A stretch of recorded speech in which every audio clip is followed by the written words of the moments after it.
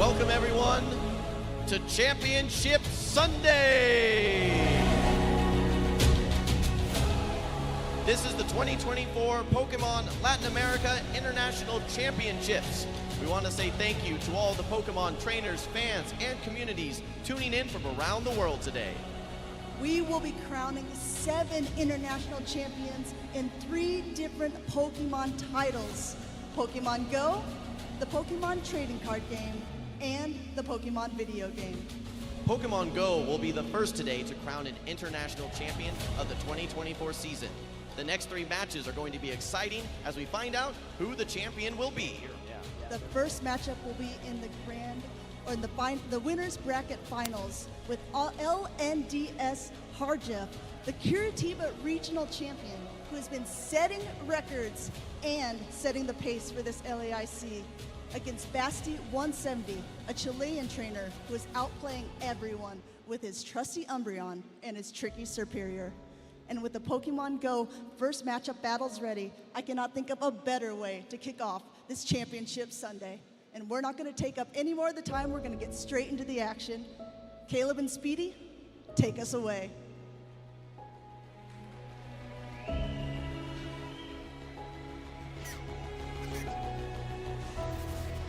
Sao Paulo has been called the Jungle of Stone, the City of Drizzle, but today, Sao Paulo is the home of champions. This is Championship Sunday, LAIC 2024, and I'm Speediest Chief 2 here with the Caleb Bank. And we've seen incredible battles this entire weekend in Sao Paulo, Brazil, and it all leads up to this moment. We have the winner finals kicking it off, and then a losers finals and a grand finals to determine who's the best of the best in Latin America. Every single series today will be a best of 5. The grand finals can force a bracket reset, resulting in a total of 10 total games. We're going to see which trainer out of the 3 remaining deserves to become that LAIC International Champion here in Sao Paulo, Brazil. Caleb, honestly, I don't know if the margin between these trainers could be any more thin. They are neck and neck. And this is what they are fighting for. We are here at the first international of the season for 2024. Next, we have the Europe International Championships in London in April, and then we have the North America International Championships in New Orleans. All roads lead to World Championships in Honolulu, Hawaii next year. Exactly right. These international championships are enormous, not just in the terms of the number of players and the hype, but also the prizing. Look at this. Masters Division first place prize, $5,000 and 72 booster packs. There's money on the line. There are booster packs on the line. There's a lot of championship points on the line too. But these trainers want the crown. They want the title. They want to be a champion. That #1 position can only belong to one of the 3 trainers remaining. And they want the glory, but for you tuning in at home, you have something to earn too. Watching these streams, we got some drop stream, we have some exclusive codes, we got something for Iron Valley EX. You can earn this by typing in the code Paradox LAIC. Absolutely, a beautiful card and powerful Pokemon. Make sure that you activate that in TCG Live. Speaking of champions though, go ahead and pick up Alex Gomez's Dragapult, a powerful ghost and dragon type Pokemon in Pokemon Scarlet and Violet. Always good to have a Pokemon with the champion's touch. We have people tuning in from all the games, so we're excited to see you all here. Pokemon Go will be kicking off Championship Sunday, and we have incredible battles upcoming for you all. It's going to be an exciting conclusion to an already epic weekend. Again, we had an incredible day number 2. The top 16 trainers threw down. We saw every single game, and we followed their storylines as they try to take the next step towards Championship Sunday and the grand finals bracket. Some incredible moments all weekend, and still more moments yet to come. And we can hear the crowd already getting hyped. For those that are just tuning in, this is going to be the format for Pokemon Go.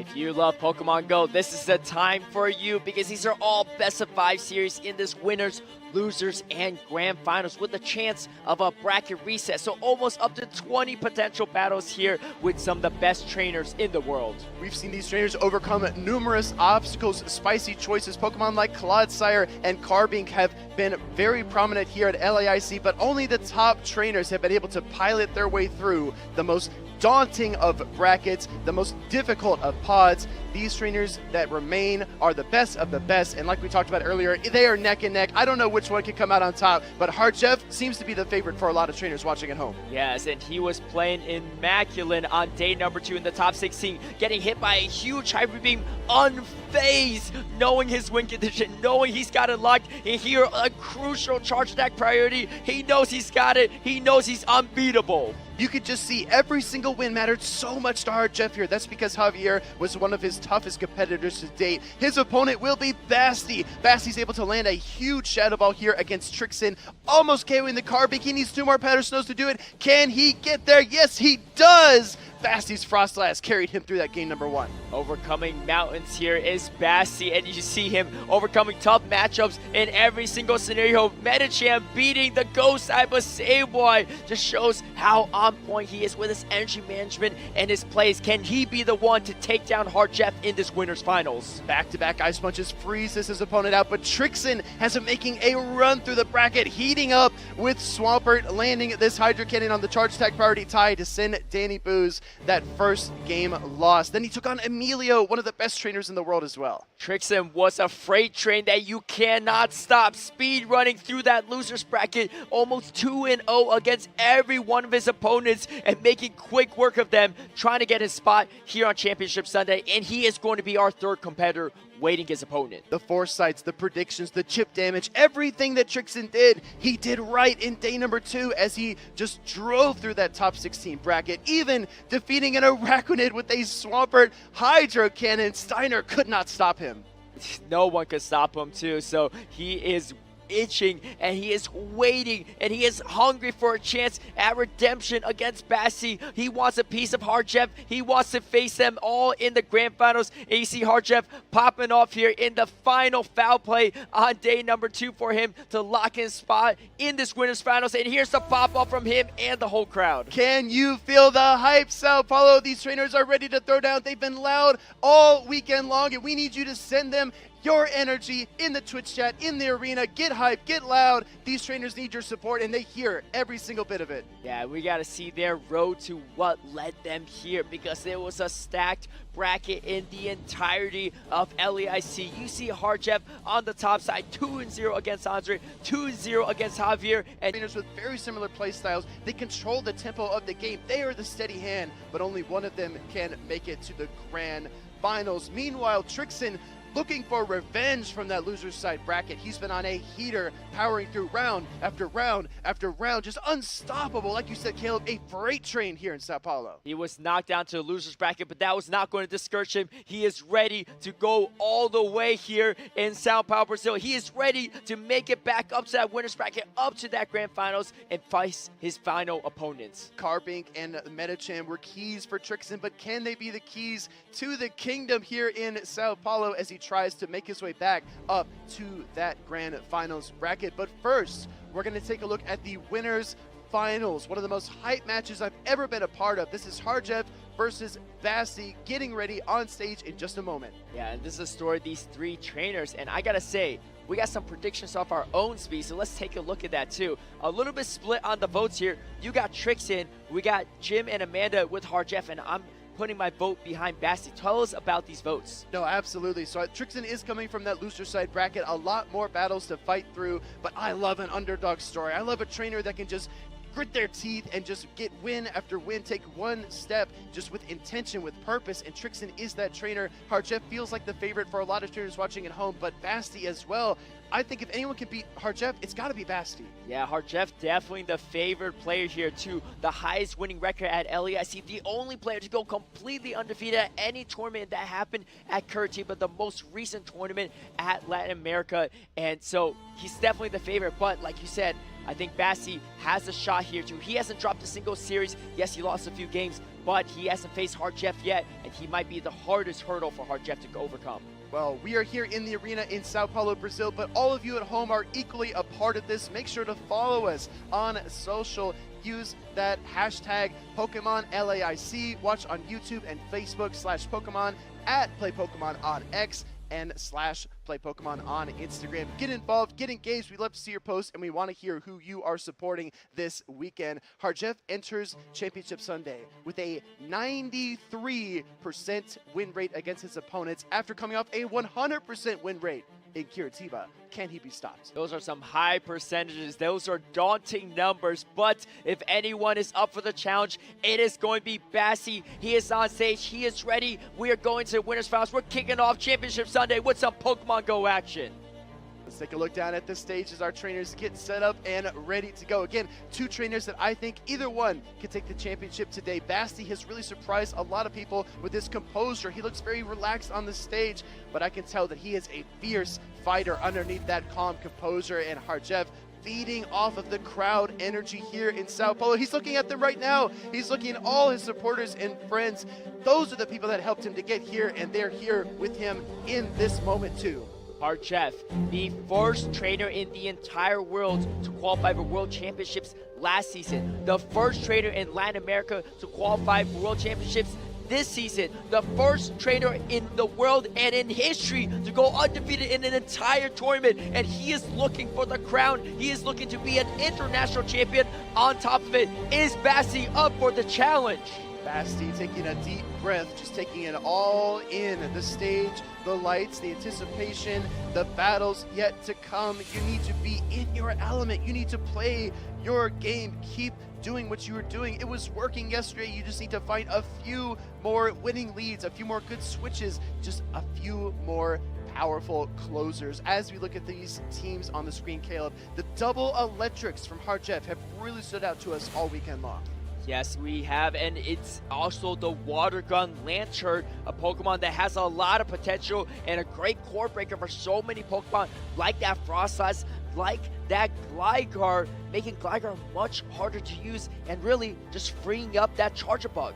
Exactly right. On the opposing side, Basti is running Psychic, Medicham, as well as the Frostlass that was so instrumental in his run to get to this point, even defeating a Carbink from Trixton to push him over the edge to this Winners Finals stage. A lot on the line for both of these trainers, a lot of nuance to the teams. I hope they got a good night's rest, because you're going to need all the energy you can get to win this next series. And this is, again, a best of 5.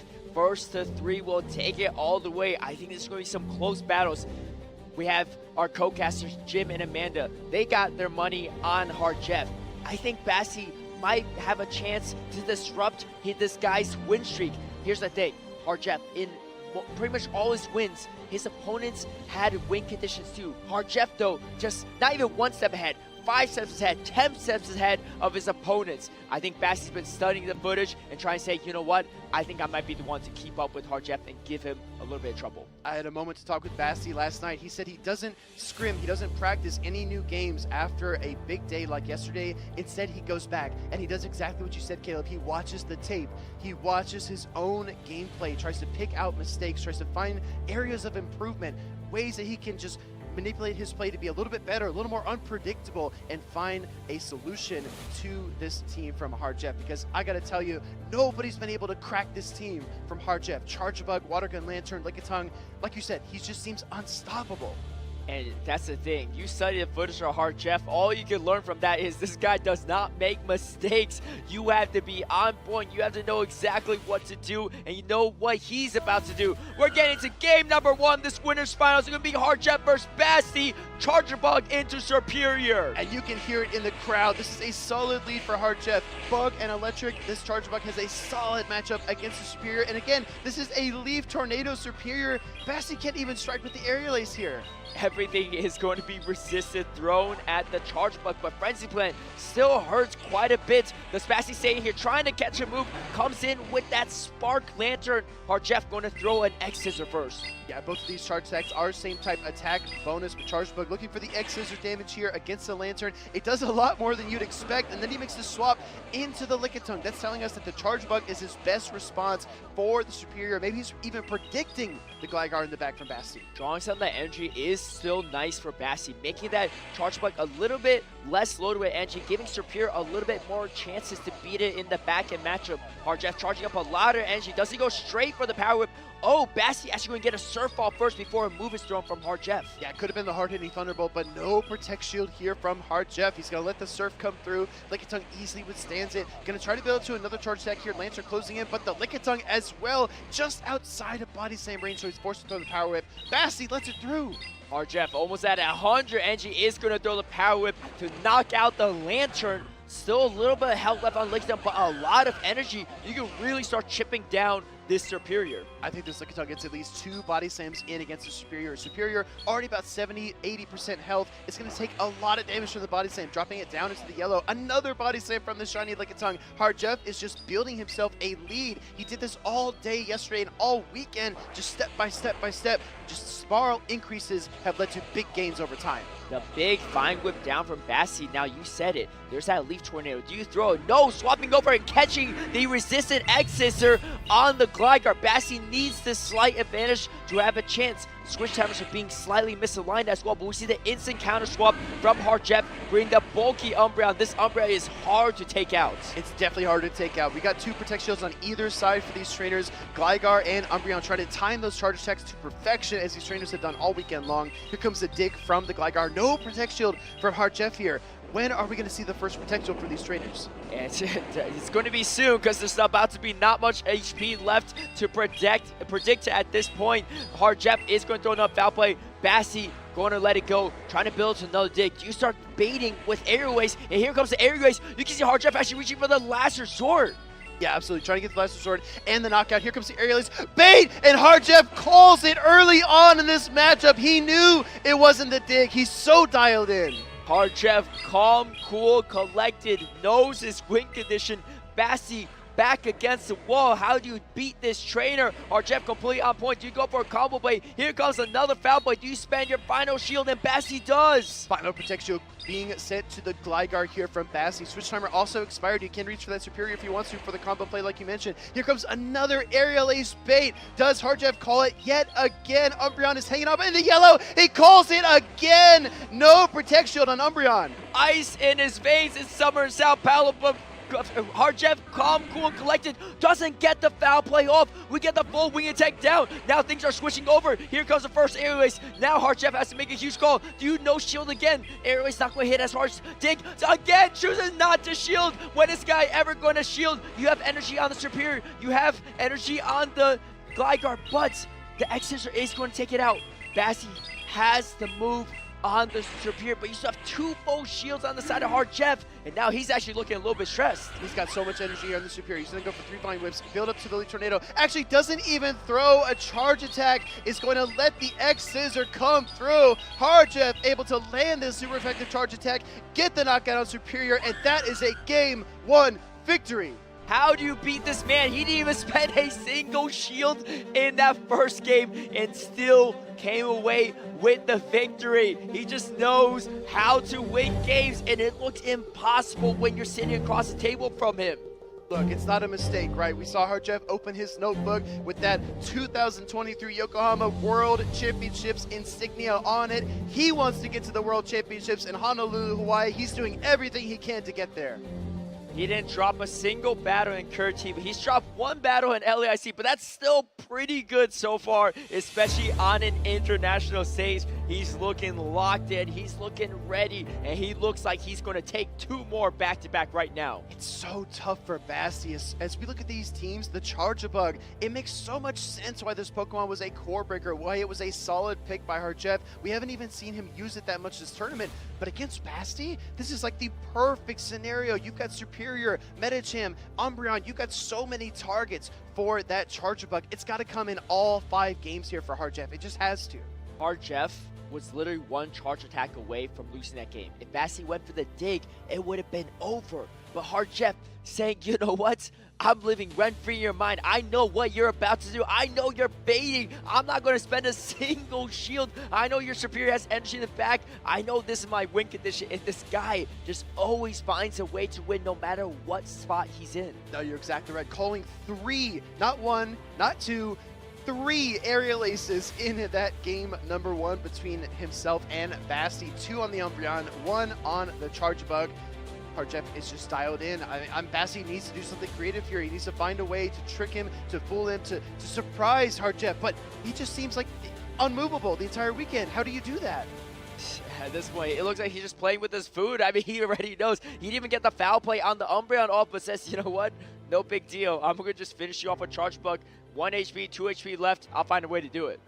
One of our trainers is already locked in for this game number 2 of the winners finals. As a reminder to everyone just tuning in, this is a best of 5. So each trainer needs to get 3 wins to take the series as we jump into game number 2. Like I said, Basti was 1 charge attack away from winning that. He just didn't have to, if he didn't go for the bait, he would have won it. So he is actually still much closer than a lot of Harjev's previous opponents. Here we go. We have the Water Gun Lantern in the lead versus the Medicham on the side of Basti. Water Gun Lanterns, Water Guns are doing a lot of damage over time to the Medicham, but the Psychic gets queued up here from Basti. The early protection from Harjev. He likes to play this matchup conservatively. He likes to keep his Water Gun Lantern in the fight as long as he can. No defense drop occurs from the Psychic either, which means this Medicham still has its work cut out for it. Going straight for the Thunderbolt, the harder hitting move. Do you spend a shield if you're Basti? The Water Gun damage is adding up quite a bit. No shield on a huge Thunderbolt. Going to put everything on the backs of this Umbreon and Gligar instead, but you do reach another Psychic. We get 2 early shields from Harjev. 2 early Protect Shields means that Lantern can potentially Water Gun all the way through this Medicham. Again, no defense fall occurs. About 5 or 6 more counters get fired off here. So Lantern does drop pretty low, but the Ice Punch cannot get fired off. Lantern closes out the matchup, and in comes Umbreon. A huge calculate play from Harjev, leaving with 100 energy on that Lantern, pivoting out to that Gligar. Basti still has 2 shields, but he has so much energy to deal with on the side of Harjev in his Lantern. It's so clever. Actually, you pointed out a great thing right there. The Lantern has so much energy because Harjev is predicting the Gligar in the back. He's saving the surfs for that eventual Gligar matchup. So now Basti's Umbreon has to chew through this Gligar and try to wrestle away switch advantage. That Charge Bug providing so much coverage for Harjev, running ABA Electric, but the Water Gun Lantern is a Gligar counter. The Charger Bug is a Grass counter. He has so much flexibility with these 2 electrics, even when they're not both in the back at the same time. Exactly right. Umbreon trying to muster another foul play, but great timing here from Harjev. Basti knows the Umbreon can withstand this dig. It will not get knocked out. It will dip into the red, yes, but it's just outside of Wing Attack down range, and the foul play is already ready. He wants to snare this Gligar. He's going to fire it off right away. I think Basti's predicting the Charge Bug and back. He says, you know what? I can't go down shields. I'm going in with the Gligar. Yes, I'll probably have to spend my shields on the Gligar, but if I take out this Lantern, I'm in a good position. Let's see how Harjev plays it out. Comes in with a Charge Bug. Here comes the Gligar. Harjev, maybe a little frustrated, sees the Gligar, and Basti trying to seize the moment, recognizing I'm waiting for this moment. I want the shields for this Lantern. I take you out. I take out the Charge Bug. Another Surf coming through. An instant shield from Basti. Lantern is Harjev's only chance to stop this Gligar. He fires off the 2 surfs, gets both of those Protect Shields, but the Aerial Ace gets queued up. Basti doesn't take any Water Gun damage, which means his Gligar is completely healthy going into the closing matchup against the Charge Bug. Gets the knockout on the Lantern. Here comes Basti. Those 2 Protect Shields pay dividends because the Gligar is going to rain down the digs. And you can hear the crowd roar. This time is for Basti. Basti having the win condition now. You got the Gligar on the Charge Bug, going, saving those 2 shields, finding the win condition, slowing down the momentum of the undefeatable Harjev. Basti has something to say about that. Here comes an X-Scissor from the Charge Bug into the Gligar. Still an Umbreon in the back for Basti, but I don't think he even needs to make the switch. We saw how much damage the X-Scissor did. Here comes the dig from Basti. He's going to strike back in game number 2 here to try to tie up the series. Basti, unfazed from that early game 1 loss, ties it up, calm and collected, and saying, you know what? I made sure this winners finals too. I haven't lost a series in this entire tournament, and I'm going to be one to take down Harjev. A stumble, but not a fall. Basti striking back in game number 2 to tie up the series. Still a long road ahead for both of these trainers. They each need 2 more victories. When every game is as hard fought as those first 2 games, you have to pace yourself. You have to be very, very resilient, but also patient. You can't overthink, you can't overpredict, and you absolutely cannot overreact. You have to stay measured and composed as you move your way through these matches. However, Caleb, one of our trainers has already decided what team is going to win game number 3. Looks like sometimes, you know what, you just got to pick the team and find the win condition around it. You can think all you want, but it all comes down to execution at the end of the day. It all comes to reading those back lines and figuring out what strategies your opponents are cooking up. It looked like Basti knew exactly what was going to be in the back from Harjev and found exactly the way to win it. Despite having that Lantern lead with 100 energy, despite the fact that Harjev had such a strong early game lead, didn't spend a single shield on the Umbreon, knowing that he needed the Gligar to close it out for him. That loss put a dent in Harjev's record. He's now at 88% win rate, still sky high, but Basti's looking to knock that win rate even lower, jumping right into game number 3. Harjev is dialed in. He's got Medicham versus Umbreon. Not a great lead for Basti. However, this Medicham doesn't have any fighting charge attacks, so not the worst case scenario. Say swapping the Lantern, there is no grass on the side of Harjev, so this is actually a really strong safe swap for Basti. Very nice safe switch. Lantern's incredibly bulky. This is the Spark variant as opposed to Harjev's Water Gun variant, so it's going to charge just a little bit more quickly. Spark does a lot of damage over time. Here comes a big Psychic. Will Basti use the Protect Shield? Harjev throwing a Haymaker at the Lantern, and Basti blocks it perfectly. A huge shield, and now the counter swap from the Umbreon. You have the Medicham has play against the Gligar with the double super effective Ice Punch, and of course you have the Water Gun Lantern sitting in the back. Harjev also up a whole shield. Incredible timing there by Basti after the switch in, throwing the Thunderbolt at the exact right moment. Gonna deal a lot of neutral damage to the Umbreon, but meanwhile, Harjev's Umbreon has a ton of energy of its own, gonna throw the Foul Play into the opposing Lantern. I love that Psychic Shiftman did too.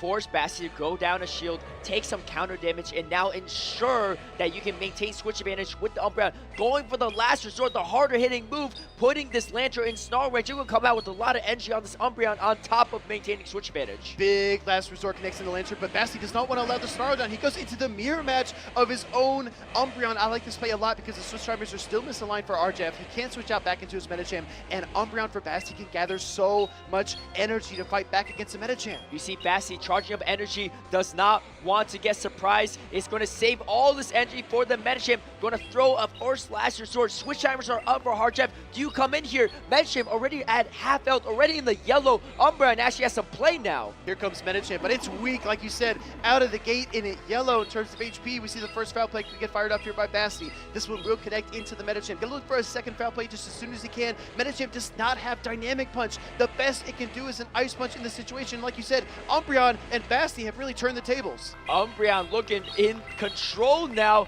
despite the original bad matchup it had against Medicham. Medicham much lower on health, much more easy to deal with. Harjev maybe putting everything on the line for this Lantern in the back. Harjev going to let it go. You're going to try to sweep the Lantern. Lantern might be the key here. You have a shield advantage, and you have a Gligar weak to that Water Gun damage. Well, that's the thing. Basti predicted Charge Bug. Harjev brought Charge Bug in games 1 and 2. He's predicting Charge Bug in the back. That Gligar is not going to have nearly as much play as he hopes. In comes the Water Gun Lantern. Basti's got to figure out something quick. He's going to fire with the Foul Play to try to get some chip damage. You don't want to get Water Gun down here, Basti. I think you'll throw a Foul Play, swap straight over to Gligar. You don't want to give this Lantern more of an advantage than it has to. It's going to continue to stay in, though. Maybe trying to get one more Foul Play. Not able to get it done, getting the full Water Gun down. Everything on the line for Harjev in this Lantern. Basti still has a chance here. He has a weak Lantern in the back, can potentially catch a Surf there. Still 2 Protect Shields for Harjev. He's been calling Aerial Aces all series long. Tries to make the switch, but it's in the middle of the wing attack. Basti cannot escape. Huge play from Harjev, expecting the potential catch. Throws the move in between the wing attack, making it impossible to catch. Been baiting and all this time. We do finally get a shield from Harjev, but I think Either way, you're up a shield. It's a safe play. You don't want to risk it on a potential dig. Has another chance to catch a move, but not able to do it. Here comes another strip. It's going to do a ton of damage to the Glide Guard. That water gun down of the Umbreon is so instrumental here because now the Lantern can pace so quickly. Water gun's adding up really fast. Bassi needs to get to the dig. Can he do it? No! Can't even get to his charge attack. Bassi's Glide Guard gets fainted. In comes the Lantern. And the swap! And the catch! Hardjeff sending a message. He says, that was easy. The flex here too, the confidence saying, I don't even need to make this play, but I'm good enough to do it. Good enough to take a Game 3 victory as well. Hardjeff knocked back down to earth a little bit after Game 2, but responds immaculately, out-predicting Bassi and the charge bug prediction of his own, bringing that water gun Lantern in the back. And you see the crowd loving it, the fans of Hardjeff, the LNDS, the GPL Lindos supporting their favorite, their champion, the one they're putting all on the line to take it all the way. Hardjeff, one of the most consistent trainers in Latin America, one of the most consistent trainers in the world, and one of the best players. And here we see the replay.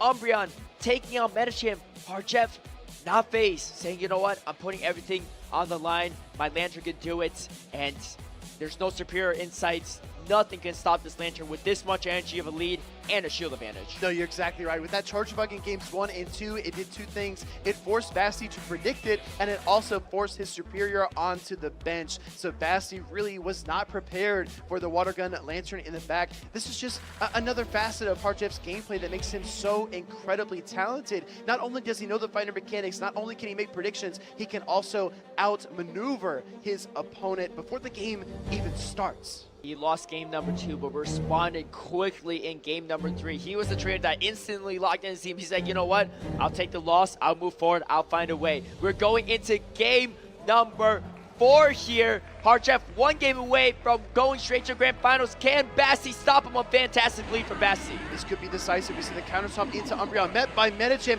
Bassi actually striking back here. He's got favorable alignment across the board. Even though this is Ice Punch Metachamp at even health, Metachamp's counters deal so much damage over time. Here comes foul play. That counter damage is already adding up.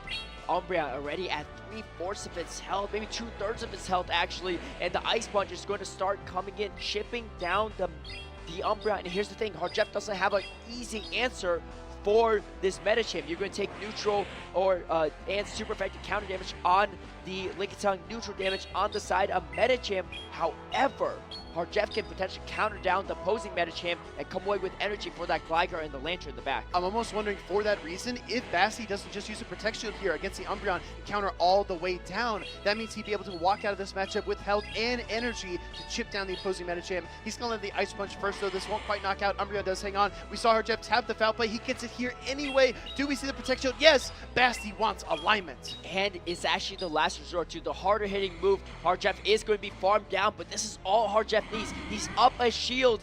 That's going to be crucial for the Metachamp. Metachamp has played, but we're going to get hit by a hard-hitting Psychic first. Do we get a responding shield from Hardjeff? Trying to figure it out and saying, no, I'm going to let it go. I'm going to put everything on the backs of this Lickitung. I like this play a lot. 2 Pokemon weak to fighting types, drawing on the Metachamp with the Umbreon and having the Lickitung completely free. Yeah, I really like this Ice Punch as well from Bassi, seizing this moment, this opportunity to get off a little bit more damage against the opposing Metachamp. Can't quite get to the Psychic, he recognizes that, but now with the shield advantage and energy advantage, Metachamp can fight back against Gligar. Bassi expecting the Lantern in the back, expecting the Water Gun Lantern, but it's not that. Hardjeff making the adjustment he needs, and now is in a much better position. You can see Bassi seeing this and saying, all right, this is not what I expected, but I'm going to throw an aerial waste. Before the dig was even reached, Hardjeff confident does not shield the aerial waste bait. Hardjeff's counts are just immaculate. He knew it wasn't quite dig energy. He comes in with the Lantern here. Hardjeff is pleased to see it. He knows he has that super effective Power Whip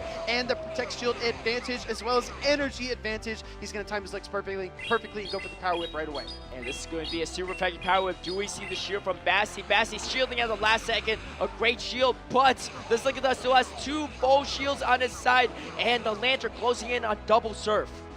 Basti has been conservative with his charge attacks all game long, all series long. He goes for another surf here, whereas the Thunderbolt might have put this Lickitung down within spark range, but he's got almost 2 surfs ready to go. Another power whip coming through here from the shiny Lickitung from Hardjeff. This is going to knock this Lantern down into the red, or excuse me, down to the yellow, because it took a lot of super effective damage. Hardjeff sees the win condition. He sees it. He's not even going to shield the Lickitung. I think he's going to counter straight down, save the shields for the meta chip. Oh no, going to spend the shield, going to try to get a Bison off. Maybe gives Basti a window opportunity. Almost at 2 surfs. Second surf going thrown on charge attack priority. Do we see a second shield from Hardjeff? This is a very rare miscalculation by Hardjeff using the Protect Shield, but he wants to knock out the Lantern and get that Gligar squared up against the Medicham in the back. We see the Body Slam coming through here from the shiny Lickitung. Gonna knock out the Lantern. Actually an undercharge. We're gonna see a simultaneous counter swap here. Here comes Gligar, here comes Medicham. Now it's a race. Yeah, Medicham going in there faster. The energy was crucial. Here comes the Ice Punch. Hardjeff is saying, it is over. I'm going to take out your Gligar. I'm going to take out your Lantern. And I'm going to punch my ticket to the Grand Finals. Hardjeff takes a 3-1 victory to ascend to the Grand Final stage here in Sao Paulo. Even he can't believe it. Wow, what incredible performance. Only 1 game he lost, but 3-1 in this winners finals. He just didn't make the mistakes, and you can see it. His fans, his friends, his teammates, they all believed in him, and for good reason. Exactly right. It takes a community, it takes friendships, it takes camaraderie, and and so much more. Hardjeff, a star among stars here in Sao Paulo, Brazil, doing everything he needs to do to win that series. Basti, a formidable competitor in his own right, just cannot quite close out the window there against Hardjeff. But that's the thing though, Basti falls to that loser's bracket when he will face Trixen. If he defeats Trixen, he gets another shot at our current leader, Hardjeff. And that's a tough task though, not only beating Trixen, but beating Hardjeff not once, but twice. And I don't remember when the last time anyone has done that in any series. Sometimes people can't even take a game off of the guy, let alone 2 games, 3 games off of him. An exciting series in our winners finals. Hardjeff versus Basti ended in a 3-1 score in favor of Hardjeff. These are some of the key moments that led to that early victory here on Championship Sunday. And we see the big catch from Basti, but Hardjeff not face, because he knew you can catch my moves, you can be flashy, but I'm going to still beat you with my calculated plays. And this is the huge moment. Does not shield the Umbreon, does not shield the Charger Bug, but saving the low health Charger Bug to close it out. Basti, 1 charge attack away from winning that one, but Hardjeff just out-predicting his opponent. Yeah, Basti's superior could not quite get it done, and that was the last we saw of the Grass-type Pokemon because the Charger Bug was such a threat. Basti left it on the bench for the rest of the series. Medicham versus the Lantern, the Water Gun's piling on. Can't quite get to the Ice Punch because that Lantern has been so good for Hardjeff all weekend long, and it's still good here on Championship Sunday. Bringing the Lantern in multiple games, really getting Basti worried about it, forcing Basti to bring that Spark later, forcing him to bring the Medicham in multiple games, and that's what did give Basti the victory in the game number 2. But Hardjeff making adjustments, dropping the Charge Bug in game number 3 to make the right adjustments, closing out with the Water Gun Lantern, and then game number 4, didn't even bring either electric types. Exactly right. As we look at a tied-up series here in our instant replay, Water Gun down of the Umbreon really set up this Lantern for success against the Gligar as it was able to pace to 2 surfs, and the dig is silenced by the Water Gun Lantern's fast attack damage. And you got the flashy catch too, Hardjeff staying on point. You won the game, but you're going to finish in style. That was game number 3, and here's the crucial game number 4. Lost the lead, lost the counter swap, but got the energy he needed on the Medicham, got the shield advantage, and the Lickitung comes in to close it out, and here's that final Ice Punch to end it all. And Hardjeff feeling fantastic this entire weekend, and who wouldn't be if they're playing that well? These high-skill games are all about leverage, right? It's all about getting just a tiny lead. A little bit more momentum on your side can push you all the way over the top. There aren't big flashy plays. You're not going to get a Bastiodon lineup against Charizard. You're not going to get a hard, easy win, right? You're going to get tough matchups where you have to grind them out. You have to find those small windows for opportunity and seize them whenever you possibly can. That's exactly what Harjev has done all weekend long. And if you're new to Pokemon Go PvP or you've been playing for years, either way, you have something to learn while watching the gameplay of Harjev, his gameplay decision-making mid to late. And here's the thing, he doesn't see what we see. He doesn't know the backlines of Bassi, but he is making those reads, making those calls, and finding the way to win every single time. And that is why he is going to be our first competitor in that Grand Finals, waiting his opponent. All roads lead to Honolulu, Hawaii, but this is the path these trainers have taken in Sao Paulo this weekend. LNDS Harjev stands above them all, waiting in that Grand Finals bracket for his challenger. He's got such an advantage being on the winner's side, and he has earned it every step of the way. Just look at the records too, right? Undefeated on day number 2, dropping 1 game on day 1, only 1 game in this winner's finals in this best of 5. He is so on point with his gameplay. As we take a look at the losers bracket, we're going to get a grudge match between Trixin and Basti. If you remember, he knocked Trixin down to that losers bracket to start day 2, and Trixin wants revenge. And Trixin's been ready. He's been on point. He hasn't lost a single battle since losers round 2, going 2-0 against all of his opponents. And yes, he did lose to Basti in that winner's bracket earlier, but it was still a 2-1 matchup, right? So it was still very, very close in the end. I mean, we saw the Frost Slash taking out the Carbink at the very last second. This is going to be a really tight battle. Not only was it a 2-1, right? But that moment you're referencing in particular, that was a Frost Slash with just a hairline of HP remaining, being able to powder snow down that Carbink. That matchup could have gone either way, and we could be telling a very different story. But Basti secured that win against Trixin. The question is, can you beat Trixin in a best of 5? You took it to game 3 in the regular series, but this is an even longer matchup between these two trainers. Do you have what it takes if you're Basti after taking a really tough loss against Harjev? That Frost Slash against the Trixin with Basti's Frost Slash survived 1 HP in a dream, but it looks like Trixin wants a dream of his own. He wants redemption, and he's going to get it in this losers finals against Basti. Best of 5 between 2 of the most talented trainers, not only in this region, I would say in the world. Basti from Chile, LNDS Trixin here from Brazil, 2 of the most talented trainers to grace this stage this weekend.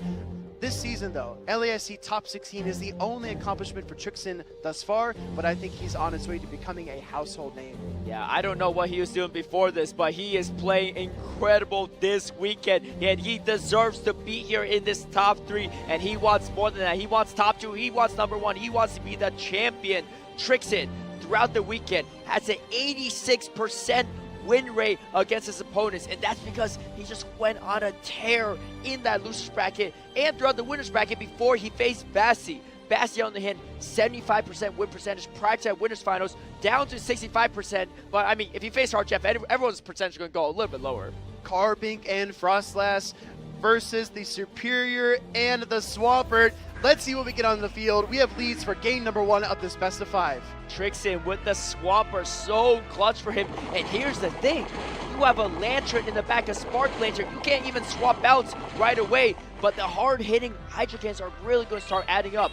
Gligar actually has the potential to beat Swampert in this situation because of the resistant mud shot. This is a regular shiny Swampert. A lot of trainers have pivoted away from that Shadow variant because of that additional bulk. It makes this Gligar matchup a little bit easier. Here comes a big Aerial Ace from the Gligar. A first Protection pops up here from Trixin onto his Swampert. Do you see a shield from Trixin? Oh, and then a catch from the Lantern on Basti's side. A huge catch, resisted Hydro Cannon. However, you're still in a tough matchup. It is about to be tougher because here comes the Superior. But I think the Swampert's going to gain some energy. First, Trixin knows he's got a really solid matchup against that Lantern, so he's going to gather so much energy on Swampert, and he's going to bring out the Superior here. The best that Basti can hope for is to chip down this Grass-type Pokemon with Thunderbolts, with Surfs, with everything he can throw at it. You can see Basti smiling, not liking this matchup. It went from a tough matchup to an impossible matchup. Superior getting so much energy. And this is another reason why it's so strong. Not only is it bulky, but it has the tools to hit back against Gligar. One of its main counters in this format. I mean, honestly, it has the ability to hit back the Frost as well, so Superior looking fantastic for Trixon in this series. Just like he did with Swampert, he gathers so much additional energy. He's storing so much potential damage for his opponent. Lands the Frenzy Plant into the Lantern. Now, Basti has a choice to make. Does he come in to a Lotus Superior with his own Medicham, or does he come in with the weakened Gligar? Gligar coming in, but this Frenzy Plant is going to hurt. Are you going to shield or not? You spend the shield here, the Swampert still has energy, putting everything on the line on the Medicham. Medicham 1 versus 3, 2 shields, 2-to-1 shield advantage, but again, getting to another move on the Superior. Trixon is going to throw it, forcing the first shield from Basti. Trixon's Aerial Ace does peel away the first Protect Shield, and then he makes the fast swap into Swampert. Swampert just outside of Ice Punch range. Basti goes for it. I don't think we even get a shield. He's got the Carbink in the back, right? He can just close out this matchup. No Protect Shield onto the Swampert. Trixon making all the calls, and now the Hydro Cannons are going to rain down on this Medicham. Back-to-back Hydro Cannon. It doesn't matter if you're going for Earthquake or Hydro Cannon. You just need to strip this final shield from Basti. Carbink to close it out. You can see Trixon building up to another move, going for the harder hitting Earthquake. Basti's got to shield this. All things are left on the side of Medicham, but how do you take out the Carbink? You need a lone Sand Slasher back, but unfortunately for Basti, that is not going to be the case. You got the bulkiest of the bulkiest Pokemon, Rock Fairy Carbink, and is about to rock this Medicham. Carbink has been a signature pick for Trixon all weekend long in the top 16. It won him so many matchups, and he brings that trusty Swampert and Carbink core yet again to this game against Basti in the losers finals. We saw the Psychic bounce off the Carbink. Here comes the Moonblast. This attack's not going to bounce off. This attack is going to KO this Medicham and give LNDS Trixon a Game 1 victory. Moonblast not even needed in Rockside range, but Trixon wants to send a message to Basti in game number 1. He wants redemption, and he is closing in on it. Basti is sliding more and more by the moment, losing his grip on this tournament in Sao Paulo. Can he bounce back? Can he find his footing? Can he fight back against some of the best, most talented trainers in this region? He's got a mountain to climb, but Basti can do it if he finds the right formula. He needs a solid lead, a solid swap, and he can do the rest from there. Trixon knows. He said, you know what? I should have won that game 3 yesterday against Basti. I shouldn't have had to battle through a gauntlet of trainers just to get back to the stage. I should be on the winner's side, but you know what? I'm going to rewrite history. I'm going to do better. I'm going to find a way to overcome my mistakes from yesterday. Basti needs to overcome Trixon, who's been on a heater. He has so much momentum from day number 2 and going into this losers finals. How do you make the adjustment if you're Basti? I'm telling you, if the analogy is Basti climbing up a mountain, Trixon is a boulder rolling down a hill. He's got so much momentum, and he's looking to crash his way into the grand finals, but he's got to win 2 more games to get there. Again, this is a best of 5 between these 2 talented trainers, and honestly, Caleb, I think it's worth it. Take a few extra moments to lock in, a few extra seconds to think about what's happened, to predict your opponent, to give yourself the best potential matchup and team that you can muster to win this next game. Basti needs to find some momentum shift against his opponents. Losing 1-3 against Harjeff, now down 0-1, but he is one of the best trainers in the world, making this top 3, making the championship someday. He has what it takes to overcome these matchups. And here we go, game number 2 on the line. Basti needs some momentum shift. It's going to be the Medicham in the lead versus Superior. A much more neutral matchup here for Basti. Medicham and Superior can go either way depending on the shielding scenario, but the Frenzy Plant is going to hit a bit harder, so we see the charge tech priority tie here on the Ice Punch versus Frenzy Plant. Superior gets to go first.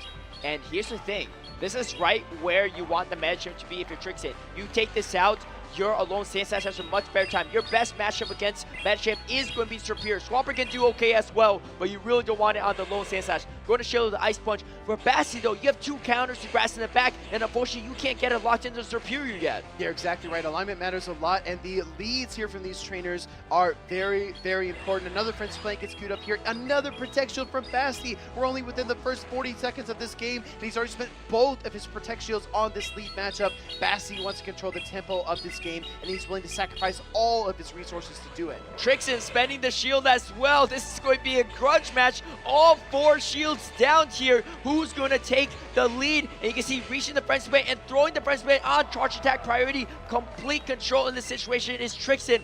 I don't know if this is enough to knock out, but the Ice Punch was queued up on the side of Bassi. Bassi is able to maintain switch advantage, throws the super effective Ice Punch. Trust your Pokemon. That's exactly what Bassi does here, hanging on through the Frenzy Plant damage, landing the Ice Punch, getting the knockout into that Superior and controlling switch advantage. And here we go. Here's a Swampert. If you come in with this with Frost Slash, it is over because you have the lone Sand Slash in the back. Swampert with the energy lead is so hard to deal with. It's going to build up to an Earthquake. Going to go straight for the hard-hitting move. Not even going for the Hydro Cannon against Frost Slash. Does Frost Slash hang on? It does hang on. Barely a little bit of health left. Do you swap in? Throws the Shadow Ball, the harder hitting move. Do you come in with the lone Sand Slash? Get an energy lead. The Glider has nowhere to go, Speedy. I really like this Shadow Ball here because even if there was a switch, you would still land it on the Sand Slash. Out comes the Powder Snow. Shadow, Alolan, Sand Slash, Powder Snow, double super effective Gligar hanging in, but about to get frozen out by the Ice Punch. Here comes Trixen. Trixen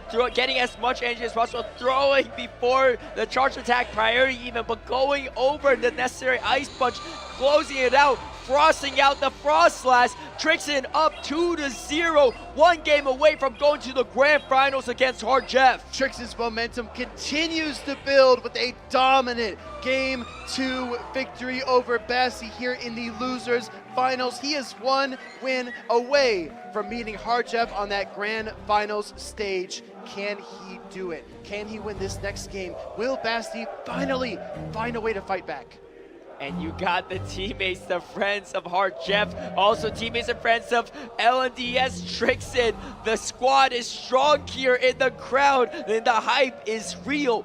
Bassi needs a game here. Not only does it prevent him from getting eliminated, he needs to stop the momentum, he needs to shift the narrative, he needs to find his own storyline here in this losers finals. Yeah. If LNDS Trixen drew up a roadmap of how he wanted this to go, it could not be more perfect than what's actually happening. Meanwhile, Bassi, I'm getting chills because we're getting shades of day 2 top 16 with these two trainers. And here, Carbon throwing a rock throw right before the Frost Slash is going to get the Avalanche off.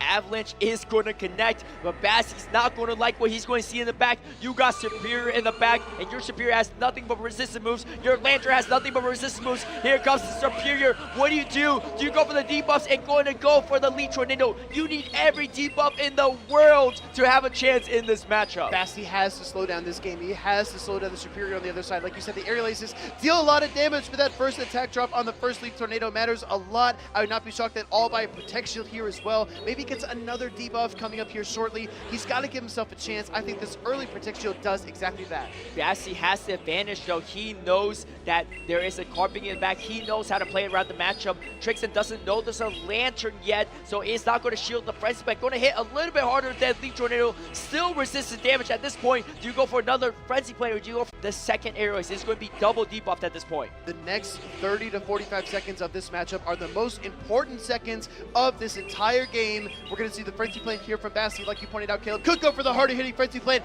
Does connect. Superior suddenly for Trixen is down in the red, so he has to switch into Carbink. And coming in Carbink, not a great matchup, and now being met by the Lantern. Carbink though has an energy advantage, has a shield advantage, but it's down quite a bit of health. That Avalanche connected earlier, and here comes a super effective Surf. If you're Trixen, you sparks bend your shields, you gotta do something to slow down the Lantern and the Superior on the side of Bassi. First shield is going to go up. Surf does get Protect Shield, and meanwhile the Carbink has built to the Moonblast. Gonna go ahead for a Moonblast straight away. No Protect Shield from Bassi. He has the Superior in the back. He knows Lantern can absorb one of these Moonblasts, and shielding a Rock Slide would be critical. No Attack Ball either, which means Lantern can strike with the Surf as soon as he wants to. And Lantern going to throw the Surf before Rock Slide is reached. Now this could be interesting. There's not a lot of health left on the Superior, so the farm down potential is not that viable of a strategy. Trixen going to spend that final shield building up to the Rock Slide, throwing the Rock Slide right before the surface reach. Do you see the shield from Bassi? No, Bassi letting it go, putting everything in the backs of that Superior, the Leaf Tornado Superior. How do you play this out?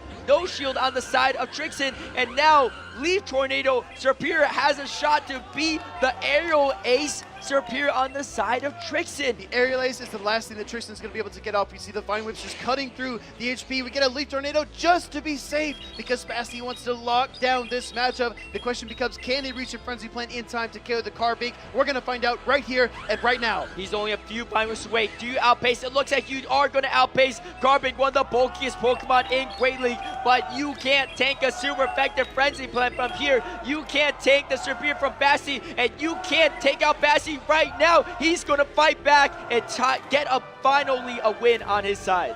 The process coming in, starting to throw the Powder Snow. Trixen trying to reach the dig. Maybe the aerial ace, do some parting damage, weaken the process as much as possible. Is going to throw the dig, realizing that he's not going to get to double aerial ace. I really like this play from Basti. That Leaf Tornado Superior was so instrumental for him in an earlier game. He's going to try to ride it all the way to a Game 4 victory. A huge, brutal Powder Snow down from the process. The counter swap into Superior met by the opposing Superior, but he's got a shield advantage, Caleb. And here comes that pesky Leaf Tornado Superior. Do you go for the Leaf Tornado? No, going for the harder hitting Frenzy Plant. I love this, thinking that Trixen would not shield it because likely going for the debuff. Trixen going straight away for the aerial ace. You need to shield this Superior. If you're Basti, you need to find a way to overcome, muscle through with only resisted damage, but Leaf Tornado might be the way. You need some debuffs, 50% at a double attack drop. Can you get it? It's going to be thrown, and it's going to be a charge attack priority on top of it. Winning the charge attack priority is massive here. If you could slow down this aerial ace even more from Trixen,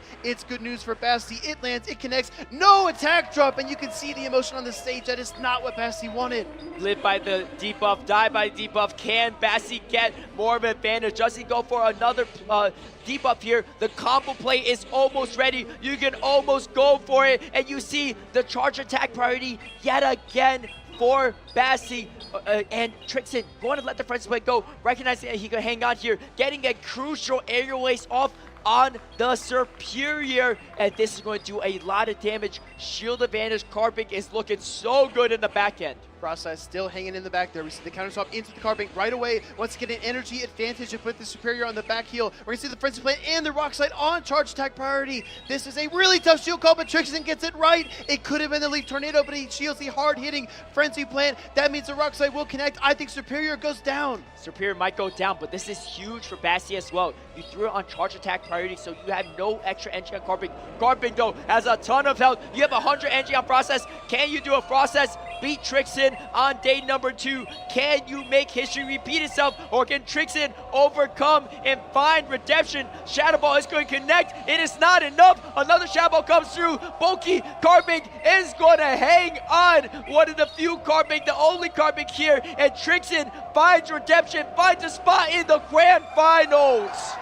Trixen's win is poetry in motion. We saw him fall to that loser's bracket at the hands of Basti and his Frostlass. Those two Pokemon get matched up here again, but this time Carbink comes out on top. Trixen goes to the top. He's going to meet Harjev in the grand finals in Sao Paulo, Brazil.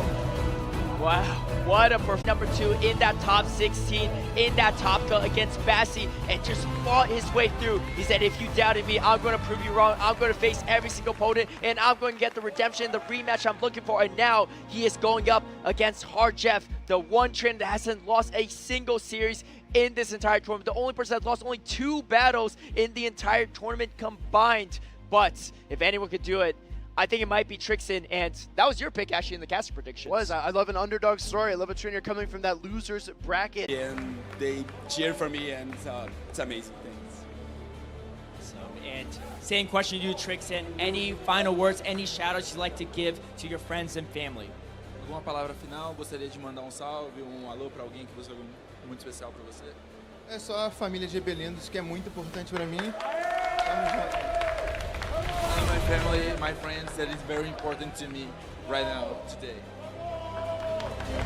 And one final word. What do you have words to your opponent, Trixen? Eu não tinha como... I couldn't be happy right now if it wasn't against you. And man, good luck. It's gonna be amazing. It's gonna be epic. We two gonna remember this day for the rest of our lives. Meu, eu tô muito feliz que hoje é contra ti. Hoje vai ser o melhor dia da nossa vida. Meu, vamos se divertir. Muito obrigado. Uma palavra para o seu oponente. Eu também estou muito feliz por jogar contra você, um cara excepcional e vamos pra cima, mano. I'm glad to be against him because he's a friend of mine, and let's go.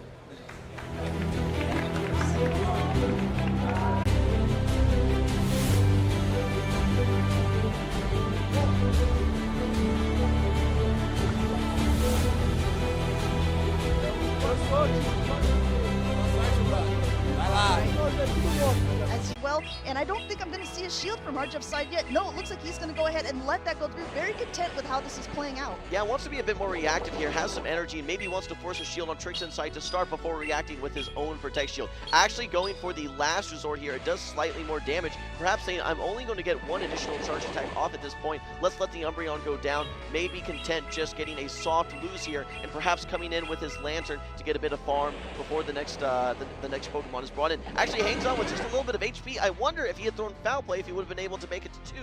I will have to, if ifs and buts were right, Jim, but however, you're absolutely right. Colin coming in and getting us some energy, but it's with the Gligar instead of the Lantern, and return Trixen's bringing in his own Gligar. Now we have to remember, Harjev's is just a little bit ahead on energy. Going ahead and throwing first, though, is going to be Trixen. Well, what's great about this energy advantage is that you should be able to secure this matchup, right? If it does go to the 2 shield, you're going to have a 2-wing attack advantage. Now, if your opponent Trixen tries to catch on the Medicham, that's going to be super effective damage that you're going to be catching as well. It's very safe for Harjev at this point, going straight Aerial Ace, knowing that it's going to be the preferred move regardless of which target that it lands on. Yes, and they're already at another Aerial Ace. Looks like Harjev is going to go ahead and let that go through. They look about even right now in health, but as this Aerial Ace is about to connect, it's definitely going to be Trixen's that is going to be facing down into the yellow. Already at another Aerial Ace, though, with both of these trainers just charging up a lot of energy, throwing yet another. And like you said, you could try to catch on the Medicham, but do you really want to be catching this like super effective move? I don't think so. No, you don't. You definitely want to throw your energy now as Harjev before you actually have a charge attack priority, but okay, there we go. If you're going to be catching an Aerial Ace, hard resisted Aerial Ace on his Lantern, okay, he has to worry about what's in the back. It could be the superior technically, but there's no quick swap, and he now sees the Medicham, a much more neutral matchup. Keep in mind here, Amanda, both Protect Shields on each side of the field are still available for these trainers. There may be some baits coming into play here. In fact, we're seeing Trixen opting to throw the Ice Punch, which is getting shielded by Harjev, his first Protect Shield. This is a huge and risky bait, but it paid off for Trixen as this not super effective move is going to be able to be blocked by Harjev. Meanwhile, in the meantime, just charging up a ton of energy now. Since this is a water gun, it is charging a little bit slower. It is paced a little slower. Now being able to throw this Surf and getting the first shield also off of Trixen. I like the Surf there. You need 2 Surfs to knock out either way, so you may as well, even if it goes no shielded, you still are in 1 Surf range. Now we see the Psychic coming out from Trixen and a second Protect Shield from Harjev, putting it all on this Lantern. It does have great play into that Gligar. Don't forget, I think that Gligar, though, is almost out of energy. Now that said, Harjev is going to be getting to this next Surf here. Not enough to knock out, but does get the second Protect Shield, getting closer and closer to being in range of Thunderbolt. Switch clocks are up. Amanda, do we see a combo play? Yes, we do. Here comes the Aerial Ace, but I don't know that this is enough to knock the Medicham off the field. It's going to get desperately low, though, Jim, and we have to remember that these fast attacks are going to be coming through as well. Will he be able to make it to another? No, going to go ahead and try to get in on the Gligar. This is not really a catch. Harjev saw it come in, but he needed to do something because he couldn't let the Gligar on the other end get any more fast attacks through. Going to go ahead and take that down, and this is going to be a race. This is possibly giving a lot of energy. Trixen going ahead and letting that go down. What a close battle that we had. Trixen trying to counter down that Gligar to come out with the Psychic, unable to do so. Those super effective wing attacks, just a little bit too impactful there. And Harjev has taken game number 1, 2 games away from becoming the grand champion here at the 2024 Latin America International Championship. Fantastic run by this trainer so far. Yes, once again, getting another win under his belt. Now, let's talk about Trixen's team because, let's see, no carving to be found, Jim. No carving game number 1. It was a little bit surprising. Harjev did have the Lantern hanging out in the back, which is going to be a very solid answer. And you'll notice that he did not bring the Charge Bug. I think that you can only safely bring one Pokemon weak to that Carbink. It's going to be very rare that we see an Umbreon and Charge Bug combo. So I could see Harjev maybe bringing the Charge Bug in game number 2 or the Umbreon, but I'm very doubtful that he's going to be bringing both. And we have to remember, everyone, that this is a best of 5 matchup as well. This is not a typical best of 3. So this first game is just sort of an information gathering point. I'm sure that both of these trainers have played against each other before. I mean, these are both LNDS players. They are both teammates and they are friends. But at the beginning, you always want to know, what is my opponent's play style? Are they a person who likes to bait, or are they going to go straight for that heavier hitting attack? I think a lot of information was gathered on both sides here, and I think this is an incredible matchup for Game 1. And I think that Trixen still has some tricks up his sleeve. I think so as well, but I think that when you evaluate Trixen's team, what's going to be very strong, that Swampert looks very imposing. There's no Superior or Grass type whatsoever on the side of Hard Jeff. There's no Dragons. There's really nothing that's going to be resisting Hydro Cannons with the exception of that Water Gun Lantern. Amanda, we're moving into game number 2 here. Trixen needs to find some tricks, like you said, to try and come back here. We're going to be seeing the Meta Champ face off versus the Superior. And Superior on his side has that aerial ace as well. We've seen this before. It's going to be able to do super effective damage. However, the Frenzy Plant is going to be able to hit a little bit harder. We'll have to see who wants to throw first. Hardjeff going to go ahead and go straight for that Ice Punch, but meanwhile, Trixen still has a lot of energy left on his side, going ahead and shielding up this Ice Punch. Amanda, we've been seeing this matchup quite a bit in the Latin America International Championships. Actually, the Superior has the advantage in the Zero Shield matchup, able to reach that Aerial Ace and Frenzy Plant combination before the Metachamp can get to 2 Ice Punches. However, we have several times also seen the Metachamp take it to the 2 shields, willing to try and get all the way to that 2 shield victory. Now, we do see the first protection come out here on this Aerial Ace. Ice Punch is ready to go. We might see another Ice Punch get, and it could even go for the Psychic technically, might be a little bit more damage. Okay, how does Trixen want to respond? Let's see if this Ice Punch is even going to be enough. He is one Vine Whip away, it looks like, from being able to get to yet another Aerial Ace, throwing it, and a wonderful catch on Hardjeff's side, going ahead and getting all of that energy, all of that damage onto the Licky Tongue, sticking out his tongue at him. Anywhere where you can catch a relatively energy inefficient move is going to be a great play. Hardjeff making that exact play. What's going to be challenging for him is how does he neutralize the Swampert in the back. I talked about how imposing it can be for the entire team for Hardjeff, and one of the weak points for Hardjeff is that Gligar, which may end up getting matched up later on. May have to see a catch maybe with the Metacham to see if there's a way to neutralize that Swampert. Meanwhile, though, we do have this matchup playing out. Lickitung into Gligar. Lickitung has a little bit more of a positive matchup here, has a little bit of an energy lead. Should be able to get to 2 body slams before this Gligar is able to get to the next dig. Yep, going ahead and throwing right before it. This body slam will go through, but since this is a regular Gligar and not a Shadow, I don't think this body slam will be quite enough to knock it out. It's going to get it very, very low, though, perhaps for farm down for another thing. Meanwhile, Trixen just going ahead and charging up a ton of energy, almost to 2 Aerial Aces, letting that first one go onto this golden Licky Tongue. Yeah, I don't know for Hardjeff, if you maybe try and come in with a Metacham and farm down, that's going to not let you do any sort of catches, though. We actually see a quick swap out. This is going to lock in this Gligar. Switch Clock is going to take a long time to come up at this point, and for Trixen, he's going to be able to get this Swampert locked in, and you see, also willing to lock his Swampert in as well, and as you can see, it's going to be facing the charge attacks very quickly. With only 1 shield remaining for both trainers, I expect a Hydro Cannon to land here very soon. Hydro Cannon not going to land on this one as Hardjeff uses his last shield to protect itself, but it's now out of shields, and this Gligar does not want to be facing those Hydro Cannons. Goes for this Aerial Ace bait here. It still does a decent amount, but definitely it's going to be the dig that is going to be doing more, and Trixen does not even shield it. That's a huge no shield. I think you still need a dig at this point. We actually don't see the Hydro Cannon get thrown. I'm a bit surprised there. This may get the last Protect Shield from Trixen, but now he has the opportunity to overfarm and go into the next matchup with energy. There is just a little sliver of HP remaining on that Metacham as well as Lickitung. Nice overfarm, nice counting from Trixen. Has 2 Hydro Cannons loaded, ready to go. We're going to have to see if this 1 Hydro Cannon is enough to knock out the Gligar.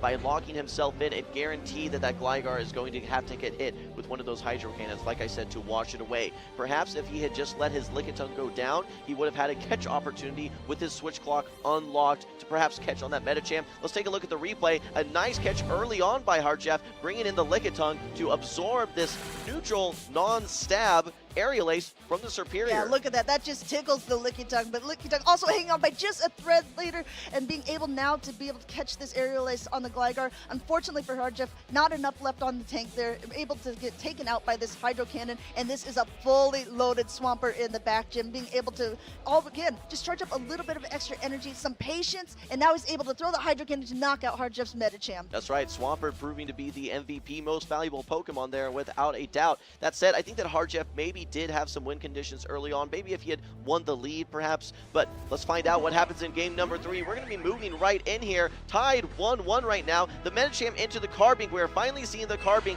Actually, all 3 of these Pokemon have some decent effectiveness versus this Carbink, with Medicham's counters hitting for neutral due to the Rock Fairy typing of the Carbink. Yep, but Medicham going ahead and going for the Psychic. It's the heavier hitting charge attack that will be hitting it. Not as effective as a dynamic punch against Carbink, but it's definitely going to chip away. Meanwhile, as we see, it takes a long time for the Carbink to be able to get to a charge attack. Already at the Moonblast, and it looks like Hardjeff tried to catch on his Licky Tongue.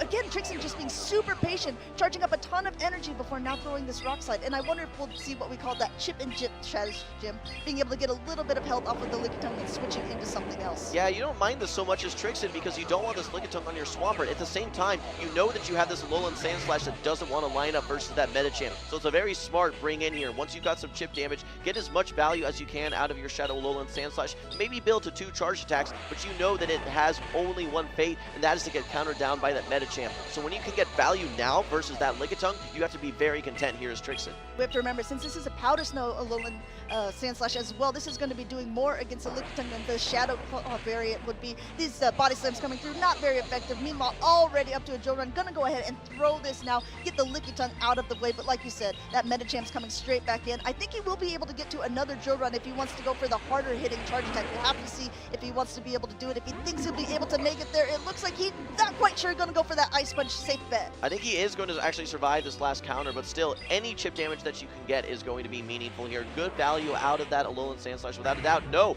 very smart play. Actually did get knocked out by the counter. Ooh. This Medicham has a lot of work that it needs to do. Needs to not only get through this Carbink, but also through the Swampert as well. And you're now in range where one charge attack, either a Moonblast or these Hydro Cannons, are going to knock out. A bait coming from Trixon. Hardjeff is going to be using the Protect Shield.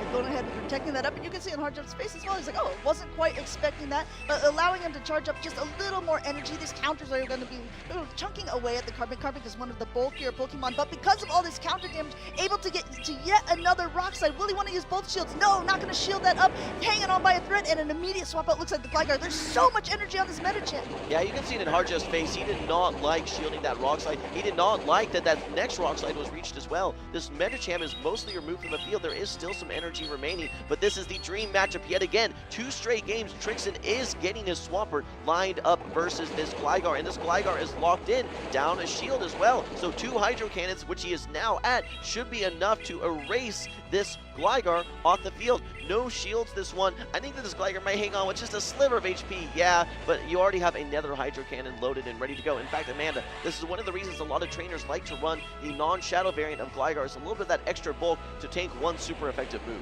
Yes, as you can see, he was able to do that, and it was look like a charge attack priority, going for yet another Aerial Ace. But like we talked about before, Jim, these Mudshots from the Swampert aren't going to be doing that much damage. It really needs to rely on those charge attacks actually going through. Meanwhile, Gligar is just a little bit ahead of energy, being able to just chip away, saying, I know this isn't enough to take out the Swampert, but I just got to get the Swampert down a little bit in health. I have all this energy. I have all this stuff stored on my Medicham. That might be my win condition, but meanwhile, Trixon just charging up and talking about a combination play! There it is. No shields remaining at this time. This Swampert had 2 charge moves ready to go, but unable to react is Trixon. The Ice Punch is going to be enough. Now here comes the Carbink as well. I cannot believe this. What a play by Hardjeff. Able to bring it back from the brink of defeat here in Game 3. Lands a Psychic and knocks out the Carbink. Wow, incredible plays with Hardjeff with his back against the wall. You saw Trixon being patient, just storing up all this energy on Swampert, but it ended up not being able to pan out as that switch timer was up, and Medicham coming in to save the day. Amanda, we mentioned it, that Medicham had to be the MVP for Hardjeff there. It was not going to be that Gligar. Gligar had its role. It was able to get those Protect Shields out of the way.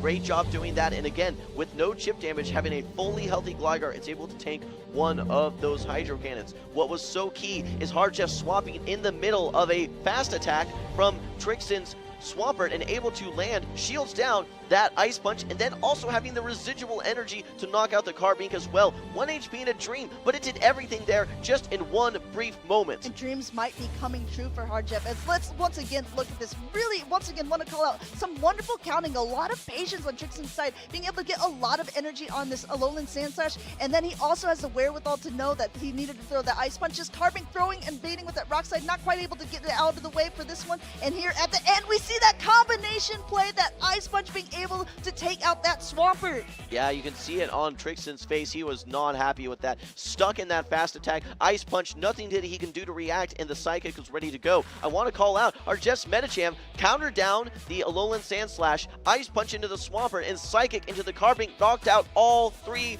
Pokemon there in Game 3. And all by just standing on one leg like the Medicham does. That's right, dancing his way to victory there. Incredible, incredible gameplay there by Hard Jeff. I mean, truly, those types of plays are what you need here in the Grand Finals.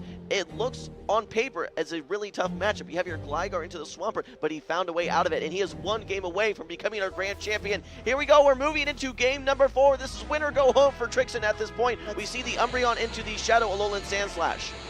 And it looks like the both of them are kind of content to stay in this at the moment as well. Again, the Powder Something able to do just a little more damage to the Umbreon, but Umbreon is one of the bulkiest Pokemon, and Alolan Sandslash is not. It's able to take one of these foul plays, but will it want to take more than one? That is the real question. Yeah, due to its Shadow variant there, these foul plays do add up a lot quicker. We see now the Drill Run coming through. This will do some nice neutral damage. Man, I want to call out the Water Gun Lantern in the back. Does not want to see that Superior, but due to its Water Gun fast attack, will do a lot nicer versus that Swampert.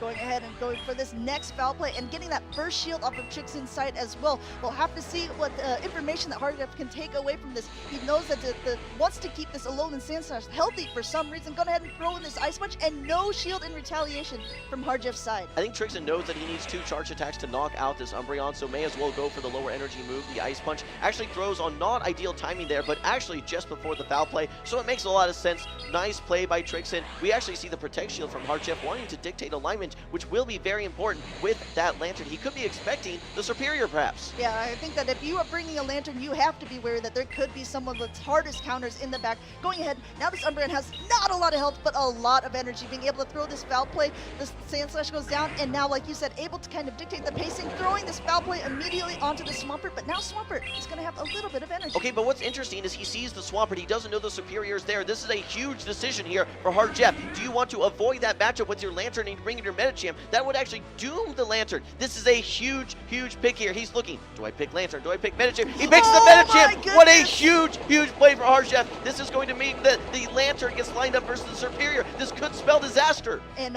Trixon going straight for the Earthquake. We have to also remember on Trixon's side, he also does not know there's a Lantern in the back. He doesn't know if this is a pleasing or not a good matchup. Going ahead and going for the heavier hitting charge attack there, and we just see Trixon swapping in that Superior, and Hardjeff, very, very good poker face, not even revealing that there's this Lantern in the back. Going ahead and getting off this Ice Punch as much damage as possible onto the Superior. A great poker face indeed. Any damage that you can get into the Superior is going to be so impactful here.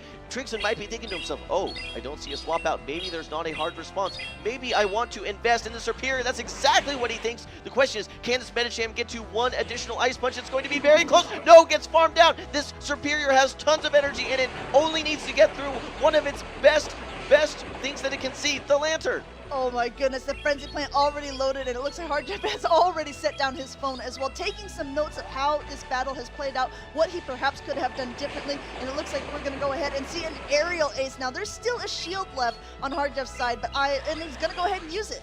Yeah, I don't know that there's a win condition at this point. Not going to be able to Water Gun down. You are at the surf, so you can remove the Superior from the field. Still need to get through the Swampert as well, which you have to get to another surf. I don't believe that Water Guns are going to be enough to fully knock out. Let's see, almost makes it to the next move. This is going to be very close. Keep in mind, yeah, the Swampert does have some energy, and the resisted Hydro Cannon will be enough. Again, I want to call out the very tough decision there for Hard Jeff. You don't necessarily want to bring your Lantern into the Swampert, but at that moment in time, it was the better pick. Meanwhile, though, Trixon will be evening up the series 2-2. Staying alive, if he's able to take game number 5, he will reset the bracket to take us to a winner-take-all Grand Finals. This is amazing, and this is what you love to see, Jim, for a Grand Finals as well. You want it to go to that decisive Game 5. You want to see this electricity, this energy, these wild plays that these trainers are coming up with, and I don't know about you, but as a caster, I would love to see a bracket reset as well, because we have to remember, if Trixon wins this one,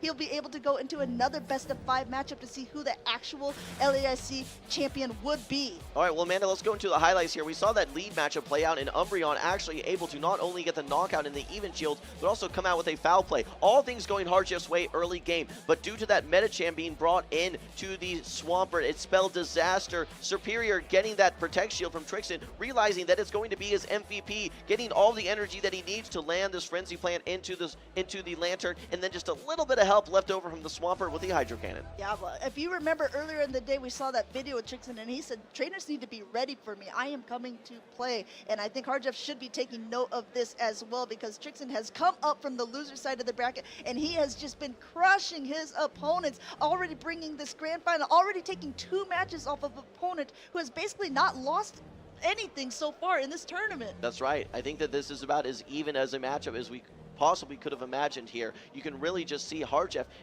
like you said, a great poker face, but we have seen a little frustration on his face as well, knowing that there are some moments where there is a 50-50 decision where he's making the wrong decision. I think he's had a lot of moments go his way of, okay, which Pokemon do I need to bring? How do I need to build my backline to respond to Trixon's team? But at this moment, I think that there's definitely a lot of anxiety going through right now, knowing that he is just 1 game away. Make the right decision, you become the grand champion. Make the wrong decision, potentially everything gets reset and they have to win another match. Here we go, decisive game 5. Hardjeff versus Trixon. The Gligar into the Medicham. Great lead for Hardjeff. And you see he's probably pretty happy about it as well. If you are 1 game away, this is a lead that you are happy to go ahead and see. This Air Lace is going to outpace as well, and once you get that damage right on the field, right away into this Medicham, no shield on Trixon's side. Yeah, this Gligar has continually lined up versus Trixon's Swampert. Actually, Hardjeff did win one of those games, believe it or not, but he must be so happy to know that this Gligar now has a Medicham that is going to be eating these aerial aces. Actually, a quick swap into the Swampert, maybe trying to force in the Lickitung here. That's exactly what's going to be happening. Now, you are down a shield, and these Hydro Cannons add up very quickly. The one nice thing that you have to have as the Lickitung is that this is not the Shadow Swampert, right. So these Hydro Cannons are going to be doing a little bit less damage. You should be able to survive not only 1, but 2 of these Hydro Cannons as the Lickitung. Yes, if it was a Shadow variant, I think it would only take 2 to knock out. It might actually take 3 to knock out this Lickitung. Meanwhile, Lickitung has a little bit more energy as well, and his Body Slam coming through. Potential Power Whip, and Trixon shields up the Swampert because it has a lot of energy, going ahead and storing up 2 Hydro Cannons before now releasing the next. I think we may have had a charge attack priority event here, and actually, I think that this could have been the Earthquake, but a no shield from Hardjeff, able to tank this Hydro Cannon, no problem. The next Hydro Cannon is ready to go, but again, this was charge attack priority, so the Body Slam will be coming through. I don't think this was the energy for the Power Whip. Trixon can safely no shield this. The question is, how much do you overfarm? The Lickitung does have some residual energy, might be able to get to 2. No, just short of 2. This should wash away the Lickitung here and go into this next matchup very close to a Hydro Cannon. Yeah, we have to remember that Swampert relies on this energy a lot, because these Hydro Cannons, these Community Day moves are going to be doing super effective, but not to the Lantern. As the Lantern comes in, do see a bit of a stall. It looks like going ahead and getting up a lot of energy here, and now we see the water gun starting to go through, throwing a Hydro Cannon bait. Yeah, this is not what you want to see in a game 5 whatsoever. We're going to have to see if there's going to be any sort of intervention here from the judges here as we wrap up this game. But right now we can see a little bit of a delay between phone 1 versus phone 2. Here comes the Earthquake from Trixon at this point. We're going to see if this ends up landing. No, actually a shield does come through from Hardjeff, so you'd love to see that. Oh, but somehow still the damage gets registered. Yeah, I think that we're almost for sure going to be seeing some sort of rematch on this one, which is a really tough spot for Hardjeff. I think he was in a very solid position there, but unfortunately now with the way that this is played out, things are very likely going to have to get replayed. Yeah, we'll have to see how these 2 trainers are going to talk about it afterwards, but in the meantime, this is going on. It looks like the Medicham is also going to be able to reach his Ice Punch. There are no Protect Shields left on Hardjeff's side. Going to go ahead and take that with the Gligar, and I think he pressed the button. This could be information. No, he did not. So he's going to go ahead and just try to fast attack down, able to fast attack down the Medicham, and at least get to see what the Pokemon in the back is going to be that Gligar. All right, well, Gligar will come in and fast attack down. No point in throwing charge moves at this point. I mean, I can almost assure the audience here that we are going to be having a rematch of that. Without a doubt, I think that we saw that there was some sort of connection issues that we were seeing on the left phone there on the side of Hardjeff. I believe even you used the Protect Shield and still saw that Earthquake damage go through, so that is definitely not what we want to see. Judges hopefully will be able to come to a quick decision here, which I expect to be a replay. I want to talk about the Swampert, though, on the side of Trixon. We actually saw that Swampert come in as a save swap there. swapping it into the Gligar. I found that to be a little bit of an interesting, unconventional play there. And very aggressive. Very, very aggressive. Knowing that we've seen the Lickitung, I think, in almost every game on the side of Trixen, that is not what you want to see. But that said, he was up a shield, so we did see a lot of value and actually did knock out and neutralize that Lickitung from the field. All right, we're going ahead and getting some clarification. There is indeed going to be a rematch for that Game 5. So what that means is basically a fresh slate for that game. It's like that game didn't even happen. They don't have to choose the same Pokemon. They can go in with a completely new set or choose to use the same Pokemon should they like. Yeah, you really have to kind of reset here and think, all right, well, anything I can take away from that Game 5, what do I want to do here, knowing that this could be everything here. I think our production crew is going to be checking on all the connections, ensuring the integrity of all of these phones here, so that we're going to be running into a great, decisive Game 5. I wanted to bring back the Swampert, though, because I think that Swampert is a must-bring for Trixen every single game. I think there's no doubt about it. You bring the Swampert, there's no superior, there's no hard answer, maybe other than the Lickitung, and even then, it's close enough. The big question mark for me, and I think for a lot of folks at home right now, is do you bring the Carbink? We've seen the Umbreon very regularly from Harjeff. I think that between the Umbreon and the Charjabug, he's favoring that Umbreon right now. But that said, we have seen it, I think, in 2 of the games already. If you can get your Carbink lined up there, that becomes such a huge advantage that you could carry the momentum to a game win and a bracket reset. I think that is a really good point and a good team composition thing to talk about as well, Jim, because like you said, since Umbreon and the Charjabug are just so weak to that Carbink, you don't want to bring 2 of those Pokemon in just in case that Carbink happens to be in the matchup. It's like pretty much you really would have to use a lot of your wiggle room to get around that sort of matchup.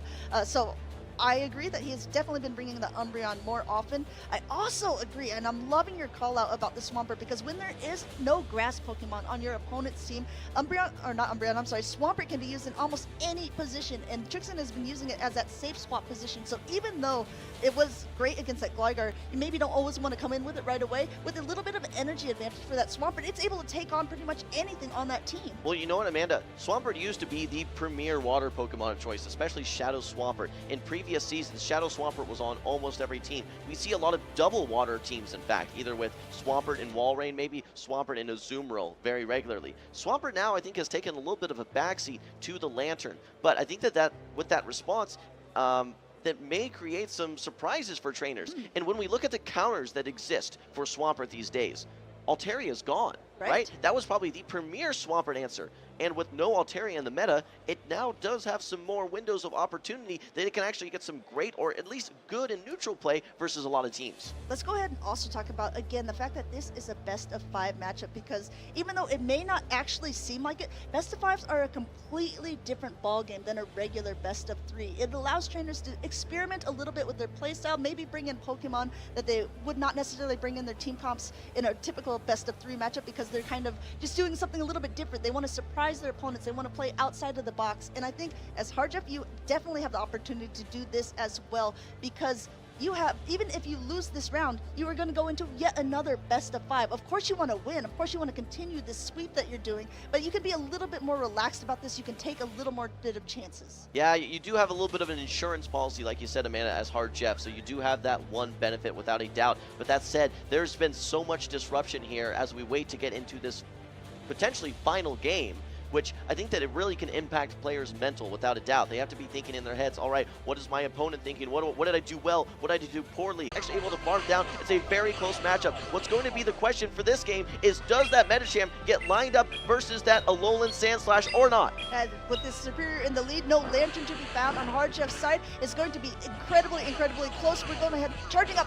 And yes, it does. Trixen shield down at this point. Keep an eye on switch clocks, though. They are coming back up. In fact, the Superior is still around with 1 HP. Could be used as a final Protect Shield. This is going to be a charge attack priority. It looks like this drill run will be enough to knock it out. We have seen this before. I know Trixen knows this trick as well. Not quite enough to knock out, though. An immediate swap into the Medicham. Going to be able to get this Ice Punch off at least, and I think that the switch timer, like you said, might be up, so we might see an immediate swap out as well. There are 2 Pokemon in the back for Trixen now with very, very low health. Don't go ahead and let that Sandslash go. You have to let the Sandslash go. You have to keep your switch clock available for a catch. That is going to be the win con at this point for Trixen. You have so much energy on this Medicham. Metacham. Wait one turn. What a great play from Harjev, going in the middle of the fast attack, making sure there's no way that he can catch this move whatsoever. Shields are down. Here comes the Psychic, potential for a defense drop. You just need to land one Ice Punch. Will he wait one turn? Here comes the Ice Punch. You can see Trixton shaking his head. Harjev, a smile on his face. He can't believe it. Game number 5 goes to Harjev, and he is our 2024 one counter. That's it. 2024 Latin America International Champion. Give it up, everyone, for our new champion, the person who has not only taken home Curitiba, Brazil, but also now taken home Sao Paulo. You can see these two trainers hugging it out as they are both the LNDS crew. So proud of them. I think of their teammates jumping up and down, celebrating with them, and you can see them encouraging it, telling everyone, yes, we did it once again. So tough for Trixton, one game away from that bracket reset. You have to give him kudos, incredibly hard fought, but our champion is Harjev. You can see the crowd chanting. What a moment for him. What a tournament. Not dropping any matches whatsoever after being undefeated in his previous regional, coming in here to the International Championship and beating every trainer he faced. And I love this moment right here. You can see that these two are friends. You can see how close. You can even see Trixton cheering for Harjev as this goes on as well. And wonderful matches by Trixton as well. Being able, like we talked about, to completely crush that losers bracket, being able to go through all these people and taking 2 games off of Harjev as well, bringing that winners final as close to winning that as possible. It doesn't get much closer than that without a doubt. Able to avoid the bracket reset, a 3-2 victory there for Harjev. Like I said, if you like Brazilian Pokemon Go, this is your absolute dream. Not only is an all-Brazilian final, but a Brazilian champion as well. Harjev, very few people more deserving. Someone who's had so much success already, now taking that title of Latin America International Championship. He is going to be taking all of the glory, all of the honor, all of the prizes, and is locked in already. I think he already had, but now he is fully locked in his trip and to Honolulu, Hawaii for the Worlds. And if we take a look at championship points, he has got to be loaded. He has 700 championship points. I would be think shocked. He's leading the whole globe at this point. I was going to say, I'd be shocked if he's not #1 in the world in championship points right now. So there's going to have to be a lot of catch up from other trainers trying to get to that 700 point status that he is already at after, I believe, just 2 events for him. Yes, 2 events, winning both of the events. Again, I just want to bring up to this point that Brazil has definitely found an incredible player here. That first matchup in Curitiba, he went 18-0,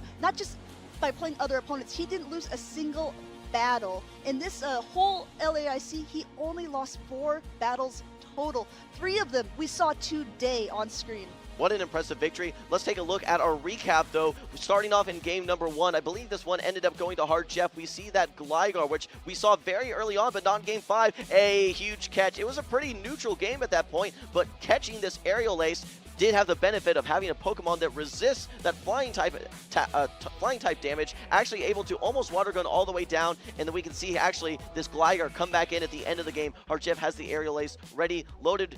This actually came down to fast attack pressure, if you remember, Amanda. You can see right at the end here. Take us through what happens.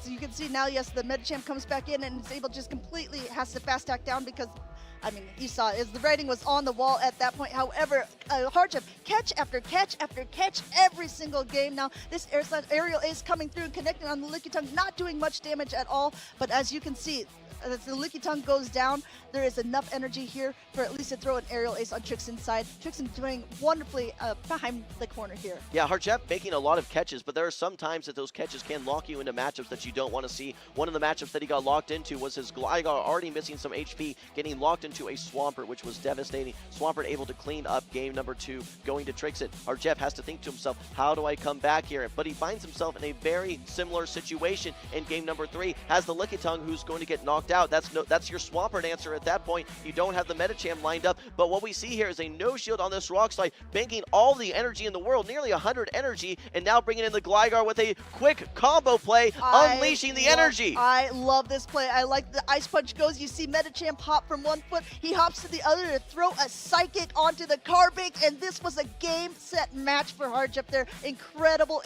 plays to get the 2-1 victory so far, but remember, it's not a best of 3, it's a best of 5 matchup. That's right. As we move into game number 4, you can see the Umbreon getting lots of value up against that Shadow Alolan Sandslash, actually able to get to a foul play at the end of the matchup and come out of the matchup with a foul play as well. Now that said, Trixton did have a huge, Harjev had a huge decision to make. Do I bring the Lantern or do I bring the Medicham into that Swampert? He brought the Medicham, which meant that his Lantern got aligned versus that Superior.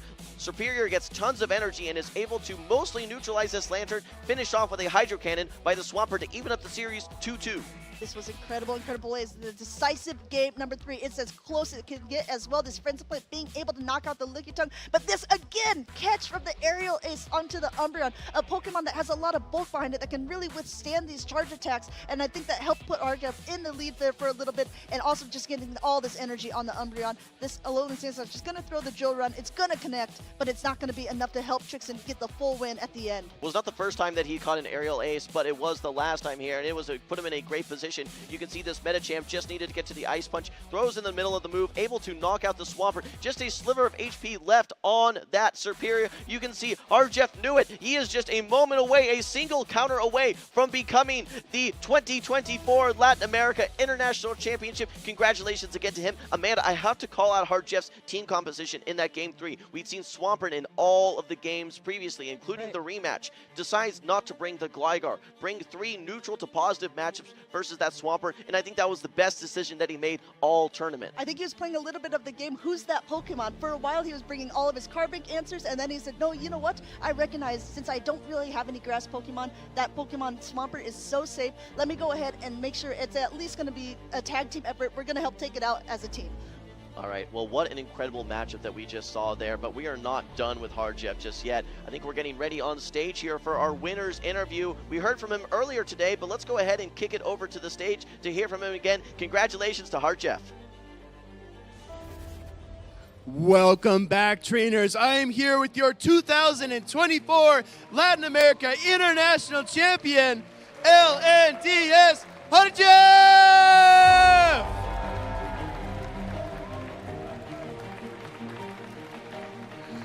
Argef, you have so many supporters here, so many people in the crowd that are cheering you on, but what did it take to get here? How much practice, how much persistence? What did you do to prepare for a tournament like this?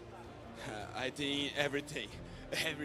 Practice, and it's not practice like last weeks, last months. I think it's whole year before Worlds, before last season. I think today is like the huge end that's all this training, all this practice, and having friends to support and everything. You said something yesterday, and no champion goes alone, and that's the whole truth. That's amazing. Absolutely, I agree.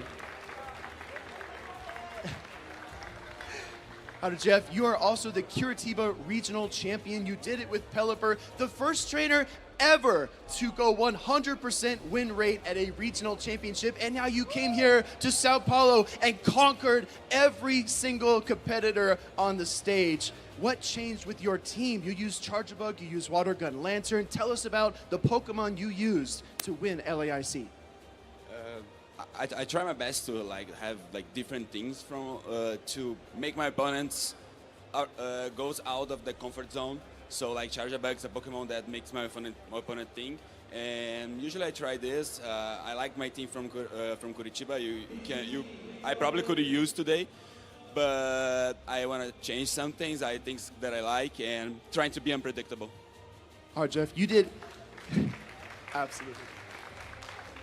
Argef, you did everything a champion needs to do. Your mechanics were perfect. Your team prediction was immaculate. And even the plays in the grand finals, switching in during the mud shot to throw your charge attack and stealing away that game victory. Tell us how that felt. It's amazing. Right now, it's kind of hard to think about the matches. There's so many things in my head right now.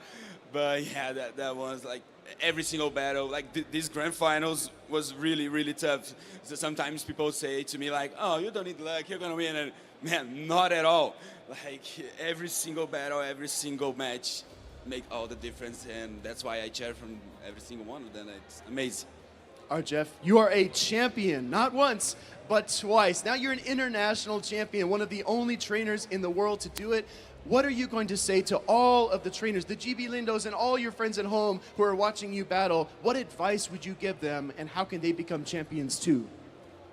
I have one, and that's for people that are watching at home and are here. Like last year at the LAIC, I was the 4th place, and I watched someone be crowned here. And at that day, I said, next year will be me. And for you that you are at home or you are here, next year could be you here, can be you here. So let's battle together. Come here.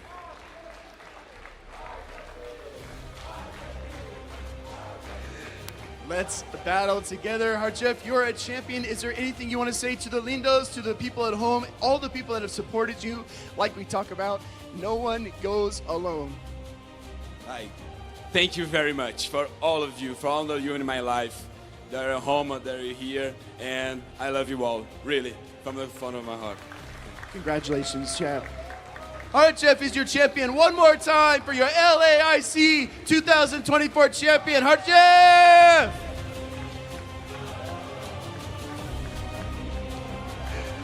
Thank you so much, champ. Wholesome and Amanda, back over to you.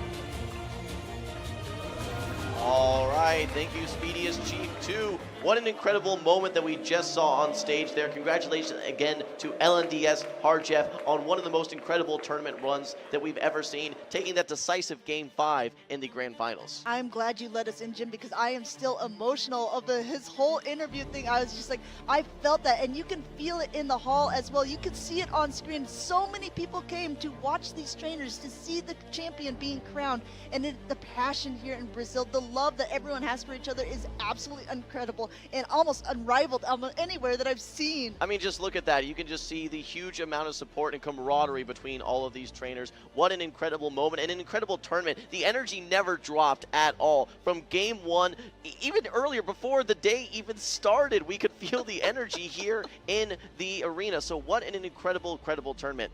I want to make a couple of call-outs here on Harjev's team. Speedy was asking him a little bit about, okay, what defines your team? How did you make some of these decisions? One of the interesting things that I've looked at for the entire 2024 Play Pokemon season, starting off in Pittsburgh, most recently in Toronto, but across the globe, Harjev is the first trainer not to bring an ice Pokemon, which I find quite interesting. In fact, because he did bring an ice Pokemon back in Curitiba, he was running the Shadow Alolan Sandslash. Every team has had an ice-type Pokemon on their team until now.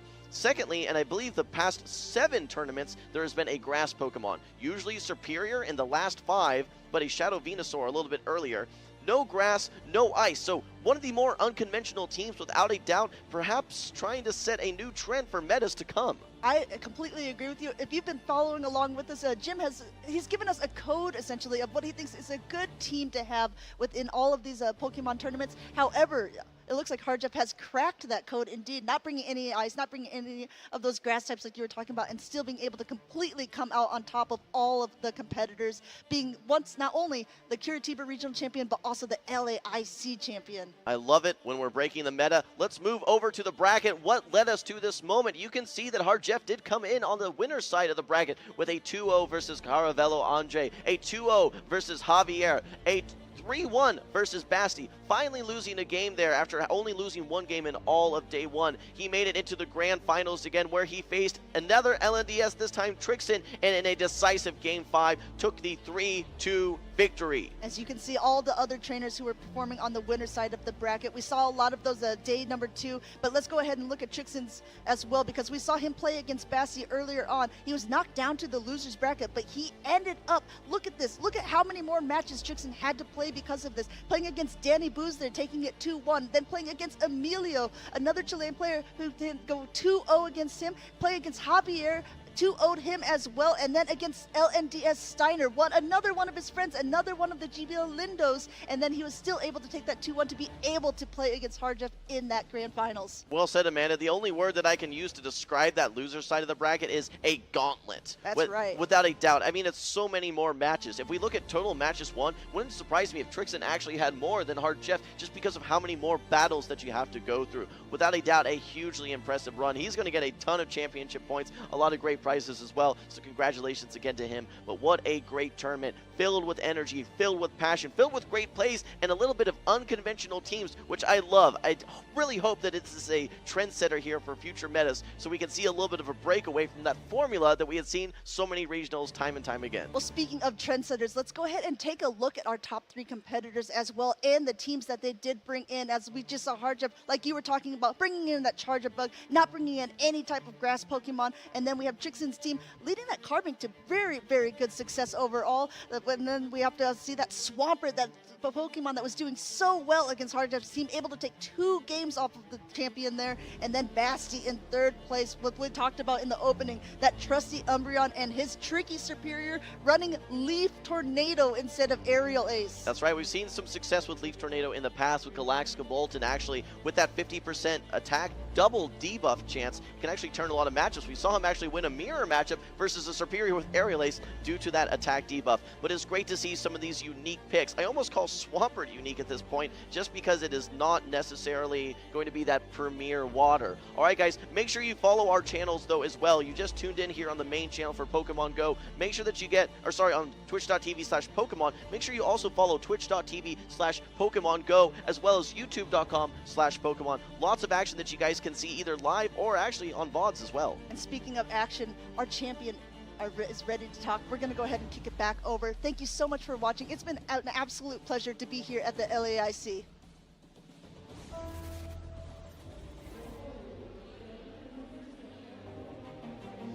Thank you to all the Pokemon Go trainers who competed at the 2024 Latin America International Championships this weekend.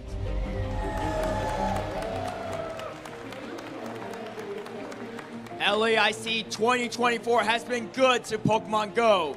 Not only did we find our top 3 players at the event, but our international champion has secured their invitation to World Championships in Honolulu, Hawaii next year.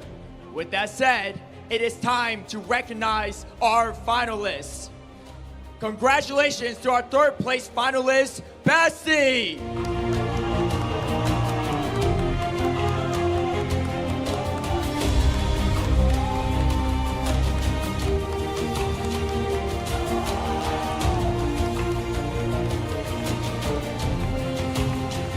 And congratulations to our 2nd place finalist, LNDS Trixen!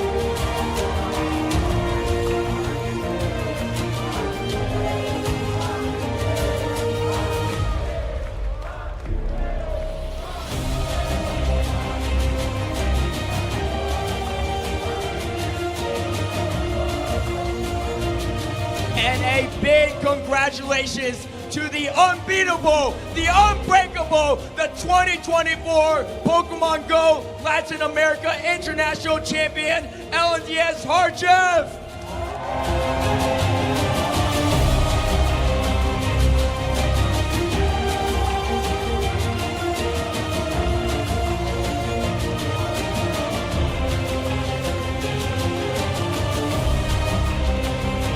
Once again, thank you to everyone here in the arena and around the globe for joining us in supporting Pokemon Go this weekend. Remember to share your favorite moments of the tournament using that hashtag LAIC and stay up to date with all the exciting Pokemon action by following our Twitch and YouTube channels. Our Pokemon Go LAIC champion has been crowned, but we have so many more matches to go. Coming up next, we have the grand finals in all 3 age divisions for the Pokemon trading card game. So let's kick it off with the juniors.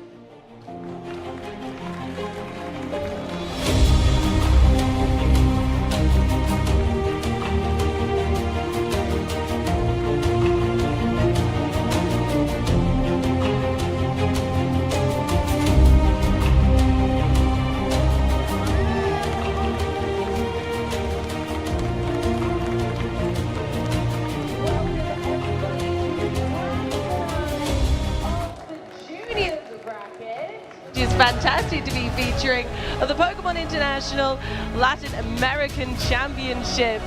I am joined by the magnetic Shay Burton. My name is Amy. How's it going today, Shay? I'm doing fantastic. It's Championship Sunday for the TCG! This is what all the players have been playing towards. That massive prizing is now on the line for these players. I mean, just being in the final gets you a lot of prizing, but only one best of 3 away from being crowned an international champion. I absolutely could not imagine the feelings going through these players today. They must have every butterfly in their stomach going on overdrive at the moment, and I couldn't be more thrilled for them. It's going to be an absolutely ecstatic game, and I am very ready to be able to show how the juniors have been doing throughout this competition. Yeah, I cannot wait. So let's have a look at the prizes that our players will be competing for here on Championship Sunday. So our juniors and seniors will be competing for that $7,000 prize. But, you know, even just making the finals, they have that 5K there, as well as 216 boosters. That's a lot of boosters. And if you are in the Masters division, your grand prize is a monumental $25,000, and second place there, 15. One thing I love about this season is that the cash prize has been increased all the way down. Look at this, if you're in a Masters, 10K, 7K, 5K, 3K, and then even top 64 gets 2K as well, and that is reflected in increased prizings for the junior and senior divisions as well, Amy.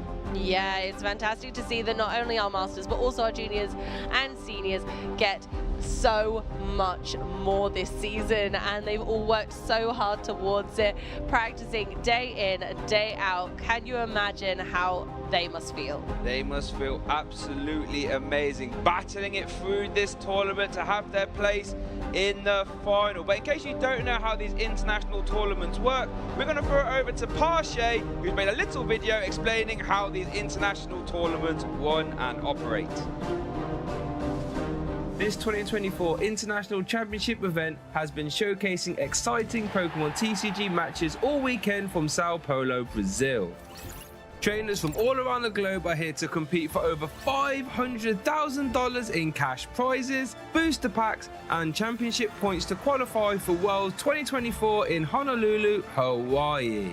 This tournament is a 3-day event, starting our trainers off in Swiss rounds. All Swiss and Top Cup matches were best of 3. The trainers earning 19 or more match points or placing in the top 32 advanced forward to Day 2. Day 2 Swiss rounds continued until the top 8 was determined, where we shifted to a single elimination Top Cup bracket, and those remaining trainers battled until we only had our 2 finalists remaining. They compete on Championship Sunday to secure their right to be called the very best. Who is taking home the title of Latin America International Champion? Who will secure the points to qualify for Worlds 2024 in Honolulu? Stay tuned this weekend and watch all the action live. If you want to learn more about upcoming Play Pokemon events, visit pokemon.com/play.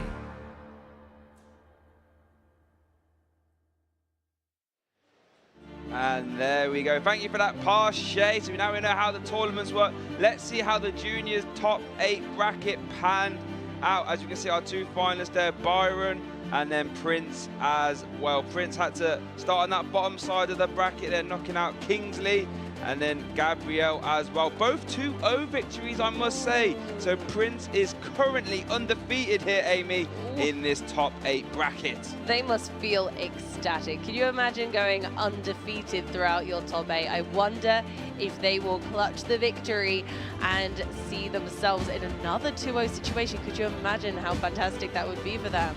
Undefeated in all of Top Cup must be a fantastic way to end an international championship. Or is Byron going to stop the reign of Prince coming all the way to the finals? Byron's going to do his best to do that, exactly what you've just said.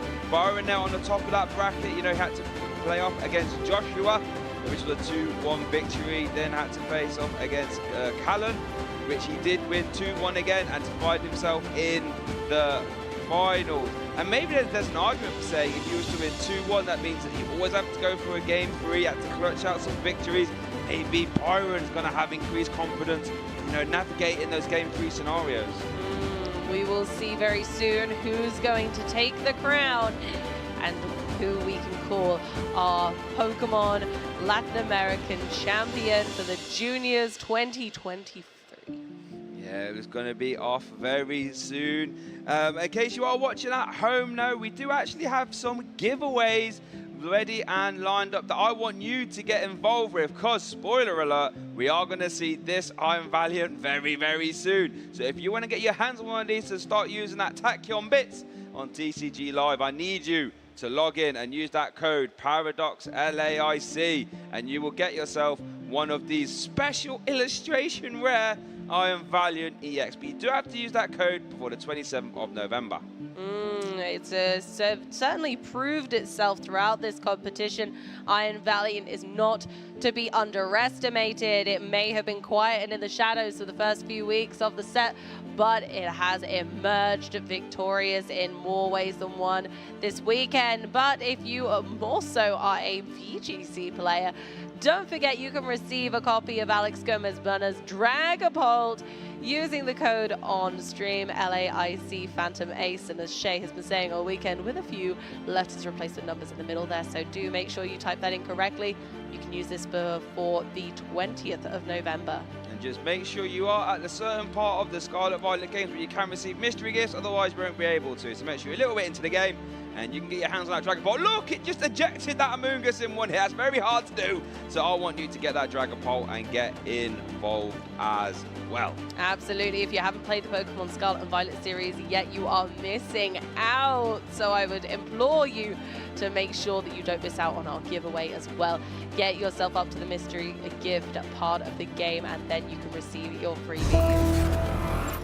So yeah, I want you to get involved with those giveaways. I also want you to get involved with the stream in other ways. You know, get involved at the social media. We're on Twitter, you know, and we're on Instagram, Facebook, YouTube, Twitch. Make sure to like and follow. There we go, get involved. If you're going to make any tweets or Instagram posts, make sure to use that hashtag Pokemon LAIC. There's a chance of your post featured on stream, and we can have a little look and a little reaction. Make sure to get involved on those socials down there. Follow and subscribe on YouTube and Twitch as well. Yeah, whether you're watching from home or you've been in the hall with us at any point this weekend, please show us all of the lovely activities you've been taking part in, whether you've been doing the ironing while watching at home or whether you've been playing some side events. We'd love to hear from you. Get involved. We love seeing those posts, love seeing it's a worldwide global community as well, so I want you to get involved even if you're not here in this tournament hall. Absolutely. That is one of the beauties of the international championships and regionals, that we can bring the event to you as well at home. Although there's nothing quite like being here in person, I would always advise, if you can get yourself down to one of these events in the future. They are absolutely mesmerizing. However, I'm sure that you've had a great time enjoying the action at home, and we've got so much more to come, so don't miss out. Don't miss out. Don't go anywhere. This is so exciting, Amy, I feel. Our first championship Sunday of the 2024 season with all this increased cash prizing. What do you think is going through our players' minds right now? Honestly, I imagine they're incredibly nervous. I know that at least one of our juniors and seniors have never been on stream before, and there's so much pressure. It's very hot. There's going to be a crowd out there because it is Championship Sunday, so they're not only being watched by you guys at home, but please remember, these lovelies also have a gigantic crowd out here today who are coming to support them. So although their friends and family are there as well, there are lots of eyes watching, all eyes on them, so it can get very nerve-wracking. It can, honestly. If you've never been on stream before, the first time I went on stream I think was Turin Regional, and that was just a caster showdown in a lunch break, so we're just playing some GLC. And then yeah, when you're sat down with the headset on that's playing the white noise, you've got all the cameras and the lights, I'm like, okay, I can see where this pressure's coming from now. It's not quite the normal environment, but we're just chatting to the junior finalists before they went on the stage. Just like, just take a deep breath. It's just going to be a normal game of Pokemon. I would argue you've done the hard bit already. You've got yourself in the final, so all you got to do is just win 2 out of 3, and then you're an international champion. Honestly, I I just can't imagine how nervous they are. I would be absolutely just, oh, there'd be so many flutters, so many butterfrees in the stomach for that one. I would not be the best pleased about that. The extra pressure is immense, and you know, you're right, they've done so much to earn this, and no matter what, they're going home a victor in my mind.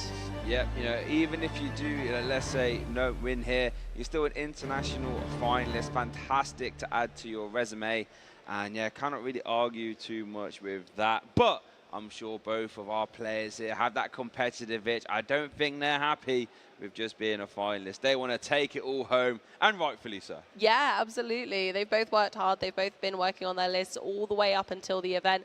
There have been so many opportunities for them, and now they're here and they've made it all the way. So what's left to do? One more best of 3. One more best of 3, 2 of 3 games. Just win your next 2 out of 3.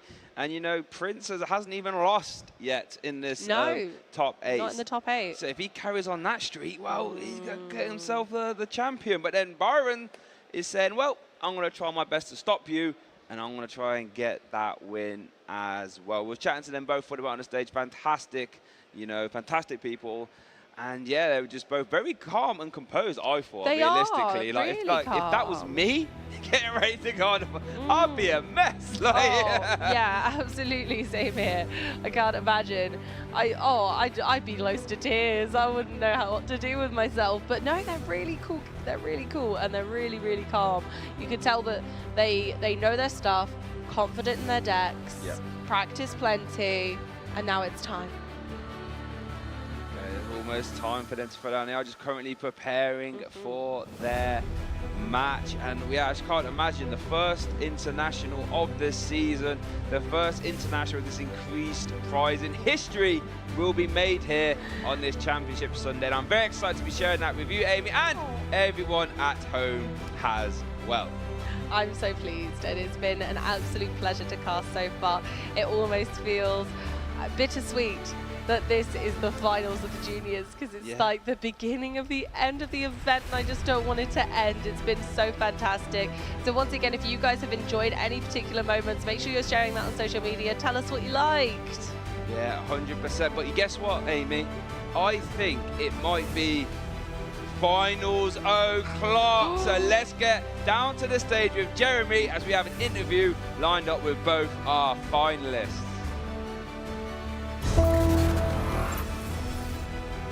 Bom dia, good morning, and welcome, Pokemon fans, to Championship Sunday for the trading card game. My name is Jeremy Jolin, and I'm here to introduce our 2 juniors finalists as they battle it out to try and become LAIC champion for the 2024 Play Pokemon season. Now, let's bring out our first finalist, Byron Ellison.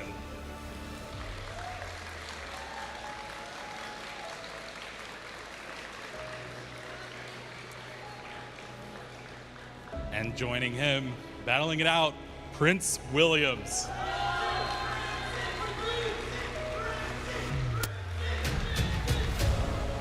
All right, both of you.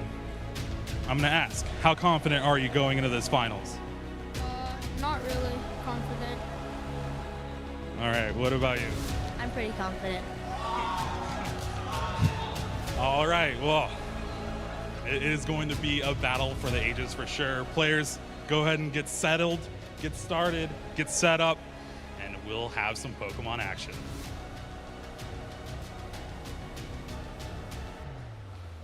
And wow, loving to hear from our finalists there. And come on, Byron, you got yourself all the way to the finals. You're a fantastic player. You have every chance to win here in this finals here in our international championship, LAIC 2024. Indeed, they've got everything to play for, and they're ready, they're setting up. And I mean, just look at everyone out in the hall ready to watch this unfold. It's incredible. They've got this, and even though they might not be feeling too confident, they've done all of the hard work, and hopefully maybe that confidence will grow as they begin playing. Well, that's the thing about Pokemon. Anything can happen in a best of 3. You might go into a matchup, or potentially we think, might not be the greatest, but I'm sure we've all been there, you know, chat as well, myself included. You think, well, I can't win this. And all of a sudden, you know, a top deck here, you know, anything like this there, boss's order comes up at the right time, and all of a sudden you're one game up, and at that point, you just got to win one of two. And it's not long until we get started. Facing the unexpected, neither of the finalists have played this matchup across all 9 matches this weekend, so this is a first for both of them. Hopefully they know what they're doing and have tested it. And this is one of the most interesting scenarios I feel in the Pokemon TCG, where you're playing a matchup that you haven't actually tested against. It really means you have to sort of adapt on the fly, try and think, you know, what is ideal, you know, is this line of play best, is this line of play best, you know, how do I react to this? And this is where, you know, certain cards that may come out of the players that you weren't really expecting can really swing the tide of battle. Yeah, both players not having faced this matchup. Can you imagine going through all of those rounds and not seeing what you've ended up with in the finals? It's pretty crazy because it kind of limits the amount of practice that you might have against that matchup. So hopefully they have thought about the lines of play here, and we'll have a little look. And yeah, we were just chatting to Byron earlier. Have a fun little fact. So he has a pre-ritual before every event. He likes to go swimming. And before the event, he was going swimming, and that's where he came up with a last-minute change to his list, where he added in a Pokegear because he said, well, I wasn't really finding my Colress. And he has said that that one Pokegear has come up numerous times in this event. So maybe the pre-ritual swim might get him all the way to becoming an international champion. Indeed, so we'll have to have a look. And here's Prince setting up, ready to go.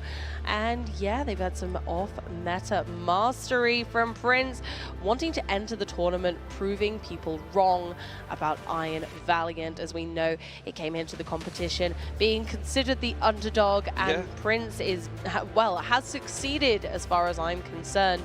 But can they take it all the way just to push it that little bit further? Yeah, it seems like Prince definitely has his finger on the pulse of the meta there, as we do see Entei Iron Valiant also in the Masters Champion final as well. So just in case we don't know, Prince on the right was a second place finalist at NAIC last year, and Byron on the left has just come off the back of winning the Toronto Regional Championships, so currently on a hot streak. So let's see how this matchup will play out.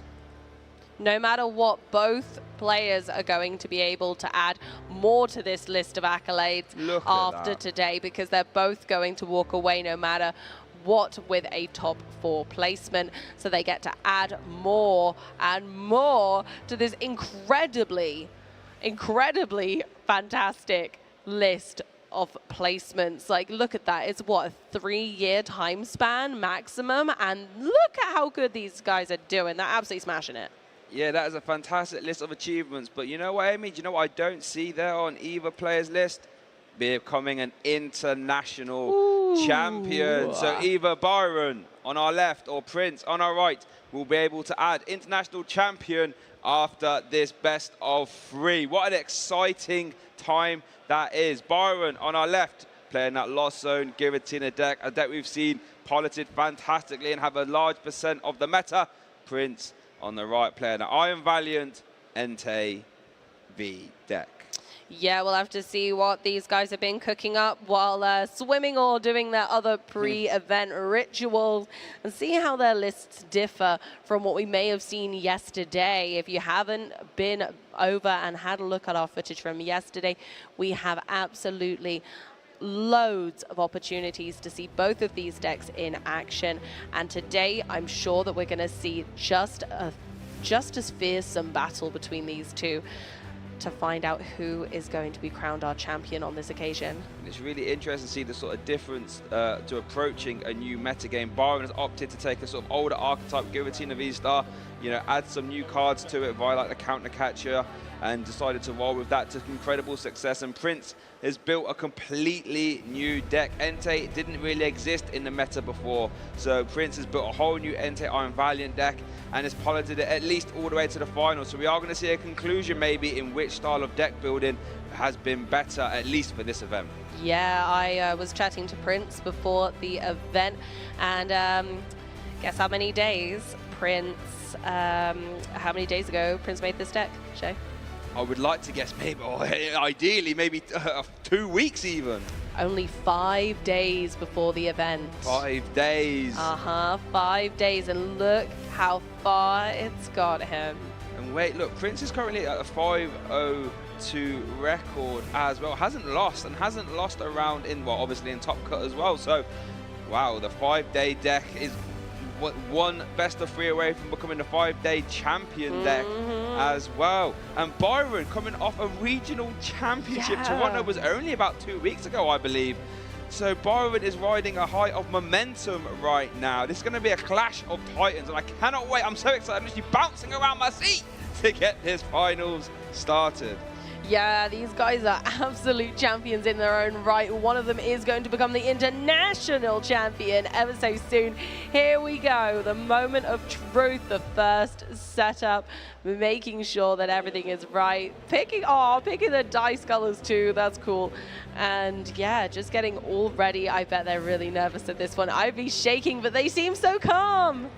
Yeah, Byron, you know, was chatting to him off stage. He was saying he saw that this matchup was played out in the Masters top 4, and he didn't like how it panned out because obviously the Giratina deck did lose to the Entei as Prince very excitedly rolls that dice straight off the table. Here we see a tails. And I'm not sure who called what, but that means our finals is very soon going to get started. I'm very excited, Amy. Let's see how we go. Hopefully these opening hands are some for the ages. We want to see a big match going on here as these titans of achievements come together. I wonder if these guys have played against one another before. I think, you know, they're both real high-tier players and coming from the same region. I would not be surprised if they have. Looks like Prince has started off the game with a mulligan. Byron has got a basic, so Byron will be able to draw an extra card after he puts down his prizes. And you know what? If there's any time you don't want to give your opponent extra cards, I think the finals of an international championship might be pretty high on that list.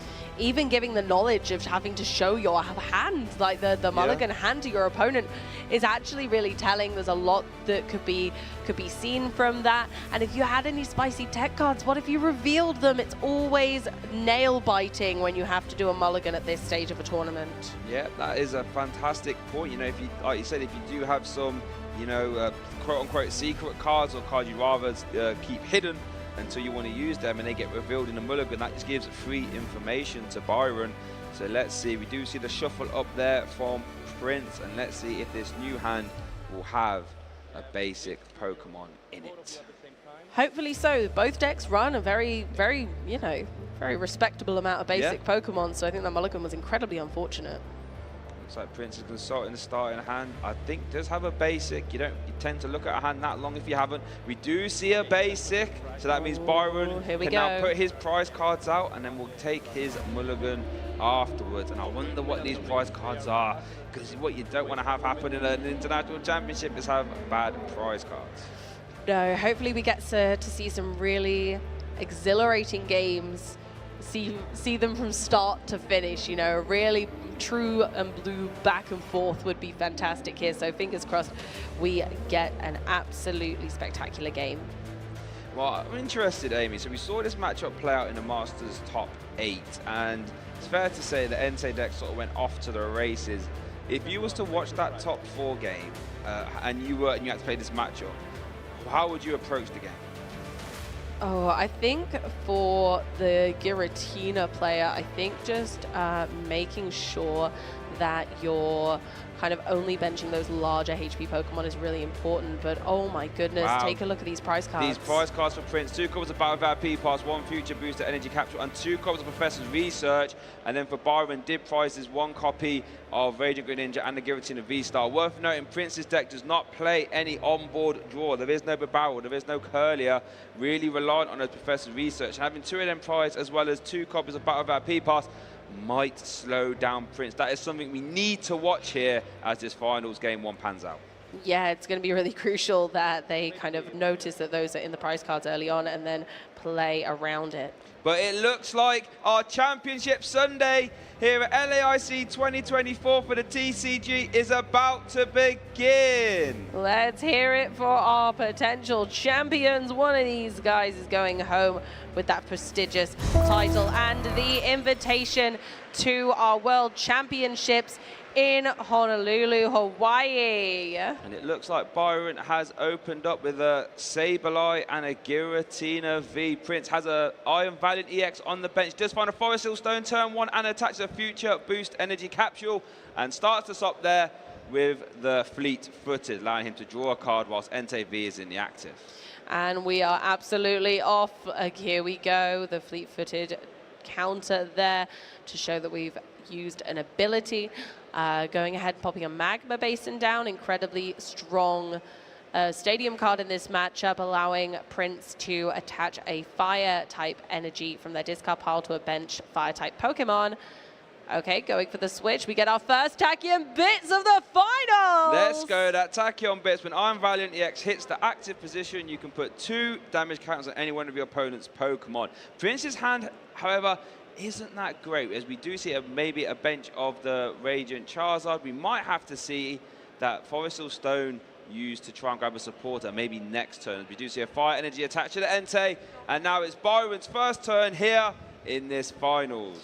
I think Byron's been relatively clever here already by putting the Sableye in the active, keeping the Giratina V on the bench, making sure that it's safe for now from any slightly larger attacks, because the Entei V is really where the danger is there. Prince wasn't able to get any more basics out yet though, so a little bit of time for Byron to consider their options, but this does feel like a difficult matchup for Byron.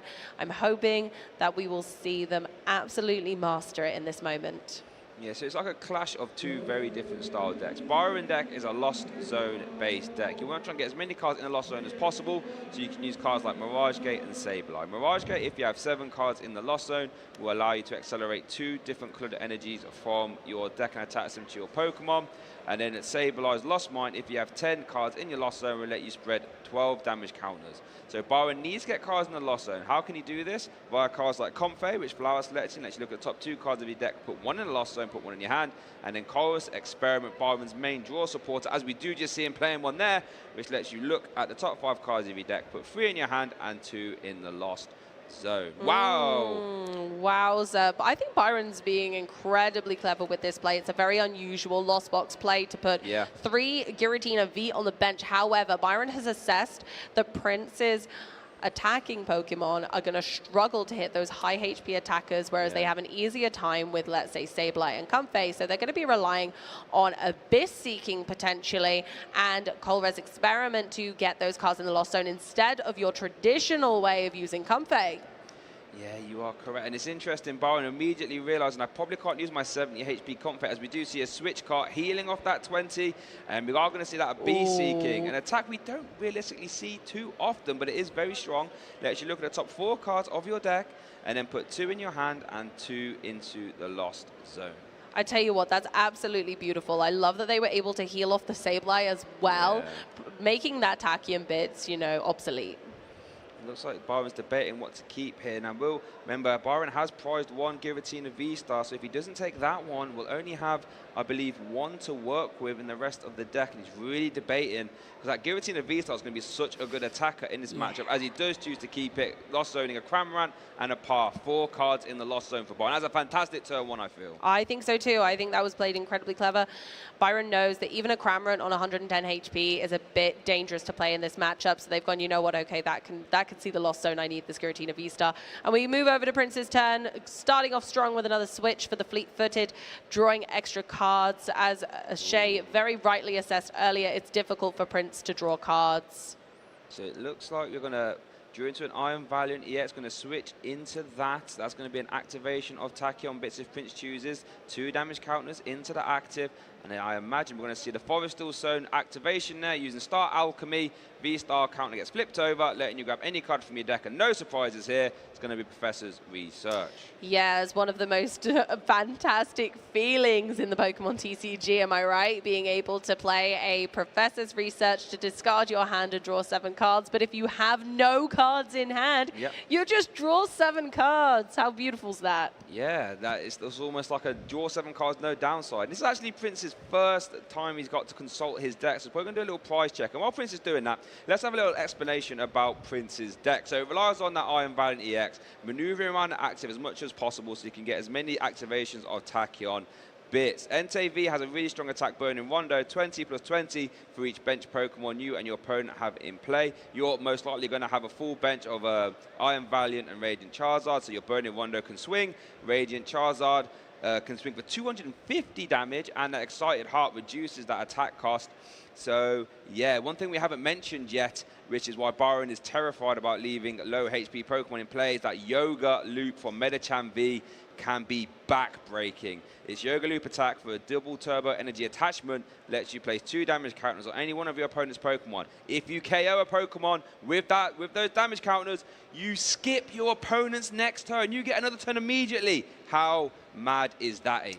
It's crazy, and with those low HP attackers, Prince can just switch in and out of those Iron Valiants and potentially take numerous knockouts before they even grant their opponent a turn.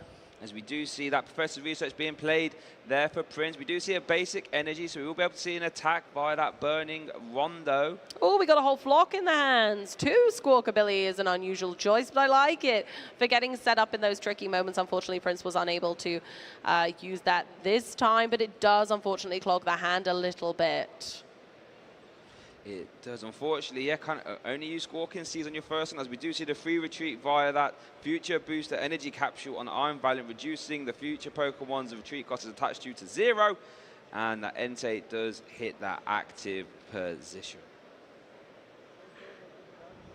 How much is it doing? 140 right now, the Entei. So they can launch an attack, but the Giratina V has 220 HP with 200 effectively from 1 Tachyon bits at the moment, so it's not quite enough. Prince would be forced to... okay, yeah, they're full benching, so they can increase the amount of damage being dealt to the Giratina V, including opting to bench a Squawkabilly, which doesn't do anything other than attach energy using Motivate. Now, this is actually a really interesting scenario that's put in Byron. That Giratina V only has 20 HP left, as Byron does start the turn with a Chorus Experiment. So that means that could get Yoga Looped next turn, or it could get KO'd via 1 use of Tachyon Bit. So if Byron wants to avoid that, he might have to evolve that Giratina V into a V-Star, but then loses the ability to use Abyss Seeking, at least with that Giratina V. I worry whether Byron will be able to traverse this matchup, because if they are forced to evolve the Giratina V too early into Giratina V-Star, they begin to have to use their energy and put it into the Lost Zone using Lost Impact. And Byron's only going to have a limited amount of energy and resources to be able to achieve that, doing 280 damage, which is gigantic, but it does force you to populate your Lost Zone with your own energy. And speaking of energy as well, we do see Super Rod getting Lost Zone now off the Chorus Experiment, so we have to keep an eye on energy, as we do see a Giratina V-Star getting into play on the bench, though, having a Psychic Energy attached, and that tells me that Byron might just be using an Abyss Seek in this turn. Does actually have Path to the Peak, which could be used here. That turns off all Robot's Pokemon's abilities, so that means Tachyon Bits will no longer be allowed to be activated or fleet-footed, as we do see 1 use there of Abyss Seeking, and let's see what Byron chooses to go. That's a very good Abyss Seeking, all things considered. That is great, yeah, being able to go, you know what, I'm probably not going to be using that Sableye. I have 1 more, it'll do. Let's put the VIP pass in there as well, because I don't need that at all. And looking at Prince, it has a fairly interesting board developed. We do see that Techno Radar being played, letting you grab any 2 future Pokemon and put them into your hand. But has actually filled his bench. Only has 2 Iron Valiant in play, was forced to bench that Squawkabilly, which in all fairness hasn't got much use right now, apart from maybe using Motivate. So Prince's deck might be, his hand at least, is looking a little bit clunky. He does have 2 copies of Chorus Experiment as well, so can look at the top 5 and grab 3. But we'll need to replace that Stadium if he wants to use Fleet-Footed or Tachyon Bits this time.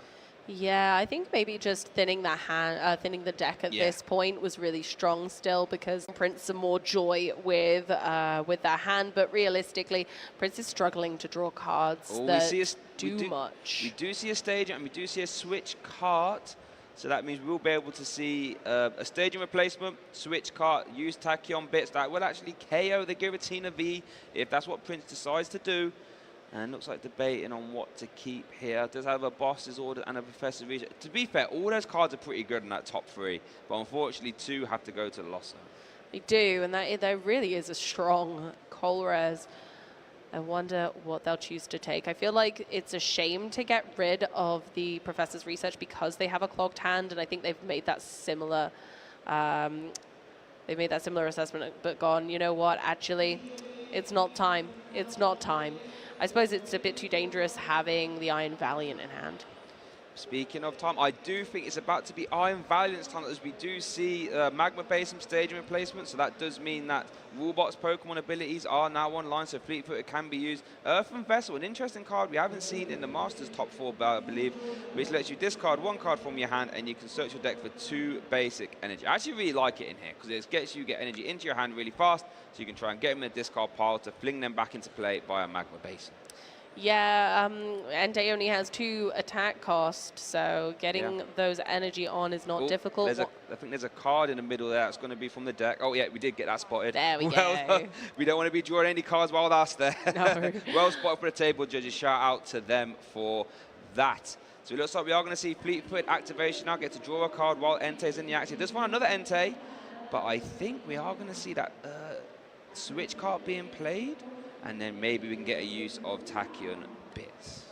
Yeah, I'm not... Oh, yeah, it's tough. Yeah, here comes the Switch card, then going to promote the Iron Valiant that has the Future Booster Energy Capsule. Tachyon Bits, 2 damage counters onto the active. That is a mid-turn KO, Amy. There we go. I wonder if the prize cards will be useful to Prince to try and then achieve another KO. They do manage to get the Professor's Research, which can deal with the clogged hand situation with the Squawkabillies in as well.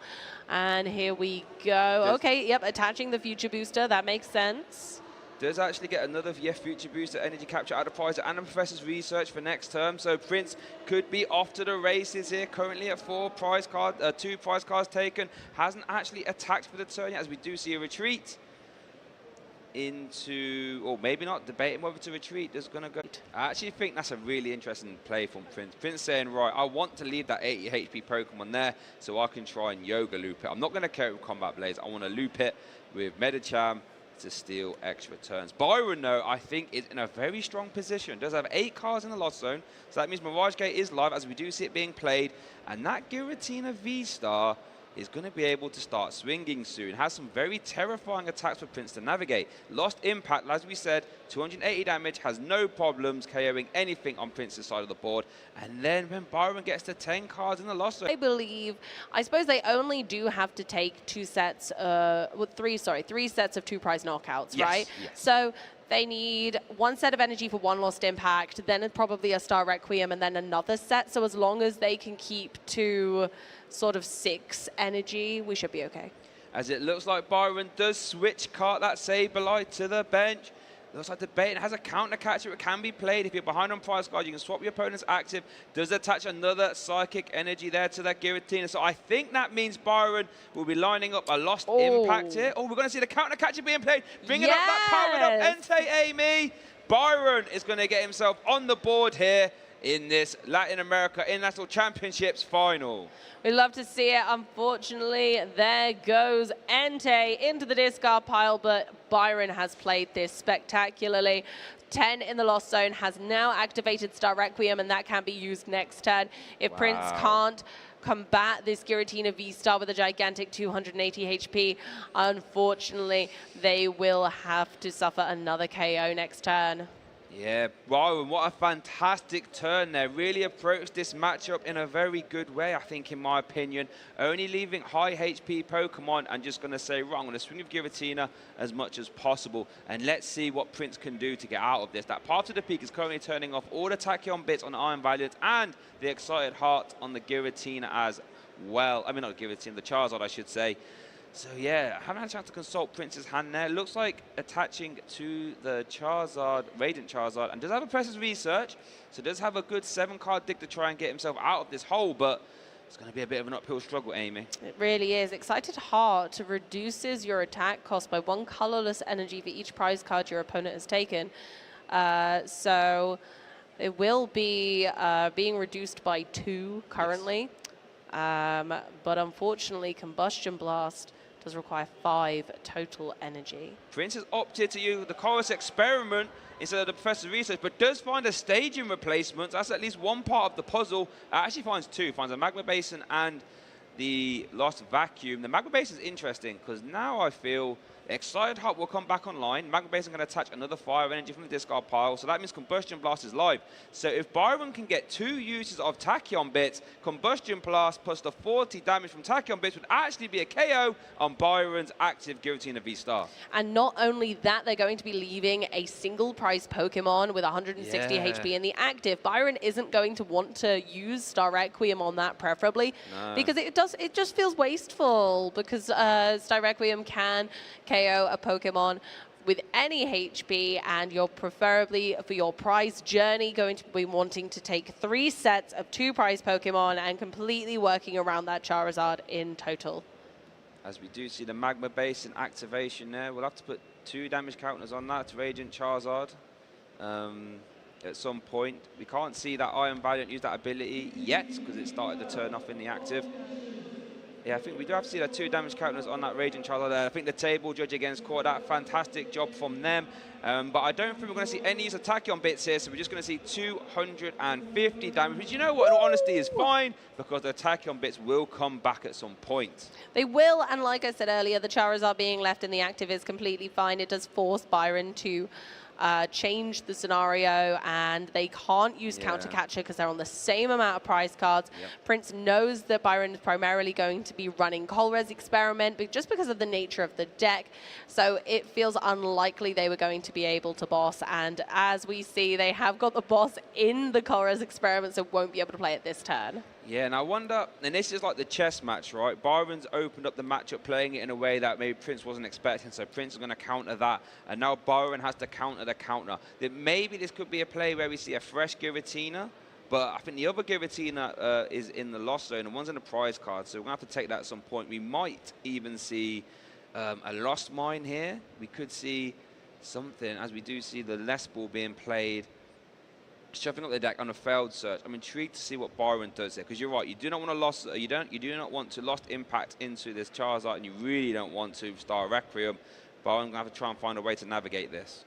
Yeah, but even so, a Sableye still can't cope with this Charizard, so it's very difficult. If maybe Byron can get the pivot after this escape rope, because now they are forcing Prince to put a multi-prize Pokemon into the active spot, then Byron does have an opportunity to possibly use Star Requiem so that they don't waste this fantastic Giratina, because Giratina is on such low HP at this point. Tachyon bits could take the biscuit. I really think this escape rope's extremely strong. Byron does have a way to maneuver out this Sableye, so we'll be able to promote it, maneuver it back to the bench to get that Giratina V-Star back in the active. The Star Requiem, I think, would be a fantastic play here. Maybe even if we can try and get some energy. Oh, the Jet energy. We're going zoom into the active spot, and now either Lost Impact or Star Requiem are both options. I feel like I'd go with Lost Impact here, you know, again, put the Jet energy and the Grass type energy in the Lost Zone, and then leave Star Requiem as an option for later, where it has a lesser energy cost for the Giratina V on the bench. So a less barrier to entry to use that attack style. We're requiring 2 energy instead of 3.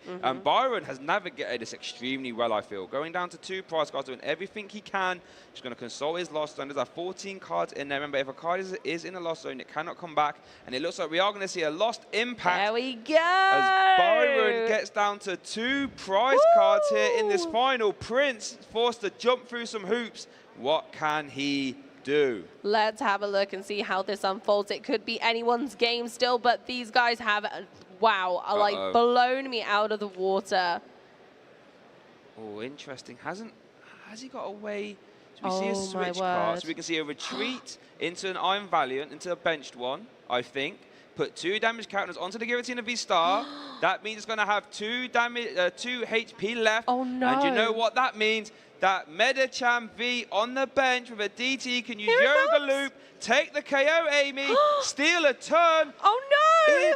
And go down to 2 prize cards. Oh my goodness gracious, Byron absolutely played that perfectly in my opinion. I really couldn't see any other line that they could have taken. I thought they was doing spectacularly, but that Medicham only needing 1 double turbo energy to use Yoga Loop has come out to play. Wow. What a turn that is. Gonna get himself immediate turn back there for Prince, I believe. Unless we've done something wrong on 6-12-8. No, I think that's right. Everything seems to match up. That Medicham is a terrifying card if used. We've seen it used on stream before. 2 damage counters are going to be placed. 2 damage counters on the Giratina V-Star for the KO. And that means Prince takes 2 prize cards and immediately starts his next turn. Oh my goodness gracious. And there is a Giratina V in play. If Prince has an answer to it, then Prince could be seeing the victory for game 1. But can they escape route? Escape route! Combustion blast from the Radiant Charizard. 250 damage. They've been cooking out of the frying pan and into the fire types for this one. Wow, what a top deck. The top deck of Escape Rope being as good as a boss's orders. That Radiant Charizard doing 250 damage. Wow. That is what we're talking about. There was one in the prize cards and I was concerned, but I didn't need to be. I am stunned. What a first game here in this Championship Sunday for the TCG. Wow, the juniors putting on an absolute show. Prince currently 1 game up in our juniors final. My word, it could have been anyone's game. Let's have a look at this replay as we saw the Prince and Byron were going toe-to-toe in the beginning. Yeah, you know, Byron, I think, approached this game flawlessly. You know, only putting down, for the most part, high HP Pokemon, using that Abyss Seek and said, I'm not putting down Comfey to get cards in my lost zone. Prince said, that's okay. The Tachyon bits will add up eventually. Putting 2 damage counters onto the active and then using that Combat Blaze, Burning Wonder, I should say, to put some extra damage into play as well. And it was a real interesting decision as Prince opted to bench that Squawk ability EX for almost no use, but that all the damage counters would matter. Byron, however, was set to not go down without a fight. Like I said, I think he approached the matchup really well, but getting cards in the lost zone, using Lost Impact and putting down those parts of the peaks. But unfortunately, Prince was just able to answer those questions.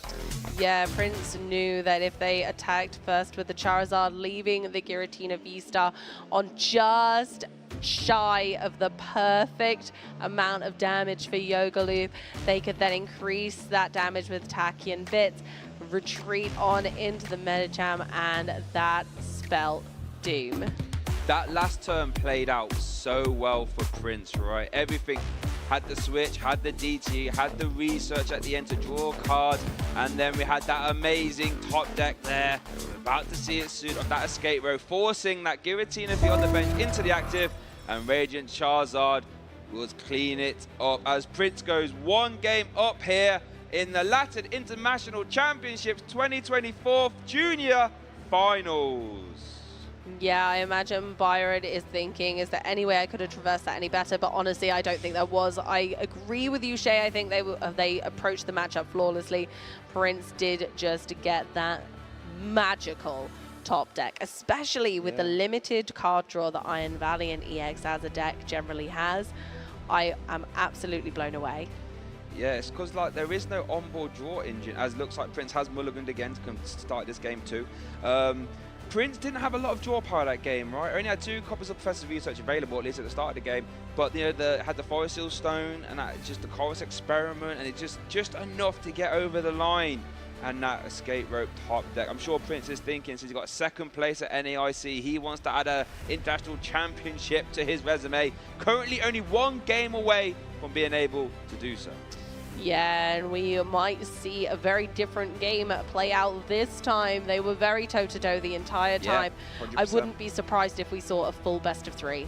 Yeah, I mean, you know, you could argue that Byron was a top deck away, as he's fighting to himself there, top deck away from being able to. He was in a fantastic position.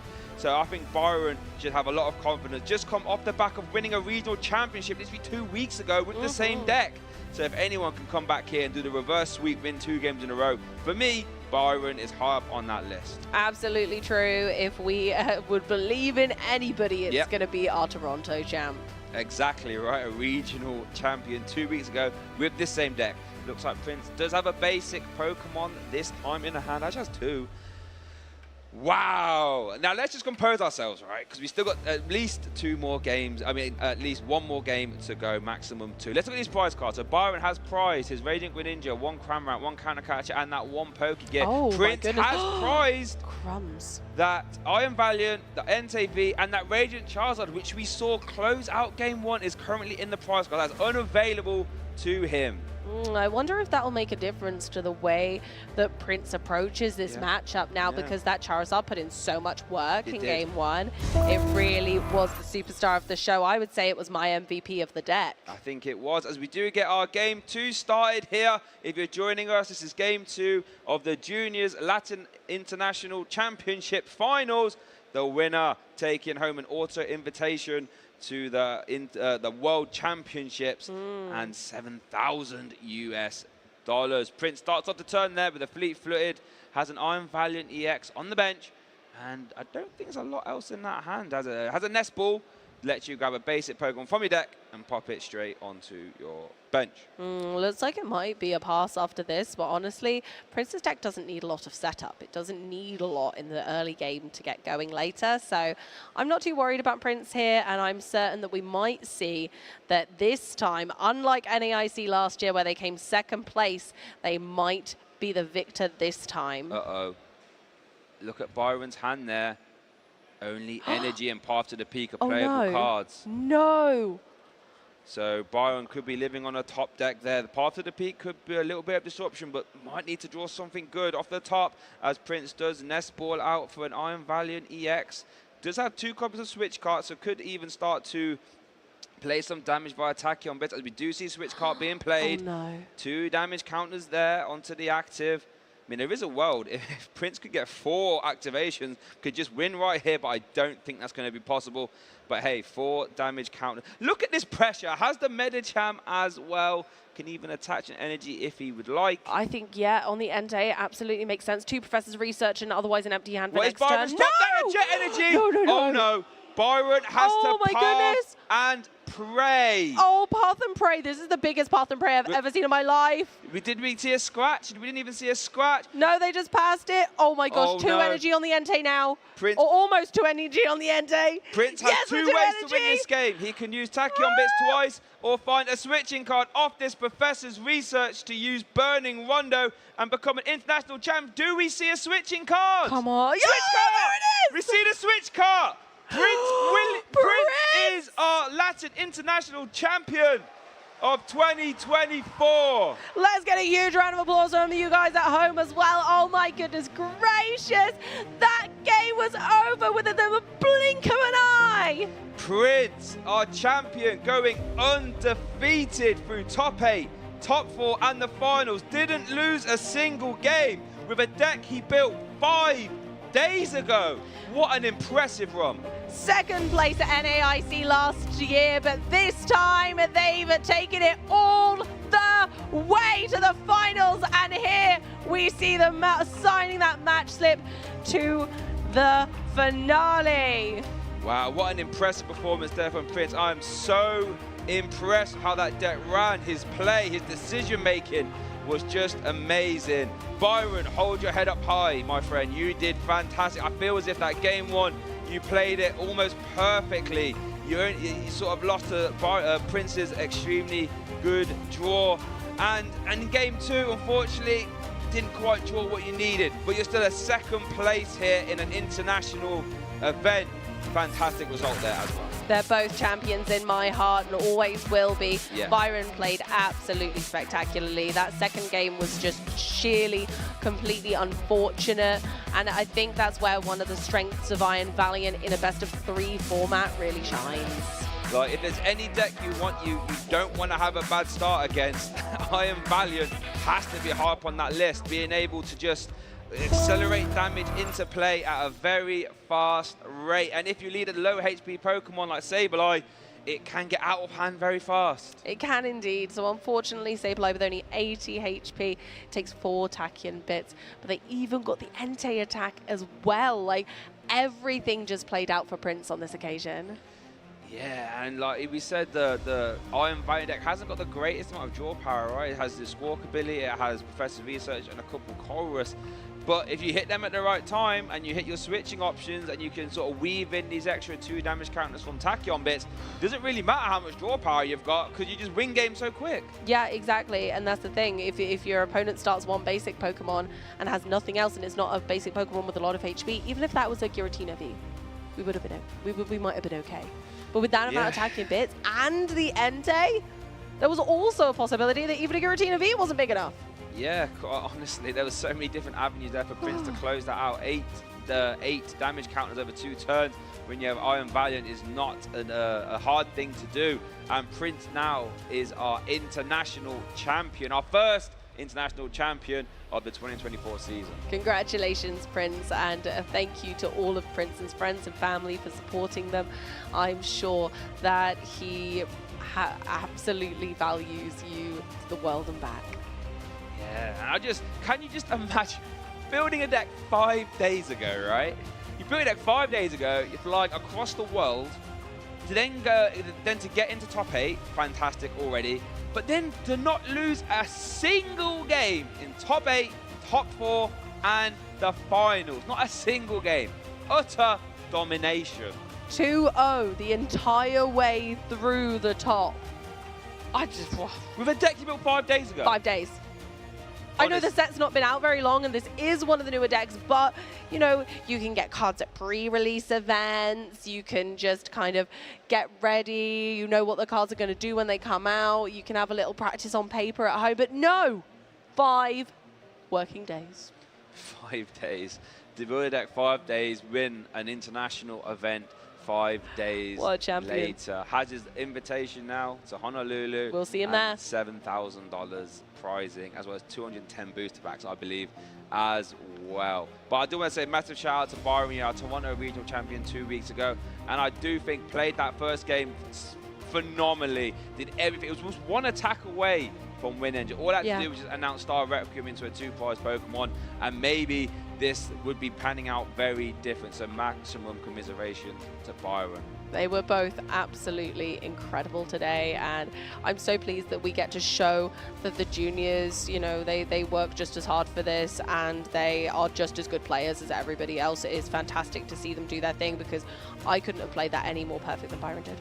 Nope, 100%. And that's why he was there, you know, a regional champion. He was there in the finals, saw this matchup play out on the Masters stream yesterday, and said, I saw how that panned out. How can I adapt my gameplay style moving forward? And you can see, if you was to watch the top 4 game yesterday, and that Byron completely changed his play style. And I think, like I said, did it really well and was very, very close to that game one. Very close, but with an excited heart and soaring on the back of a Charizard, it's time to go to our winners interview, so we'll see you guys in a little bit.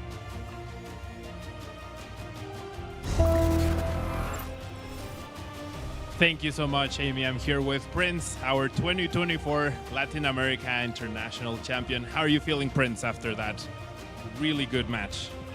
I'm feeling really good because I didn't think I was going to win, or I haven't won an international champion yet, so I'm really excited about it. I'm glad. Now, tell us a little bit about that first game. It was really back and forth. And then what were you looking for in those final turns? The first game, I was trying to play around Roxanne, which would pretty much completely shut off my deck. So I kept my prizes above 3 so that I wouldn't get Roxanne. And were you surprised that Byron never benched a single Comfey during the whole game? No, I kind of expected it because he really doesn't want to bench Comfey because I can Yoga Loop it. And how did you feel in that last turn when you top decked that escape rope? I felt it was really good because I did not think I was going to get it. After the switch, or after the research, I drew none of my escape ropes and I had 3 of them in my deck, so I was really disappointed. Yeah, I can imagine. And now, tell us a little bit about that game 2. Like, were you nervous? Were you like a little skeptical that this was happening, or were you very happy that you were getting that really quick win? I did not expect it for him to get no other Pokemon, even when I had a mulligan. So I was really excited that he did it, and I got the quick win. Well, thank you very much. Congratulations, Prince, once again. And thank you to all watching. Casters, I think we're about to be ready for our seniors finals. Back to you. Okay, wow, so nice hearing there from our new international champion. And you hear him just so ecstatic and happy, and I can't be more happier for him as well. Absolutely. I am so pleased that we got to watch our new champion unfold at this event. First internationals of the year, so our first international junior championship. Couldn't be more proud.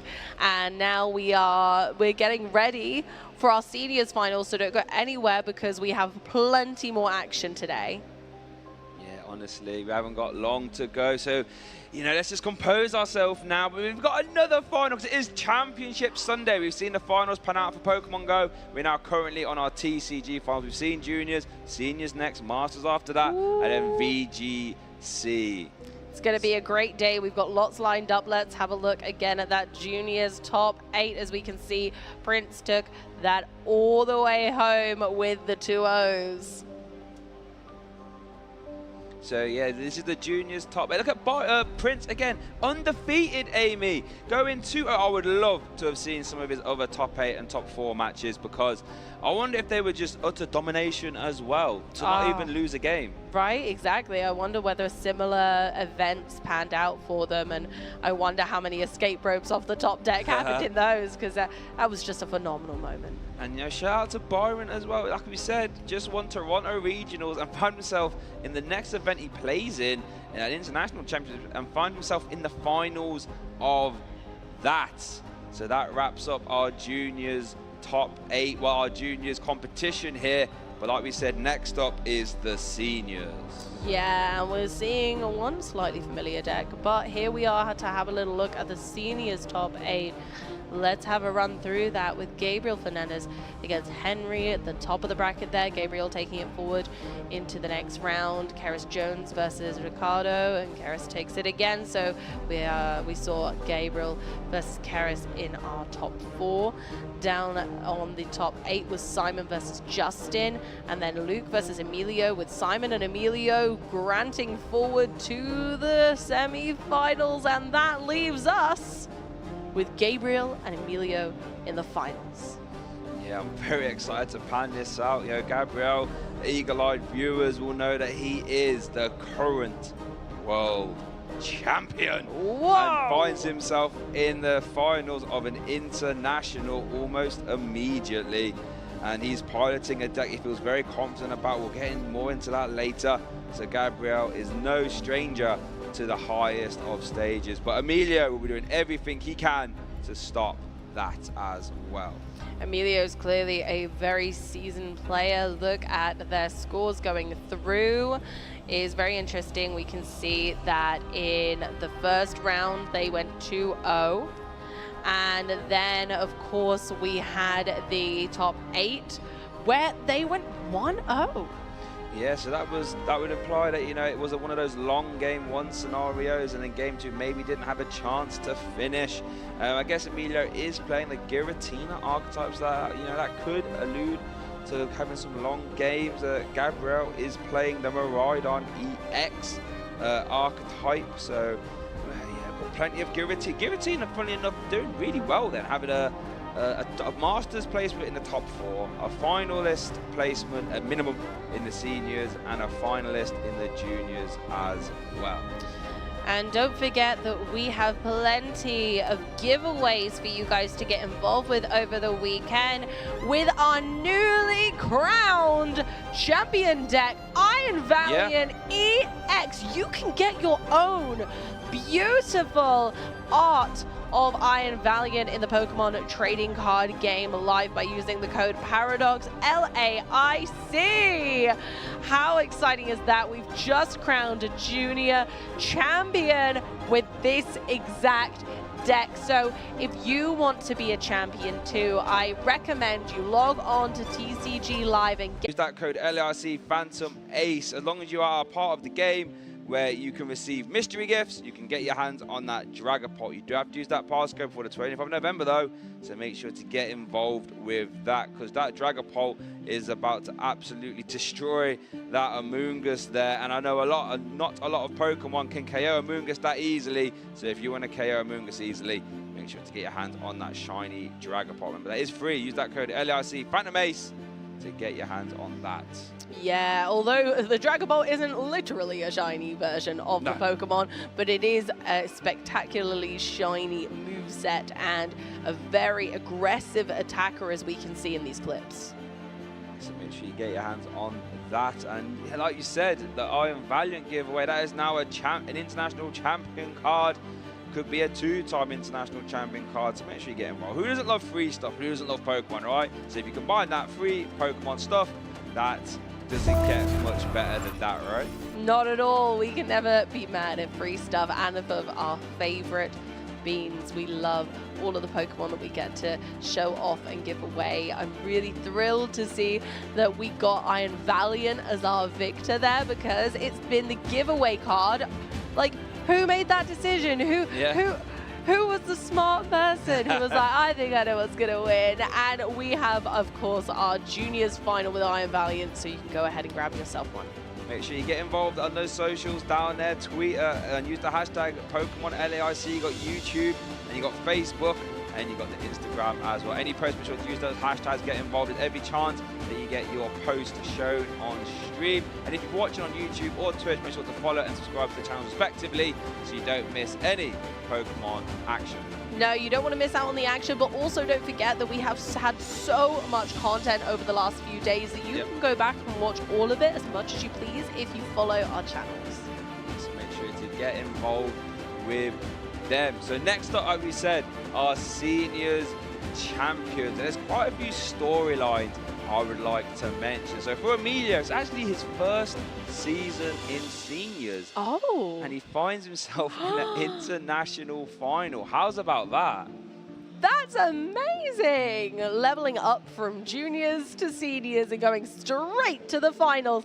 I imagine the seniors bracket was quite stunned when they saw the next group of juniors join them, and clearly it was a strong cohort. Exactly that. Speaking of the strong cohort, I believe our finalists are now on the stage. So let's kick it down there so we can hear from them.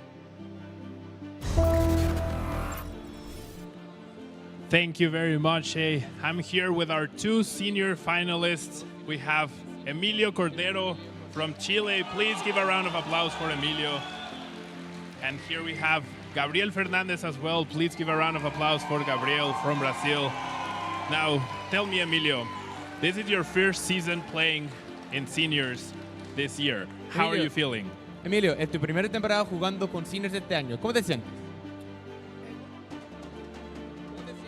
¿Cómo te sientes siendo tu primera temporada jugando como senior? Es mi segunda temporada. En la anterior no jugué casi nada, pero esta temporada me siento más preparado. He says it's his second season. Last season he didn't play that much, but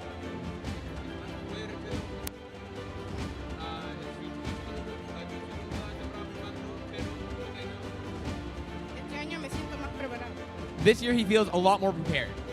All right, and now you're up against none other than the previous or the current world champion, Are you ready to face such a tough opponent? Have you gone up against a world champion before? Ahora vas a enfrentarte con el campeón mundial actual. ¿Cómo te sientes jugando contra un oponente tan fuerte? ¿Has jugado contra un campeón mundial anteriormente? No, pero esto es un juego, aparte de estrategia, de suerte, así que todo depende del nivel. He says that no, he hasn't played against a world champion before, but this game is part luck, so we'll see how it goes. I love that confidence. Thank you so much, Emilio. Now, Gabriel, current world champion, are you ready to conquer the Latin America International Championship? How are you feeling? It feels amazing to be here again on the stream, trying to get another title. Yeah, I'm very happy for you. And now, you could get the hat trick. You could get Worlds in August. You are the current Curitiba regional champion as well. I was there to watch you win that one. And now the IC, the hat trick. Is this something that you think you could have accomplished like within a span of 4 months? I never thought I'd complete that. It just feels very good to have a chance to do that. All right, well, I think we're in for a great match. Players, please get ready. We're in for a good one. Thank you. Okay, wow, I adore that confidence from Emilio saying, you know what, I haven't played against a world champion, but I'm in the final. Anything can happen. Let's see what happens in this old best of 3. And that's one thing I love about poker when you get to this top cut, right? Top 8, top 4 in the final. In a best of 3, anything can happen. It can, and these guys, you know, they both seem really confident going into this battle. I'm so excited. We got the Iron Hands crowd. Look at these guys go. Yeah, Let's go. Here we are. I'm so sorry to announce that we oh my goodness, we didn't have any Iron Hands in the first battle of today, but that might be different now. It might be different now. And then, speaking of Gabriel, has the chance to be the world champion, an international champion, and a regional champion all at the same time. Man is just collecting trophies just to put on his shelf. An all-round fantastic player as well. A first-time senior player has taken on a current world champion. And like I said, in a best of 3, anything can happen to me. I love that confidence there from Emilio saying, you know what? Anything can happen. I'm in the final 2, and I'm going to try my best to win. Indeed, we're going to have a look at them getting ready, set up. As we can see, the sweet Arceus plush there on the edge. I believe that is their good luck Arceus plush. They've been playing all of their tournaments with it, and I think that's amazing. I also always have a plush friend to keep me calm. Do you? Yeah. I'm not really a plush person. I don't carry the plush around with me. But then again, I'm not in the final, so maybe I should. And I find myself an international final there. As we mentioned, this is Gabriel's chance to have the hat trick, becoming a world champion, a regional champion, and an international champion all at the same time. Can you imagine that? Worlds was in August, right? So now we're in November. So to win Worlds, fast forward a few months, and then win an international championship as well. I'm laughing because of how ridiculous that possibility is. And Gabriel's only 2 games away from being able to complete that challenge. It really goes to show that they are one of the most top-tier players in the universe. Yep. Not only our world champion, but still bringing in those results. Yeah, there we go. Emilio said his first proper senior, now knows the ropes a little bit. And speaking of confidence, he must be on cloud 9, finding himself here in the finals in his sort of first quote-unquote proper season, he says. And he's going to do everything he can to become an international champion too. Yeah, it would be fantastic to just know that you prepared well enough to get all the way to the end. Like, this is like a final boss battle. Yeah, it is. It is for both players, right? You know, they're both finalists, so not going to be an easy game for anyone, I would imagine. Both players are shuffling up there, and I'm just amazed at the sort of quality of our juniors and seniors players now. Like, we saw such fantastic high-tier play, and I'm sure this is going to be exactly the same. Yeah, I wouldn't be unusual to see these guys go toe-to-toe. Yeah, not having faced a world champion, but with so many incredible results even so. And look at these achievements: regional champion, Sao Paulo regional champion, world champion, and a Santiago finalist. Over for Emilio there. Santiago regional top 16, Santiago regional champion as a junior, to world's top 64 as a junior as well, and a Santiago regional top 8 junior. Yeah, but we might be changing that up now and putting the first, well, we will be putting the first senior accolade on that list, but will it be first or second? We're only a few moments away from finding out, as both players are shuffling up here. You know, you have to just compose yourself now, you know? Just a normal game of Pokemon, as we do see Gabriel is piloting that Miraidon EX archetype, and Emilio playing that Lost Zone Giratina. Yeah, and both players have interesting lists. I'm very interested to see how this will pan out. I don't think they are kind of standardized by anyone's kind of assumptions of these decks, which is really awesome. It's nice to see when some interesting techs and numerical choices have been made. Yeah, no, both lists, there are some interesting stuff that we will get into later. And again, we're seeing that, where instead of in a new format, instead of playing completely new decks, we see old archetypes that have improved. You know, Gabriel is playing some new Paradox Rift cards, as well as Emilio. Emilio has some very interesting defenses that could come up in this game. I'm looking at one copy of Avery. Could be really strong against Miraidon, because that will force them to discard Pokemon that they otherwise will want to keep. Yeah, bench control against Miraidon could be really strong, especially if they end up spreading their energy across those benched Pokemon too thin. It can limit their attack potential. So it looks like both players have a starting Pokemon in that active. So they're just going to start to put their prize cards down. And you know what that means, Amy? Once the prize cards are down, that means it's not going to be long before our seniors final will start. For we are a moments away from crowning our senior champion for the 2023 Latin American International Championships.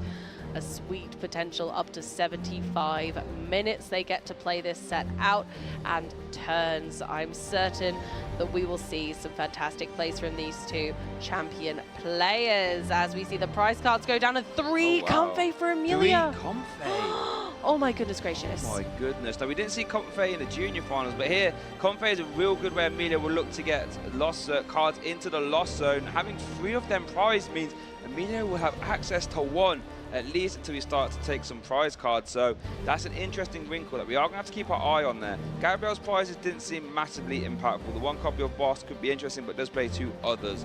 So let's see how this pans out. And a fun fact about Gabriel, his favorite Pokemon is Zapdos, and he's actually playing it here as well. Oh, I think it's always great when you get to play your favorite Pokemon in a deck, whereas Emilio is on my side of the Pokemon universe, enjoying Decidueye as their favorite. And it looks like here our senior final is about to begin. Looks like Gabriel is starting, has led the copy of Iron Hands EX. And I was like debating whether to play this Ultra Ball, debating what to discard. And it looks like there's a Boss's Orders, I think, and an Iono. This will probably search for that Miraidon EX after a quick prize check. And that Miraidon EX has that fantastic ability Tandem Unit that you can activate once per turn. If you do, you can grab any 2 basic Lightning Pokemon and put them onto your bench.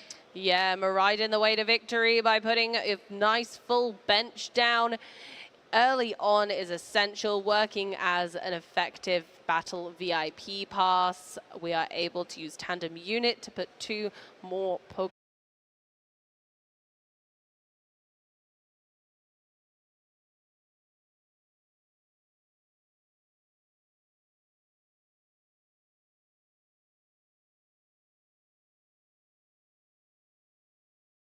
Nothing. Maybe it's that Cole's experiment. Let's look at the top 5 cards of your deck. Put 3 in your hand and 2 in the Lost Zone.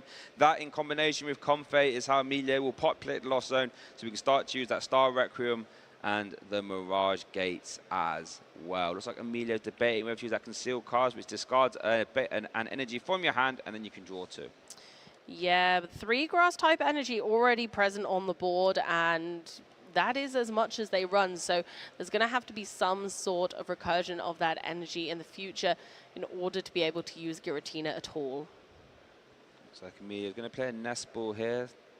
Can't search for a comfy, so opting just to fail that search. I don't think you want to put too many Giratina down, because like we mentioned, Miraidon attackers have no problems hitting at higher HP, so you don't want to have too many of them out at one time. Maybe save a bench spot open in case you do take a prize card and it happens to be a comfy, then you can pop it down immediately and start to use it. Yeah, I wonder where they're going to go next with this. I feel like Emilia doesn't even have any energy on board right now. There's 2 in the lost zone, 2 in the discard pile. And I'm just starting to get a bit concerned of where that's going to kind of come up. Well, there was one on the active, now that's been discarded. And we are going to see that spit innocently, 110. Crownman been able to attack for no energy if you have 4 cards in the lost. And it's now over to Gabriel, who starts to turn off there with a fleet-footed, and I think that grabbed a Bravery Charm, which gives a basic Pokemon it's attached to with plus 50 HP. And most of Gabriel's Pokemon, apart from the Flaffy, are all basic, so they can all have 50 HP extra at any given time. Yeah, being able to assess which one is the best Pokemon to attach that Bravery Charm to is important as well. So biding their time and using their Bravery Charms efficiently is going to be key to success, especially considering they only play 2. Now, this escape rope's really interesting that Gabriel has played. And Raikou already has the retreat cost it needs. It only has 1 retreat cost. So there we see it. Back to the bench. The second fleet-footed there on that Raikou V in the active, which, bear in mind, does have damage on it. So does have the Bravery Charm. It does have an effective 250 HP. And it looks like Gabriel does have a Mareep in hand, debating whether to pop it into play or not. Nope, there it goes. I like that. I think the Dynamo is so important for this deck to function. Or as we start to see the Iron Hands get powered up. That Ampu very much attack for 4 energy, 120 damage. If you knock out a Pokemon from damage from this attack, take an extra prize card. Bear in mind, if you knock out a 2-prize Pokemon with that attack, you take the Pans out. I think we have started the game. Emilia has led a Giratina V. Has a path to the peak. No Battle VIP pass, though. And we know what Miraidon can do. There is a world in which this Giratina V does get carried. It would require some switching cards. It would require some electric generators and most likely a Photon Blaster from Miraidon EX. That path to the peak from Emilio might save him. Maybe, but we still start with a nest ball, so Miraidon EX is still an option, and a very strong one at that, as you mentioned. Path to the Peak turning off all abilities from Pokemon with a rule box. So let's see what's in Gabriel's hand. Oh, I don't think I saw much in that hand, actually. I saw an Ultra Ball. I saw a couple energy. But while that Path to the Peak is down, remember, Tandem Unit will not be an option. That would most likely traditionally be the first target for a Miraidon deck here in this scenario, but instead, Gabriel going for the Raikou V. Yeah, Gabriel starting the Iron Hands isn't super either, with a really tough retreat cost of 4. And yeah, I think Gabriel hasn't got a lot to do with his hand. He does have a copy of Boss's orders to maybe try and delay Emilio, stop using Abyss Seeking and get cards into the Lost Zone via that way. But I think Gabriel debating whether to play that boss or not. Boss's orders letting you swap your opponent's active with one of their bench Pokemon of your choice. Yeah, I'm not sure where they can go here. I think it might be a slightly slow start for both players, which is very unusual of Lightning-type decks. They've decided to boss. The Sableye has a retreat cost of 1, but is less useful. And Giratina V comes in with a Jet Energy, allowing them to move their bench Pokemon to the active when it is attached. I think Emilio's debating whether to play that Iona, and I probably wouldn't play it. And instead going for that Abyss Seeking. I love this play. Abyss Seeking lets you look at the top 4 cards of your deck, put 2 in the Lost Zone and 2 in your hand. You know, that's another way of getting cards into the Lost Zone without playing that Iona to give Gabriel a new hand. Because Emilio knows Gabriel is working with not a lot. Top decks a basic Lightning Energy, I believe. Another! So not a lot. It could just be an attach and a pass.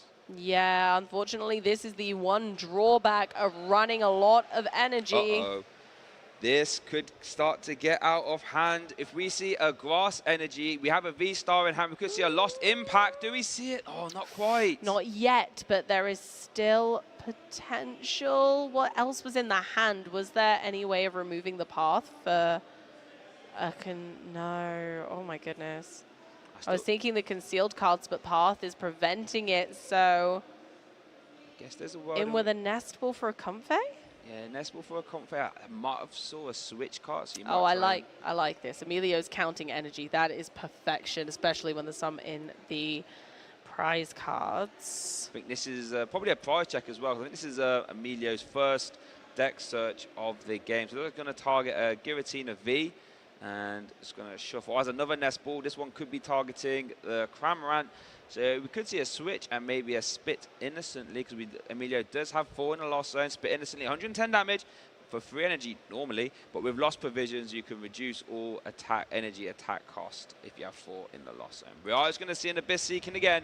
Look at top 4, keep 2, Lost Zone 2, and you know what that means? That means we're marching towards those Mirage Gates being able to be played. Yeah, 6 in the Lost Zone now is really strong. Emilio has noticed a gap, in a chink in the armor of Gabriel's deck, where they've noticed that Gabriel isn't going very far right now on their Miraidon. So why not take the time to Abyss Seeking, populate the Lost Zone, and it will benefit them late game.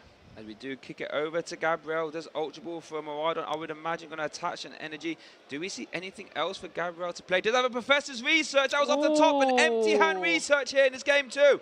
Can Gabriel get back into this game? Discarding his hand to draw 7. What do we see? I see a switch card, so we could see a Lightning Rondo at the very least. Don't see any electric generators though. No, choosing to bench the Mew EX, presumably for restart. They don't want to end up with a similar situation, but it can also use genome hacking. I won't be able to use any of those Lost Zone specific attacks, though. Not yet at the very least, and I guess at the very least it gives you extra damage for that Lightning Rondo there. Looks like 140 and over to Emilio. Let's see what he can manufacture. Currently has 6 cards in the Lost. I don't see a Colress, actually. I don't think I see any switching cards either, so we might not be able to get to that 7. At least not now. Oh, no, that would be not fantastic. I mean, the risk could be that you manually retreat the Giratina V into a Comfey and then hope that the flower selecting gets you something you don't want plus a switch option to then re-bench the Comfey, but they have decided to evolve the Giratina V on the bench into Giratina V-Star rather than the damaged active Pokemon. It looks like we might have to see that Iono being played as we see a Psychic Energy attached to the bench. Giratina V-Star, Emilio was debating that Iono as we do see it play. Iono forces both players to shuffle their deck, shuffle their hand I should say, put it to the bottom of their deck, and then they draw 1 card for each prize card they haven't taken. Yeah, we've had a lot of cards in format that have done just exactly that and shuffle into the deck. And I know when Iono came out, it was a common mistake by players, but I think everyone has pretty much sussed it out now to remember to Iono to the bottom of the deck. As we do see, like you mentioned, Emilio's going to pay retreat after that Iono. Didn't actually draw any switching options there, so forced to pay retreat into the Comfey, or maybe.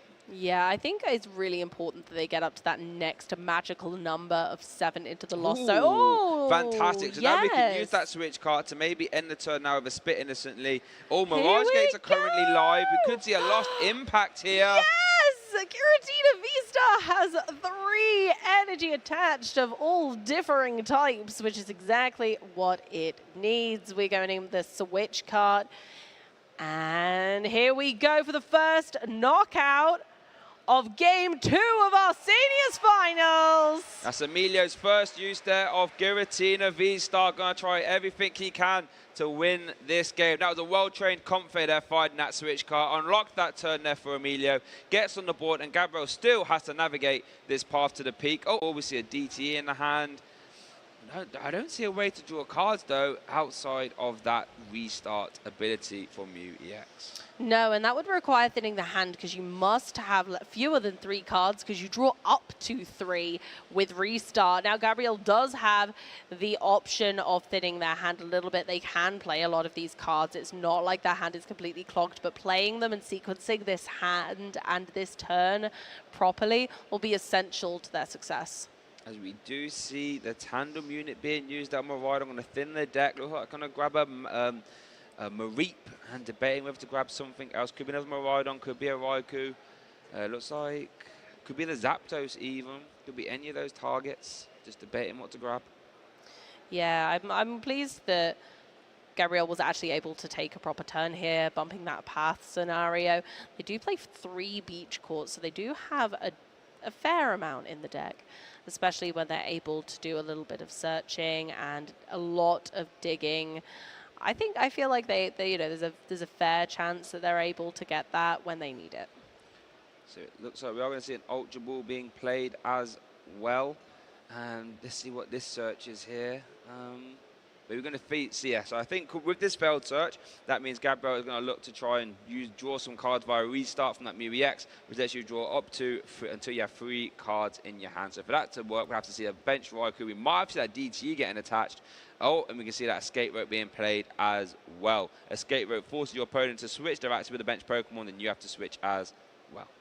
And straight into the breakout. All first energy on Iron Hands. Yep. And then we're going the restart for the full 3 cards.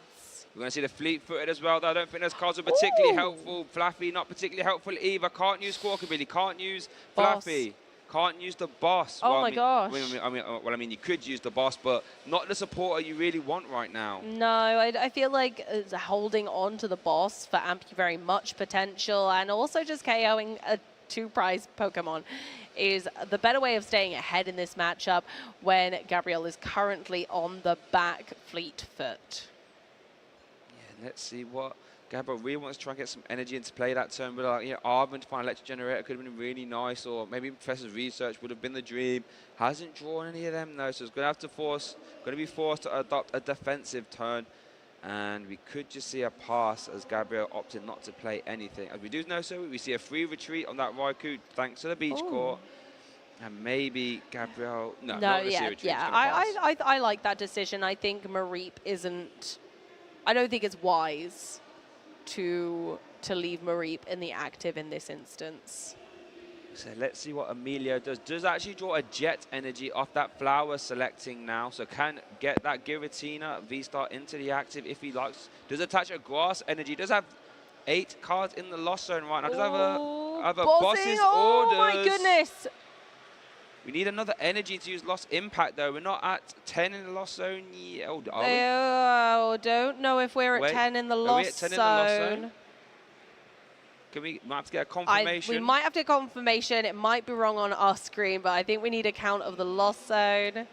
Okay, well let's just assume that the Lost Zone count is wrong, and it is 10, and the Star Recruitment will take the 2 prize cards, and it goes over to Gabriel's turn. Does promote a Raikou V, and I'm going to use a fleet-footed as well. Oh no, I think we have had confirmation. Looks like it is 10 cards in the Lost Zone, so that Star Requiem is A-OK, and Emilio marches towards victory. Yeah, that's what we like to see. Effective use of energy, allowing Emilio to use their V-Star and just get rid of a Pokemon, send whatever they fancy to the discard pile. And this is where it starts to get really out of hand for Gabriel, because Emilio's only at 2 prize cards. He can just evolve into a Giratina V-Star, even use Sableye a couple times, and Gabriel still has a full 6. And we do see an Arvin there from Gabriel, going to grab a Forest Sealstone, an Electric Generator, and an immediate use of the Star Alchemy to grab any card from his deck. Yeah, I imagine Gabriel's going to want to take a large KO here. However, they might be able to manufacture a way in which Iron Hands might be able to take the knockout on the Sableye. I feel like that's probably the ideal circumstance, although maybe with a Bravery Charm. Yeah, Bravery Charm would not quite push you out of range, actually, because Lost Impact still is 280. Oh, it's 280, it doesn't quite get you there. It's actually a really scary scenario. Gabriel might have to just try and eject this Giratina V-Star via that Raichu, that Dynamic Spark, which does 60 for each Lightning Energy you choose this guy. Electric Generator here. We need to see a hit. And it looks like we get 2. That's what we're talking about. Lovely, yes, you're quite right. Raichu is one of the bigger attackers because it does its damage scales with Dynamic Spark. Got to know your 6x table well for this one, folks. So I think with this Dynamotor, this Raichu Dynamic Spark will be able to take the KO on this Giratina. Free retreat cost on the Raikou thanks to Beach Court. And Dynamic Spark 60 for each lightning energy you choose to discard. So I think if Gabriel discards them all that are in play, it will do enough damage to KO that Giratina V-Star. And Gabriel finally gets on the board, taking 2 prize cards. There we go. Now we're in it to win it. Let's see if Emilio can respond. Ooh. So all Emilio needs to do here is announce Lost Impact, can immediately win. Does have a Mirage Gate in hand. Does have a... Oh, it's a Giratina V, not a Giratina V-Star. I'm kind of concerned about how much energy Emilio has. I can see at least 3 in the discard pile, and I can see at least 3 in the lost zone. We are going to see a Nest Ball. Let's see what options are available. There's a Water, there's a Grass, there is no Psychic. But there is a Giratina V-Star, and that's also very important. That as well. I mean, Emilio doesn't have to immediately win this turn. He is still 2 prize cards up. I think a Lost Mine here could be really impactful. Just try and announce Lost Mine twice. That would get you there. It's definitely Emilio's game to lose here, as we do see the Chorus Experiment. Look at top 5, grab 3. Let's see what these are. Hopefully they might be the cards Go to the need. V-Star! Super Rod! I think that gets you there, right? I think that gets you there. Because you can evolve into Giratina V-Star, Mirage Gate twice, as long as you can get that Giratina V-Star into the active. Lost Impact will KO Let's this have a look. Raichu V. Here we go. Because you can double Mirage Gate, because you could put 1 on the Comfort as well.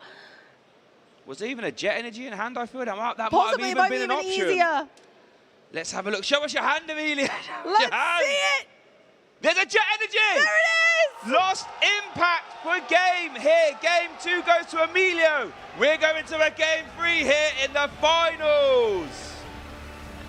You can hear the crowd is absolutely going wild for these two. Let's roll into game 3.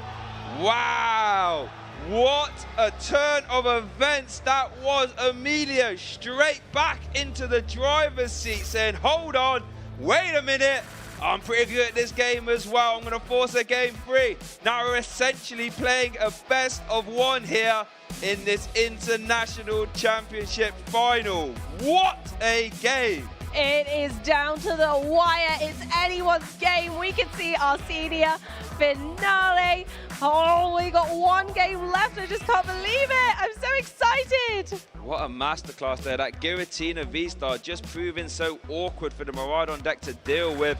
And when it can just announce Lost Impact and Star Requiem and just knock out whatever is in its way, Emilio just marched his way to victory. There we saw the boss's orders turn there, with denying any Ampu very much. The Star Requiem, the auto KO. Gabriel tried his best to stabilize, did have that massive Dynamic Spark turn right at the end, did everything he needed to do. Emilio didn't even have to win that turn, still had turns to play with, but Emilio said, nope, I'm going to close the door right now with this real strong Chorus here. Found all the pieces Emilio needed to close this game out. It was just an explosive play at the end there. Getting the Giratina V-Star, very cautious with that energy attaching. Yep. I love to see it, especially with this deck. I'm glad that it's clear both of them got plenty of sleep. And we've got plenty of time as well. 37 minutes to complete this game. Looks like Gabriel does have a starting Pokemon, so can put his prize cards down. Emilio debating, looking at his starting hand. We can hear the crowd cheering on both players here. What we like to see. Looking at the prize cards, Gabriel, 2 copies of Beach Court could be impactful actually. Emilio is a part of the peak deck. 1 copy of Flaffy, 1 copy of DTE, and 1 copy of Arven as well. Although that being said, Miraidon quite traditionally also runs Path to the Peak. There are variants of Miraidon which can play it as well. So I think it is commonly known that a lot of the time it doesn't impact it too much in the late game. It's the early game where it can get fishy. And looks like Emilio has led that 1 copy of Spiritomb. Fettered in Misfortune makes it so all basic V Pokemon in play have no abilities. So that means Gabriel's Raikou V doesn't have that fleet-footed ability anymore. So it looks like Gabriel is going to start the turn off here with an Ultra Ball, discarding an Arven and an Escape Rope, I imagine, to not only prize check, but to grab that Miraidon EX, start using Tandem Unit, and pop plate the bench. Gabriel certainly seems in the driving seat with their Miraidon for this one. Tandem Unit populating their bench nice and early, bringing a strong presence to game 3, building the tension. Wow, it's all going down to a game 3 here in the pod. You can't ask for a better finish than this. So like Gabriel is just trying to work out what copies of what are in the prize cards, I should say. Does have Mareep in hand, does have a Forest Seal Stone in hand as well. So the hand doesn't look traditionally that good, but the Forest Seal Stone is a get out of jail free card, allowing you to use, grab any card from your deck on a V-Star power. Here we are, the decisions are being made. We're going to be taking Iron Hands EX and a Raikal V. Iron Hands, I haven't actually seen that been a factor here, but that Ampu very much can be dangerous. 120 damage, and then if you knock out a Pokemon with damage from this attack, you take an extra prize card, as we do see a Forest Seal Stone attached to the active Raikou V, and we are going to see that Star Alchemy immediately being used. And they're taking the Squawkabilly! We love it! Allowing you to squawk and seize, discard your hand and draw a fresh 6 cards. However, with a very harsh limitation of only being able to use it during your first turn. And I've got to say, Shay, this is my favorite art of the Squawkabilly card. It's so cute. I love everything about the Squawkabilly card. Both things you can announce as a caster. Squawk and Seize is really fun to say, and so is Motivate, I feel. As we do see the energy attached to Raikou V on the bench, we're going to see a free retreat thanks to that Beach Court, and then we're most likely going to see a pass. And there it is. So now it is over to Amelia. Oh, no. Uh-oh. Uh-oh. Oh, no, that hand is entirely energy. There's the no top deck was the Giratina.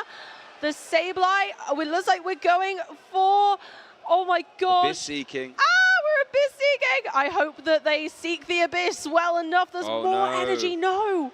Just Pokemon and energy. Gabriel could go off to the races here and even KO this Giratina. Would require a Photon Blast from Miraidon. Not the hardest thing in the world to do when you have got Mareep.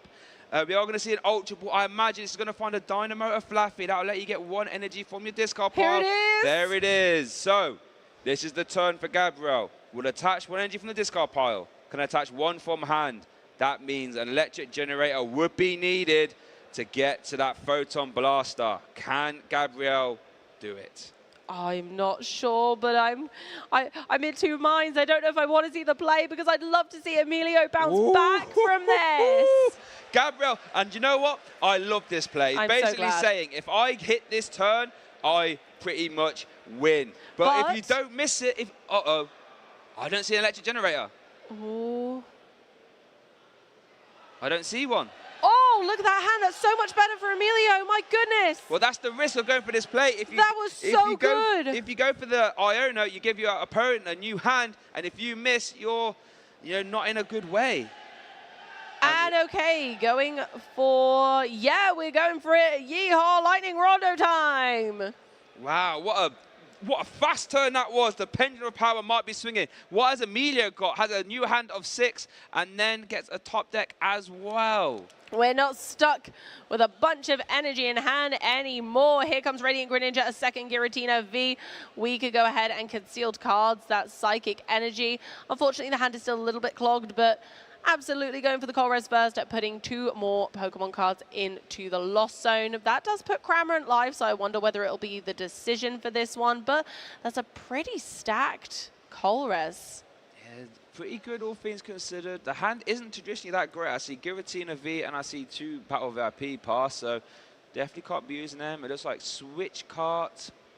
I can't quite make up what that other card was, has been sent to the Lost Zone. We do see the Cramorant though, so we could be seeing that spin out because that is live. We are going to see a concealed card as the judge there moves it. So it looks like it was, is that a Jet Energy, I think that was? Oh no, it's a Super Rod that was in the Lost Zone from the Colress. Here we go, and looks like Emilio just debating what to do. I think we did see a concealed card. That hand is massive. It's huge, but it's not providing many results in regards to actually what Emilio would like to see right now. I think we might just have to see an escape rope or that switch cart to heal the damage, well, heal some damage from this Giratina V, and then end the turn with a spit innocently, 110 damage.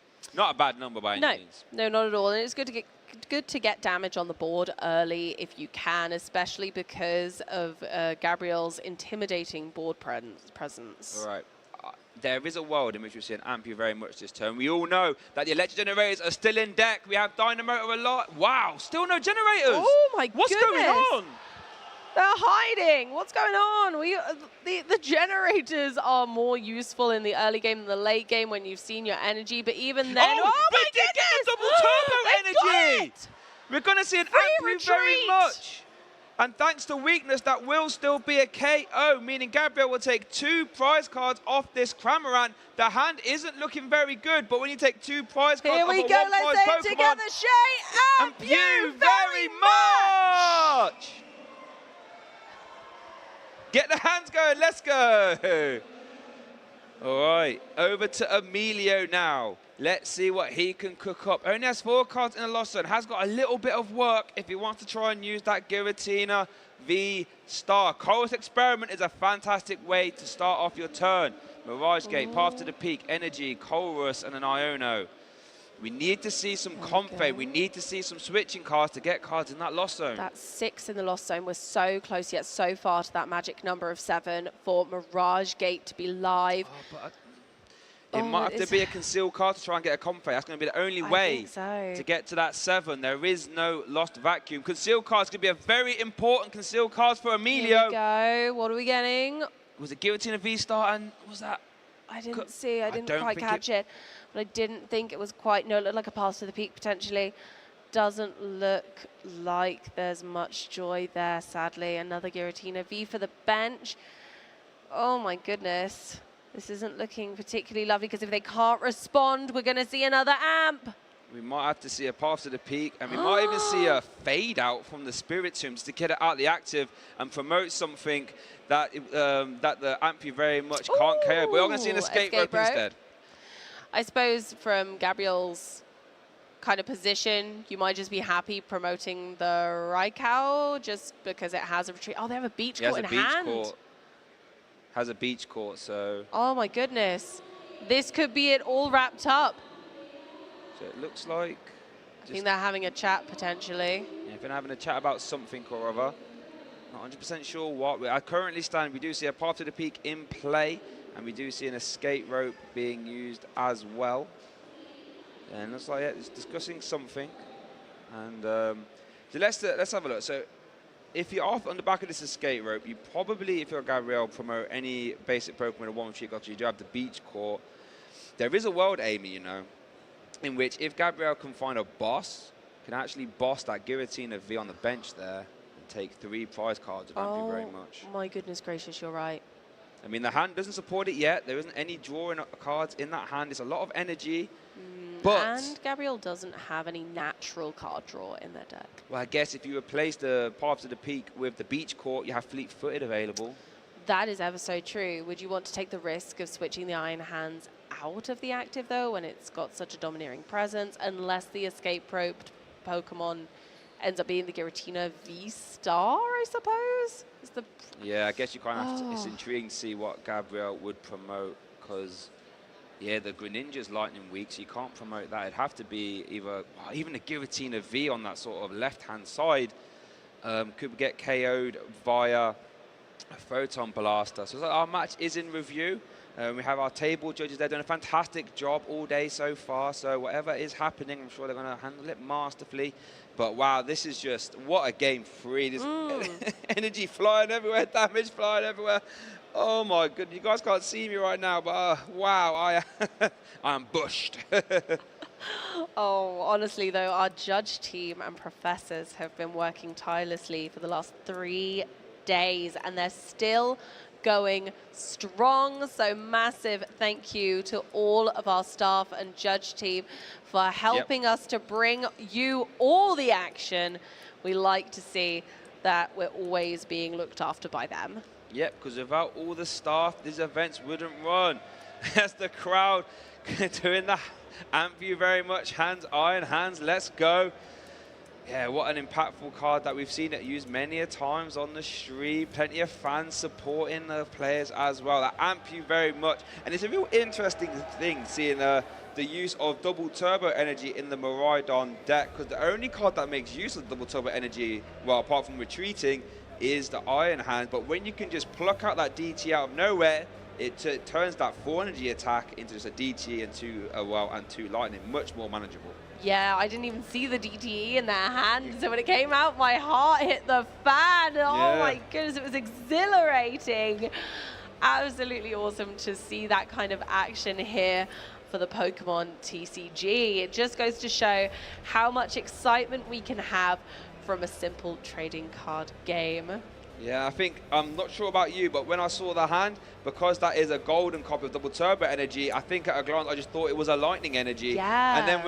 And then when Gabriel flung it down, I was like, oh my goodness, that actually is a double turbo energy. Now, bear in mind that double turbo energy will reduce damage off the Ampy very much from 120 down to 100, so we do have to keep that in mind moving forward. Yeah, looks like the players are just contemplating their next few turns as well, which is incredibly important to be 2 steps ahead.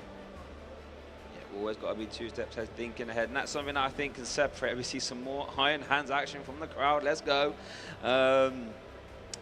Yeah, always to get many steps ahead. That's, I think, one thing that separates, you know, good players from great players. Being able to navigate future turns, thinking, if my opponent's discarded this, I can capitalize with that.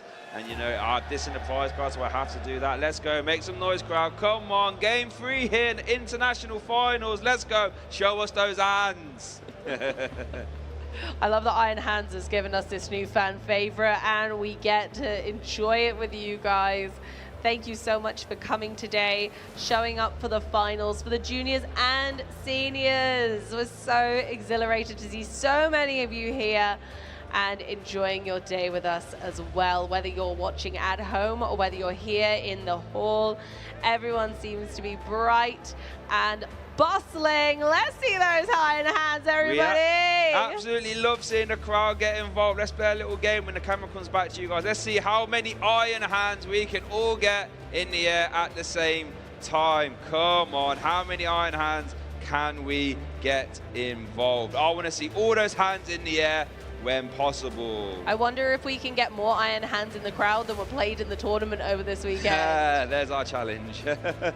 There's our challenge. And bear in mind the storylines for both our players. Gabriel, our current world champion, looking to be a regional champion, a world champion, and an international champion all at the same time. And for Emilio in his first proper confidence season. Let's get those Iron Hands in the sky, everyone. Come on, get them up. Yeah, let's go. Gee, love to see that. And then, yeah, for Emilio, his first proper senior season, finds himself in an international final as well. How exciting! They must be so nervous. Yeah! Oh, the crowd is just cheering these guys on so much. Let's see the support for these players. They've worked so hard to get here. Absolutely love getting the crowd involved. Something I love about these international events, you get much more of a crowd, a much bigger stage. Everyone can cheer along their favorite players, their friends, their people from the home region. Both these players are ironically from the home region, so that's what we like to see. Just listen to them go.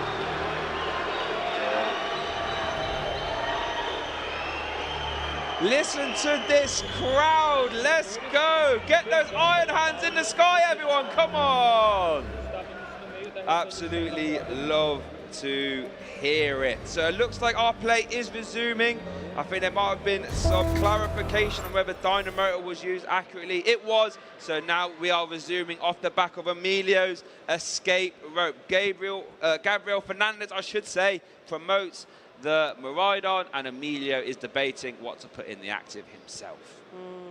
debating, and it's looking like Greninja's turn to hop into the limelight. Amy, we know the beach court's in hand. We might see another Ampu very much. That Radio Greninja is lightning weak. Here we go! Ampu very much for 4 prize cards so far. Gabriel Fernandez off to the races. Iron Hands is certainly coming in handy in this matchup as we see another water-type Pokemon hit the discard pile. Listen to that crowd. Emilio's going to try his best to get back in this game. Can he get rid of this Iron Hands? Needs to KO it. He needs to deal with it now. An easy decision for the Lost Zone. 2 battle VIP pass always makes us a little bit happy with a Comfey in hand. We do see a Mirage Gate. So we can see some go. lost impact action potentially. We'll need to get 2 energy onto the Here we go. Giratina V-Star. We'll need to get it into the active. Kind of needs a lost impact this turn, I feel. Yeah, there's only 8 in the Lost Zone currently, so still cannot start Requiem. Oh, there's another Mirage Gate. Oh. There's another Mirage Gate, so we are going to be able to see enough energy. But as long as Emilio has a basic energy in there, there is a water.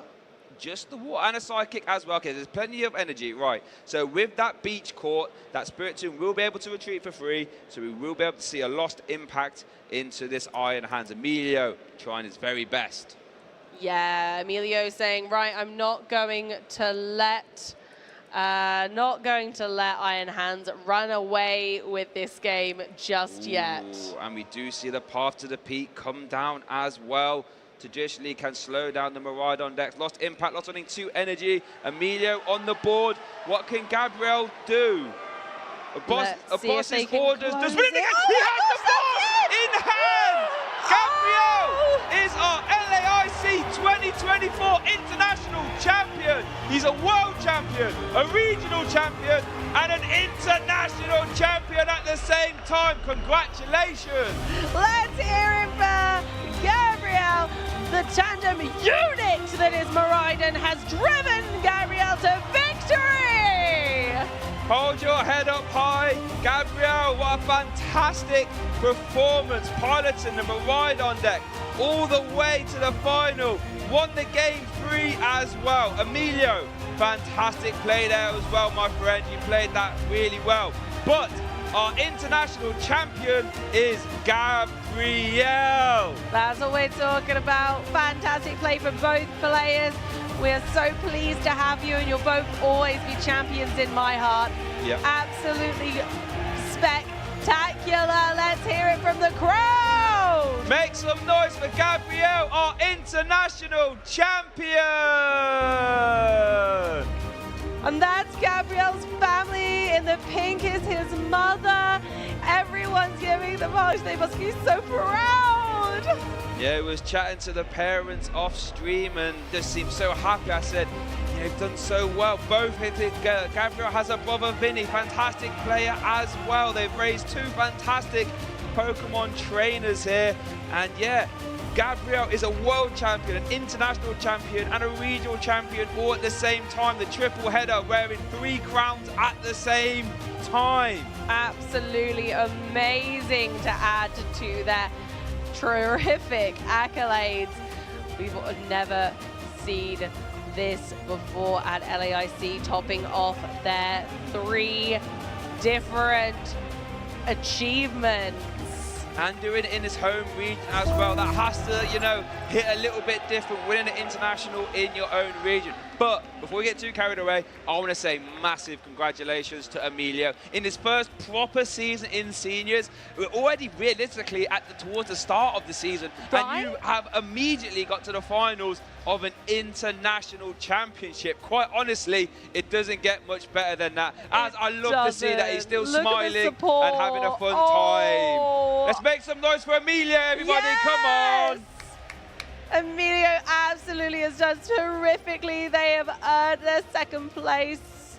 They are doing fantastic. They just took a game against the world champion. They took one game out of that, and I'm so proud. Took one game in his first proper season in the division. Like, that is ridiculous. That's unheard of. Absolutely. So, wow, and I'm so glad you're seeing everyone there cheering him on, still smiling. And that's what Pokemon's all about. It's all about the community. You want to do well, but it's also your friends, your family, everyone cheering you on. And that's what it's all about. So massive congratulations to Emilio, but an even bigger congratulations to Gabriel. Like I said, currently 3 champions at the same time. Worlds, international and regional as well. Oh, I cannot believe it. Going into their first championships against a world champion. Yep. World champion keeping that title strong. However, I wonder if they'll ever be dethroned at this point. Well, it's definitely Gabriel's season right now. I'm sure he's got a big target on his back for the rest of the seniors division. But I tell you what, he won't be going anywhere without a fight. And I was so impressed at Miraidon deck, quite honestly. It just seems to be poetry in motion. You know, when those electric generators hit, you are just off to the races. The Fluffy coming in, attaching those extra energy as and when you need them. Just honestly, such a strong performance. And honestly, it's so fantastic and heartwarming to see the reaction from the crowd to both of our finalists. Yeah. They are so proud. There is so much support, and that's exactly what this is all about. Like you said, Shay, this community, the love that we share for one another and the love that we share for Pokemon just makes everything so fantastic for everyone involved. Yeah, I have to give a massive shout out to the crowd here. It's my first time ever in South America, my first time ever in Brazil, and I've been blown away by the support of all the fans, the crowd, the players. Everyone's been so nice to the staff, so massive shout outs to them as well. There's nothing better, I feel, as a caster when you see a play or you see a top deck and you just hear the eruption of the crowd. We can still hear it through our headset, so we know something good is about to happen. I absolutely adore those moments. It's so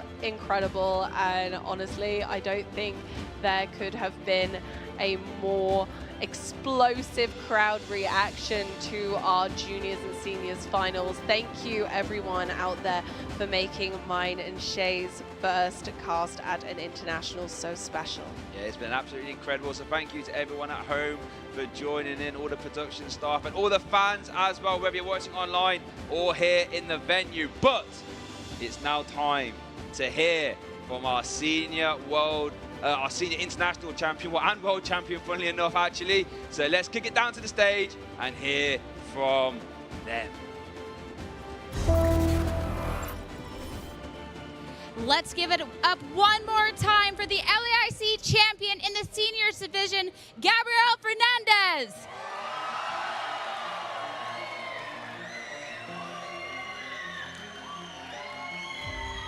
What a wonderful match. You have your friends cheering you on, your family, all of Brazil. How are you feeling? Feeling good. I mean, I'm still shaking about the game. Very tense game, and congrats to Emilio. That game 3, that was incredible, and it started off stressful too. That Iono all of a sudden giving an out for Emilio to get back in the game. Were you nervous at that point? Yeah, I mean, when he showed his hand with 6 energies, I was like, maybe I shouldn't have Iono, but I guess it paid off at the end.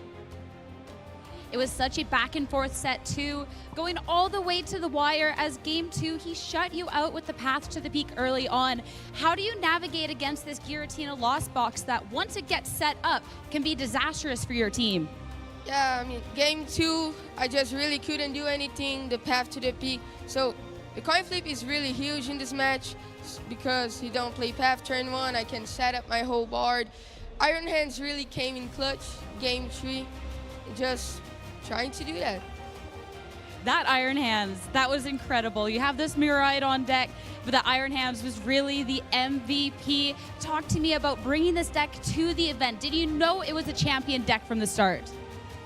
So day 1 of the Masters division, I saw there was a lot of Gardevoirs, so I decided to play Miraidon because it has a really favorable matchup against Gardevoir overall. You have double Iron Hands, 2 DTEs, so I decided to bring this deck. Also, because it can beat everything if you just really get your setup going. Well, at this point now, you won the World Championships, you won the Curitiba Regional Championships, and now you won an International Championships. What's the secret to this success, this dominance? Just really try to find the best deck, the one you feel most confident about it, and don't be nervous. Just play the game. Great advice for those out there. And before I go, you can celebrate being a champion. Do you have any shout outs to those watching and cheering you on? Thanks to my friend Lucas Jordão, who decided with me to put the second Iron Hands in my deck. My friend Adriano, who played the same deck as me, he also played in LAIC. So thanks to my family as well for all the support. Congratulations once again. Give it up for your LAIC Senior Champion. We, of course, still have one more championship on the horizon. It's going to be soon. You're not going to want to miss it.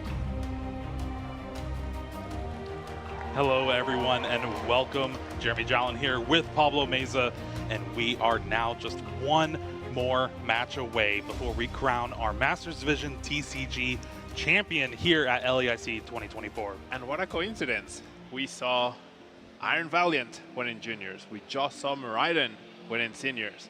But only one of those can win in this finals. Yeah, the two decks that have taken down our juniors and seniors crowns are trying to face off to see who in the Masters Division will hold that trophy. And it's two very fast-paced decks. Very, very fast-paced. One specialized in going really fast and doing a lot of damage to the active. The other one trying to be a little more specific with your targets. And there are a few Pokemon that Iron Valiant can pick off in the early game, such as the Mareeps, but not much else. So we'll have to see how the damage is managed by Noah. Yeah, it's definitely going to be a back and forth matchup for sure. Let's go ahead and take a look at that senior top 8 bracket that we just had. Gabriel Fernandez 2-1 over Emilio, taking down the World Championships, Curitiba Regionals, and now LAIC. Kid's on a tear. Yeah, the hat trick. Yeah, the equivalent of a hat trick, winning every single type of tournament. I'm sure he's already won a cup and a challenge as well, so you've won one of everything in the last 4 months. You have to be feeling really good, and as we've said, we've talked about this all weekend, it's only a third of the way on the road to Hawaii. So incredible performances by Gabriel lately. Really well played finals by both players as well. Emilio that navigated that game 2 flawlessly, and in game 3 unfortunately just couldn't quite get going. There were no comfes in the board at one point. Yeah, no comfes in the board, a lot in the prizes, and it's just been a crazy first 2 matches that we've had here on stream so far. Now, we want to remind you all, we have been doing a giveaway throughout this entire weekend. It is that special illustration rare Iron Valiant EX, limit of 100,000. Use that Paradox LAIC code in your Pokemon TCG Live. Use it by November 27th to get this beautiful card in your collection. You know it's good, so it's not only going to be in your collection, I'm sure you'll be able to win a lot with it. This deck is fantastic.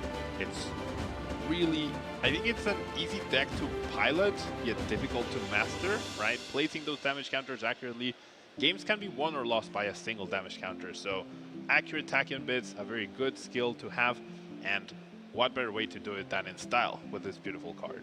Now let's go ahead and take a look at our Masters bracket and see how these players made it to this finals here.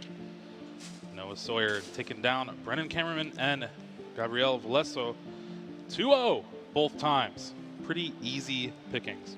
Pretty easy pickings, and Yuho had a quick 2-0 against Matthew Burris, but then we saw a very exciting game against Kieran, back and forth against that Gardevoir with the ancient Screamtail, yet Iron Hands was the Pokemon that got him through to the final.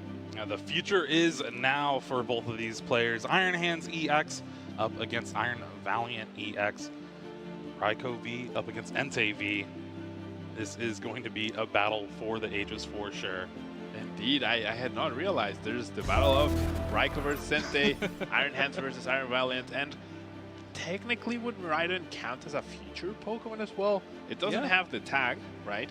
But the whole game, the whole lore revolves around Miraidon and those future Pokemon, so 2 future-themed decks. Ancient Pokemon need to step it up. Yeah, they need to step it up for sure. Well, our match is ready, so let's go ahead and see what these players had to say about this match.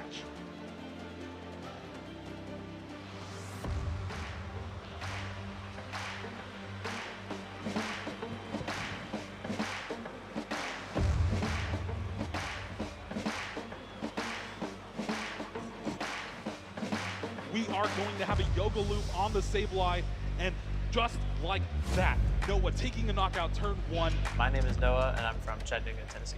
Magma Basin charges up the NTV. Jet Energy taking game 1 in exciting fashion. My strategy coming into this event was to go super aggressive and try to knock out all my opponent's support Pokemon before they're able to set up. Ooh, now that is a strong escape rope, forcing a Curlier into the act. So that means it's amped you very much. It's not only going to take 2 prize cards, but it's also going to take away a Curlier from Kieran. My name is Juho Kallama, and I'm from Finland. You're going to see another amp you Oh very my much. goodness gracious me, that is absolutely bonkers. My strategy coming into this weekend was get as lucky as possible and be able to convert that luck to wins consistently. Does have the basic energy in hand as we go to a game 3. All over. Marida will be able to take the KO. Over the weekend, my strategy did change a little bit. Sometimes I had to play a little bit more slow depending on the matchup, or I had to play a little bit more aggressive depending on the specific circumstances. Well, I started going first after like round 3 because I realized the meta was a lot of Gardevoir, against which you want to go first with Miraidon. Half to the peak comes down, Amy, and a progressive research. Here we go. We might have it now. Because his deck relies a lot on the rule box Pokemon, so I think that the pick will be very important in the matchup. That is it. That's 6 energy bosses ordered onto the Gardevoir EX. Closes out this game. I think I deserve this because I've been playing for a long time. I've been here since 2007 roughly, so I'm really hoping that this can finally close out a win for me. My opponent's deck concerns me the most. And also I've seen him play and he's played pretty well. Winning this event means a lot to me because of the help of all my family and friends and the support they've given me. To my opponent, I wish them the best of luck. I say good luck and let's have fun.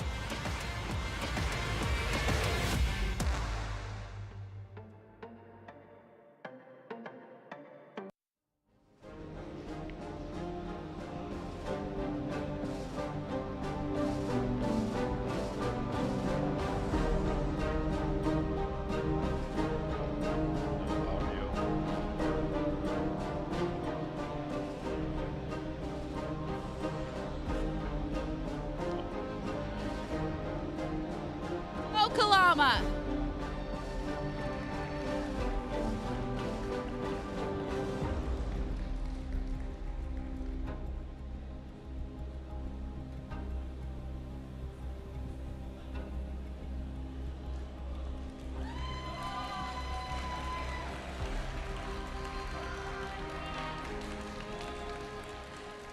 Juho, how are you feeling with this grand finals ahead of you now? I'm very nervous, but hopeful that I win. And you've been chasing down an accomplishment like this for a while. So even making it to this grand stage, making it to Championship Sunday, how are you feeling about this journey you've taken so far? Amazing, and I can't really believe it yet. I don't feel like I belong here because I haven't made this. I haven't been here before, but now I'm here, so it's fine. And you hear the cheers, you hear people cheering for you ahead of this finals. How does it feel knowing that people are behind you on this journey? It feels amazing, and I'm thankful for them for that. Well, best of luck going on to the finals. And of course, we have to be bringing out our other finalist, Noya Sawyer. Congratulations. I know you've come close to a first place spot. And how does it feel now that you're one match away from maybe getting this title? Oh, it feels great. Any nerves? You seem to be all smiles over here. I am really nervous, but I'm just here to have fun and play Pokemon, the card game of my life, so to say. So. And of course now, in this huge match, how are you feeling? Is there anyone you want to thank ahead of it? I'm not really too sure. I think right now I'm just going to go in and just see what happens. All right, well, we're definitely going to have an amazing match ahead of us. So let's have our players take their seats and get our grand finals started. Casters, over to you. Thank you, Sierra. It is going to be a grand finals for sure. Both of these players are hungry for that first big win. Indeed, both players playing for a very good amount of time, and both players coming close. Noah a little bit closer, but one of them is going to walk away with a championship, and the other with also a really good placing, right? Finalist at an international championship, not an easy task. Not an easy task. A lot of money, a lot of championship points. That invite to Honolulu, Hawaii as well. Well, let's go ahead and take a look at the predictions that we as our casters have thought about who is going to win this matchup, and oh my. A little one-sided towards Yuho. I think a lot of us have a lot of faith into Iron Hands this time around. Listen, Iron Valiant has been showing up and putting in a ton of work throughout this entire weekend, and it's so electrifying to see on the stage that you would think it would be Miraidon. And if Miraidon wins, that's still fine with me anyway, but if Iron Valiant wins, then I look like a genius. You do look like a genius over the rest of us, and I also know that you'd be happy with a Miraidon win, right? Since you've been playing Miraidon for a while, so I guess you're like this middle of the ground, but I'm going all the way. Yeah, I predicted Iron Hands to do well this tournament. It's in the finals. I'm fully committed to that card winning the whole thing. Listen, I just needed to add a little Iron variance to this caster prediction here. Hopefully Noah Sawyer is able to prove me right. I mean, definitely has a very, very good chance. Yeah, I think the dynamic between both decks is going to be very interesting. Any bench management that Yuho tries to do in order to reduce the damage that Entei does will be compensated by those Tachyon Bits. So even though Tachyon Bits' like main function is to take down those little Pokemon, those low HP Pokemon one by one, it can be really useful to make up for any damage that your Entei V is missing out on. And then we also have that Radiant Charge card, so I'd say it's a pretty evenly matched matchup. Yeah, it really, both the Entei and the Raikou have the same exact attack. Yep. 20 plus 20 for every bench Pokemon. Usually see people try to play around that by not benching as much. But you were right, that Tachyon Bits from Iron Valiant EX really helps get over that hurdle. Indeed, now there is the most important difference between those two cards, so the HP. Entei sitting at 230 HP puts it out of range of a maximum damage Raikou attack, out of a maximum damage Rhydon attack, so that's where the Zapdos is going to be very key.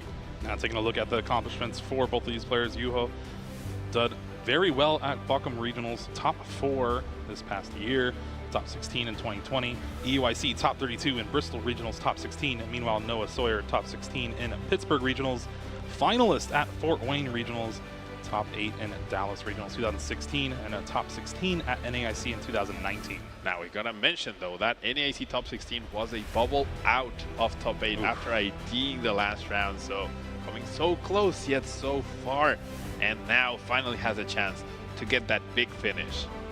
Yeah, and Yuho, meanwhile, his older brother just won Lil a few weeks ago, hoping to add another trophy to the trophy case at home. Yeah, incredible to have so many. I feel like we've seen this brothers dynamic a couple of times, right? We have the Schultz brothers, very good players, the Cameraman brothers, very good players as well, and I'm sure there's plenty out there. Gabriel Fernandez, yeah, I know his brother Vinicius Fernandez, who's here, first season in Masters, doing pretty well as well. These players are all waiting on this opportunity to try to show you that they are championship worthy. They have been playing through 15 rounds of Swiss and then our top 8 bracket. All culminates to this moment, and here are the prize cards for this game 1. Let's go ahead and take a look. 75 minutes or less separate us, and prize cards, 2 switching outs, nothing too impressive. 3 energy and an electric generator though.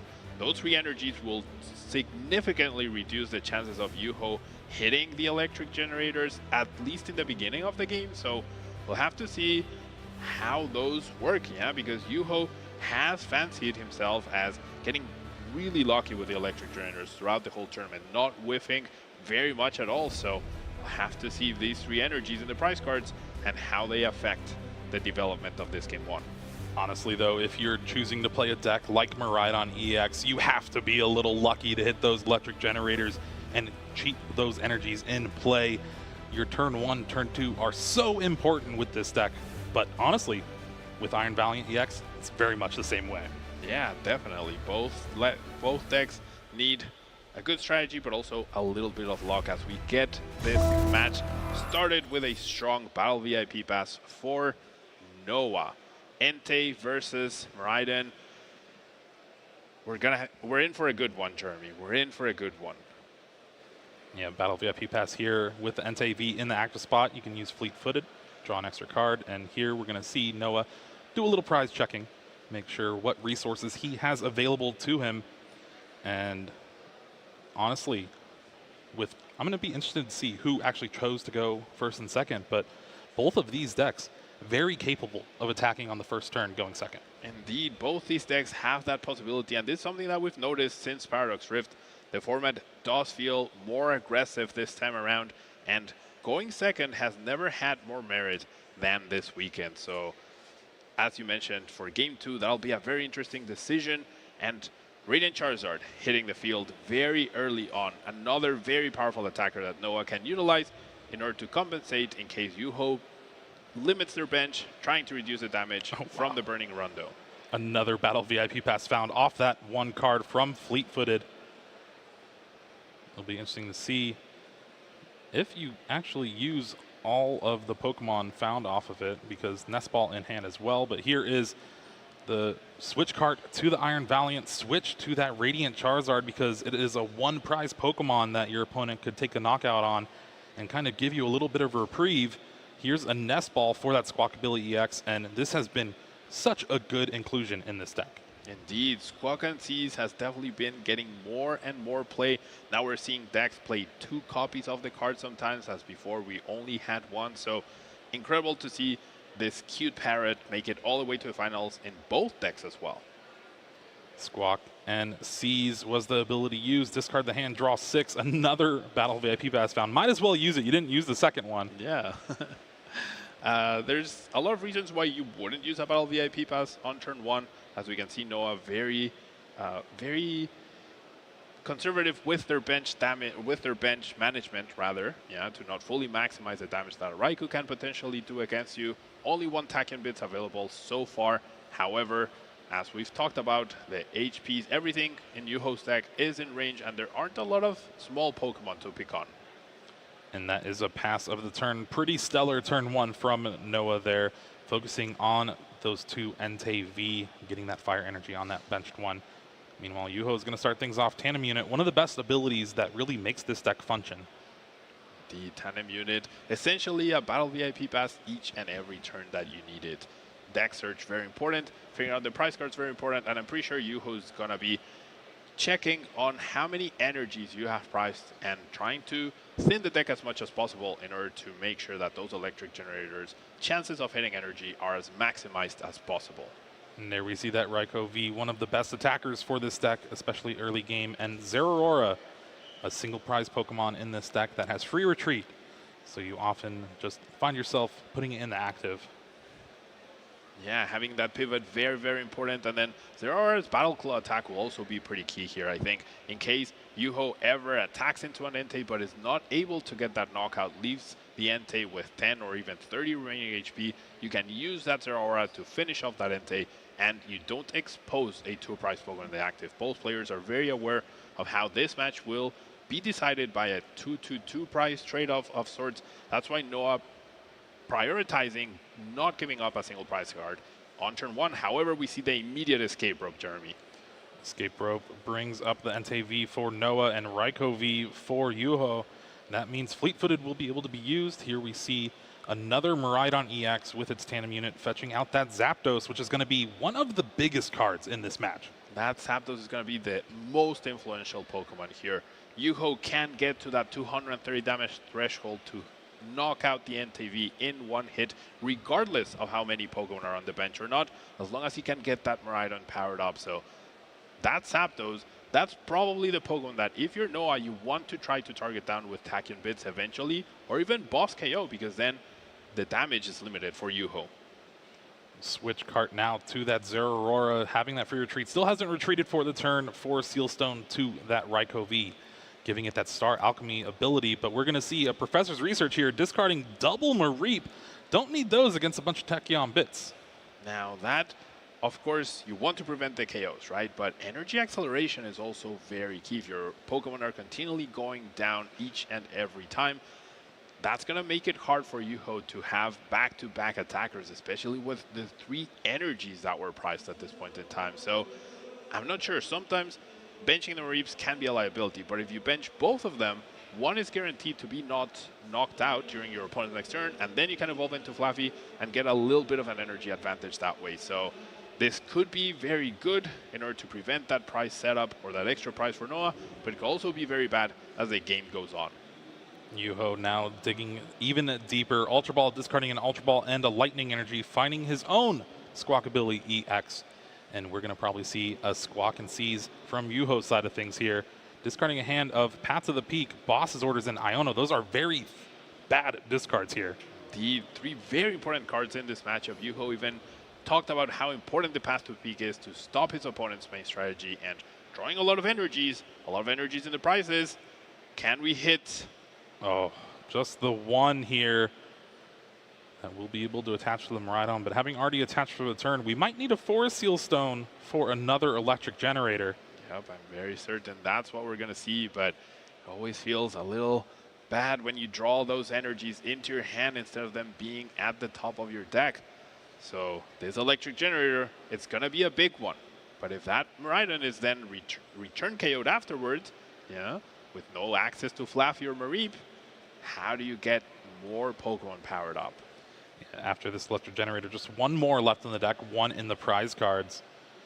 So it's going to be a little bit risky here, but Yuho senses that he needs to go fast, has dug through basically half of the deck at this point. I would have loved to see Yuho play that Ultra Ball, and there we see, wow, double hit. And that is going to help set up a KO for the next turn as well, attaching it to that Raikou V. And with this setup now, this Miraidon EX has enough power to take the knockout on that Entei V in the active. Yes, 230 damage, perfect numbers.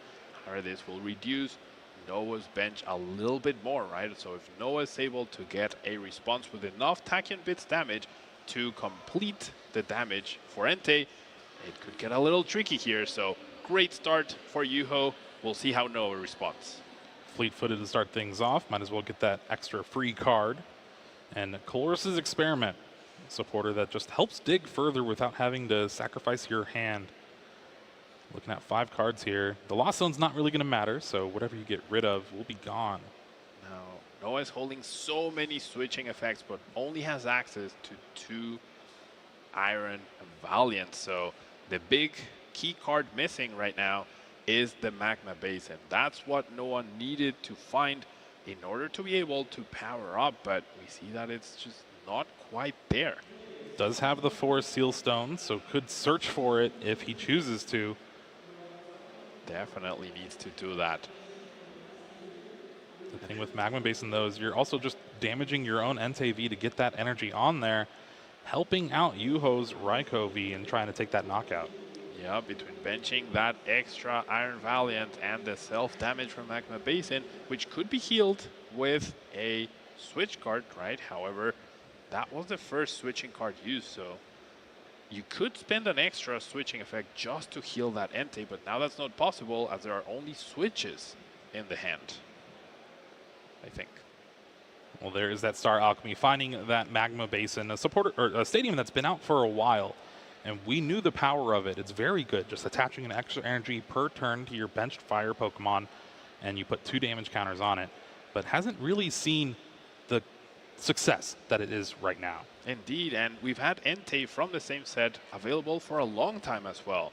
Yeah, we did see Magma Basin utilized very successfully at the World Championships in 2022 with that Radiant Charizard deck that ended up winning a few regionals last season, but we see the knockout here. Magma Basin, pretty good card now that Tachyon Bits is out.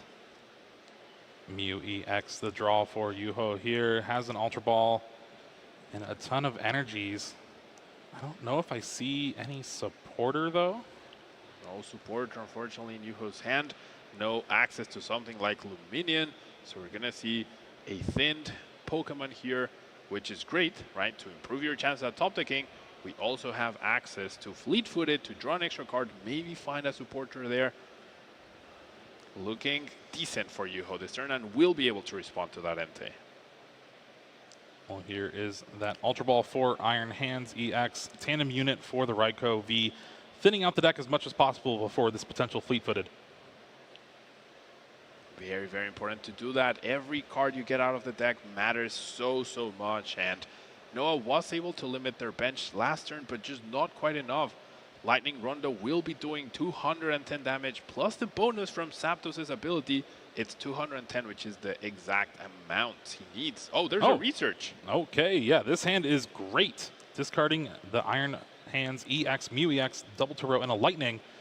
Finding 7 new cards. Boss's Orders, Super Rod, Path to the Peak. This might be the hand to try and seal up this game 1. Path, definitely the card that Yuho needed to get the best turn possible here. Now, Yuho will be able to take a knockout on this Entei, will be very correctly using Fleet-Footed before playing that path to get the most amount of cards this turn. And how does Noah respond? Can Noah set up another Entei to take down this Raikou? Draws another Boss's Orders off that Fleet-Footed. And we're going to see that Path to the Peak hit play and a knockout looming for this Raikou V. And just like that, Yuho down to 2 prize cards left in game 1 of Masters Finals here. Doing just enough damage with each KO. Noah not able to prevent those KOs. Top decks the switch cards, which would have saved that Entei.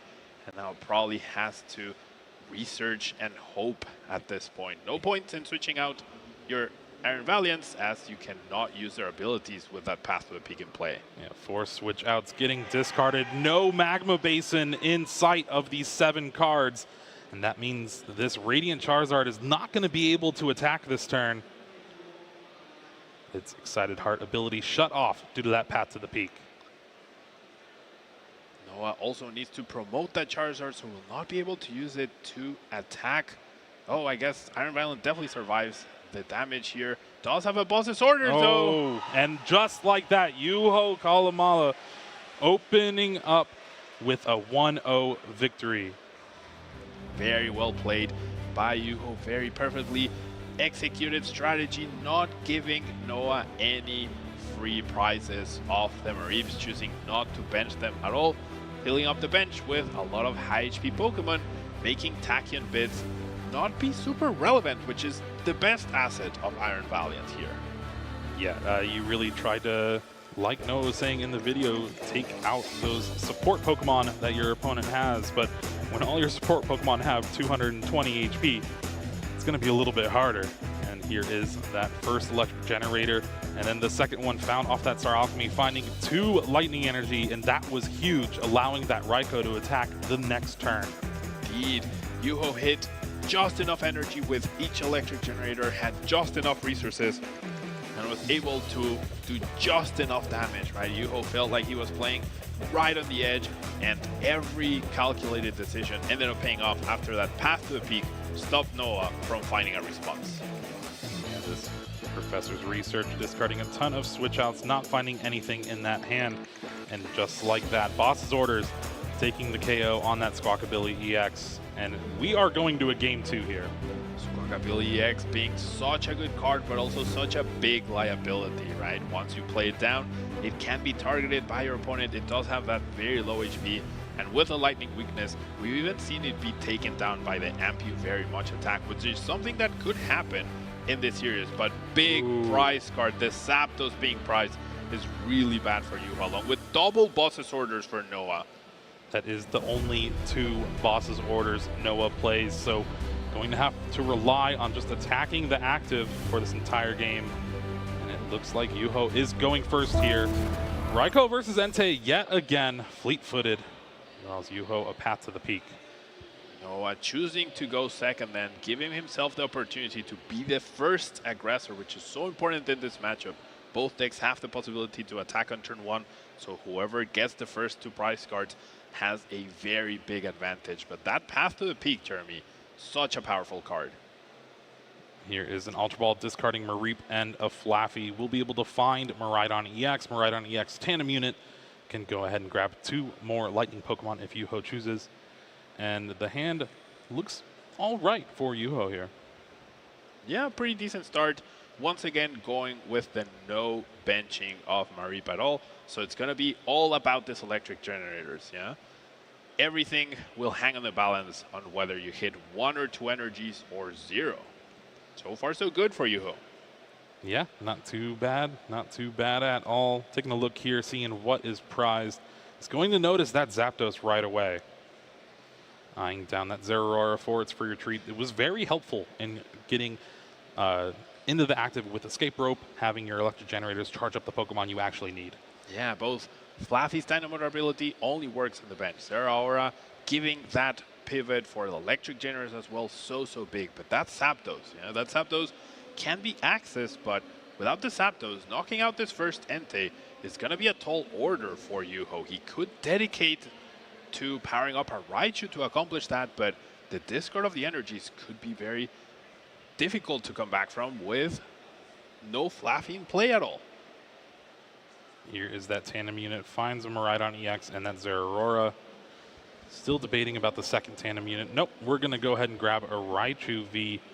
Now, with its attack fast charge, you can use it if you go first. Search your deck for a Lightning Energy, attach it to this Pokemon. Pretty good way to accelerate energy, especially on your first turn when normally you're not able to attack.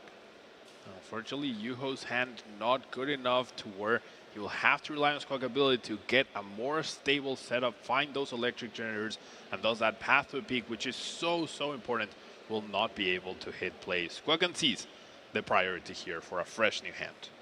It is always very awkward, especially when playing Miraidon EX, that you have Path to the Peak in your opening hand, but you need to Squawk and Seize. Those 2 cards do not go together, especially that turn 1. Now, Mew EX also hitting the field, which probably will not be powered up. However, that restart ability, really good. Unless you need to discard all of them to Squawk and Seize here. Drawing a Boss's Orders and a Raikou V. You have the Lightning Energy, so you're going to attach that to your own Raikou on the bench. And here we're going to see that Squawk and Seize. Yeah, those are 2 very important resources. Only 2 Raikou V in the deck, and it is the most efficient or energy efficient attacker that Yuho has access to, but now he only can rely on 1. So this electric generator, Jeremy, it's going to be big next turn. Yeah, saving it just so you can thin out a little bit more. And now it's up to Noah to try to figure out what to do here and how to cobble together a knockout. Going to start with a Magma Basin and a Battle VIP pass. Not too bad. Very strong start. Prioritizing Squawk and Seize or checking the prices, but that Squawk and Seize was very useful for Noah to set up, but also what ended up costing him the game. But when your hand merits using Squawk and Seize, you just have to go for it, yeah, because you stand more to gain by using it than not having that liability, but then not getting further into the match because you don't have a good enough hand. You want to take a look at the deck to see what is prized. If I remember, it's nothing too bad. Nothing too impactful that would force a difficult decision or something out of the ordinary, right? Except for the 2 bosses. The 2 bosses orders, which at this point, you also have Escape Rope. Yeah, an Escape Rope right now, it won't let you target the Pokemon that you want, but it's good enough to initiate that 2x2x2 price trade-off. So, and that's exactly what we're going to see. So the target is in the active. It's also the easiest Pokemon to take down, the one that definitely does not require any Tachyon Bits usage. As we see the research, the energy in the discard pile, a lot of switching cards. So I think we're going to have Noah start the price trade of this turn. It has another Battle VIP pass found off that Professor's research. Still has access to Fleet-Footed and that Squawk and Seize. So with this Battle VIP pass, finds 2 Iron Valiant EX. A few switch cards in hand to go along with another Nest Ball. We might see that Radiant Charizard hit the bench, and there we go. Getting that ready. to attack. That really great, efficient attacker with that combustion blast that only gets stronger and stronger as the game goes on. Really great complement to Entei, and you really don't mind pairing it up with Magma Basin towards the end of the game because it has such a low amount of HP that it's gonna get KO'd pretty quickly. So we see the switch before the second fleet-footed here, bringing up that Iron Valiant EX with the future booster energy capsule has free retreat. Difficult decision here for Noah. Does have the double turbo to guarantee that the Entei will attack, but that will reduce its damage output by 20, which not relevant against the Squawkabilly right now, but could be relevant with the higher HP Pokemon that Raikou and Miraidon has. However, with the bench being completely full for both players, I would not be too worried. And wow, off the top, the fire energy. What a good fleet-footed there, and now no damage reduction for Noah. Takes the knockout, and this is what he wanted to see game one, and Yuho was able to accomplish just that. You know you have a good turn when you bench the Squawkabilly with your first Battle VIP pass, and then you just choose not to use it. Yuho's going to start things off with that tandem unit, trying to see what Pokemon are left. Remember, did discard the second Raikou V and won't have access to it. There is a Super Rod in the deck, but finding another Miraidon EX here. Now, I really like what Yuho did last turn. He got an electric generator, but chose not to play it.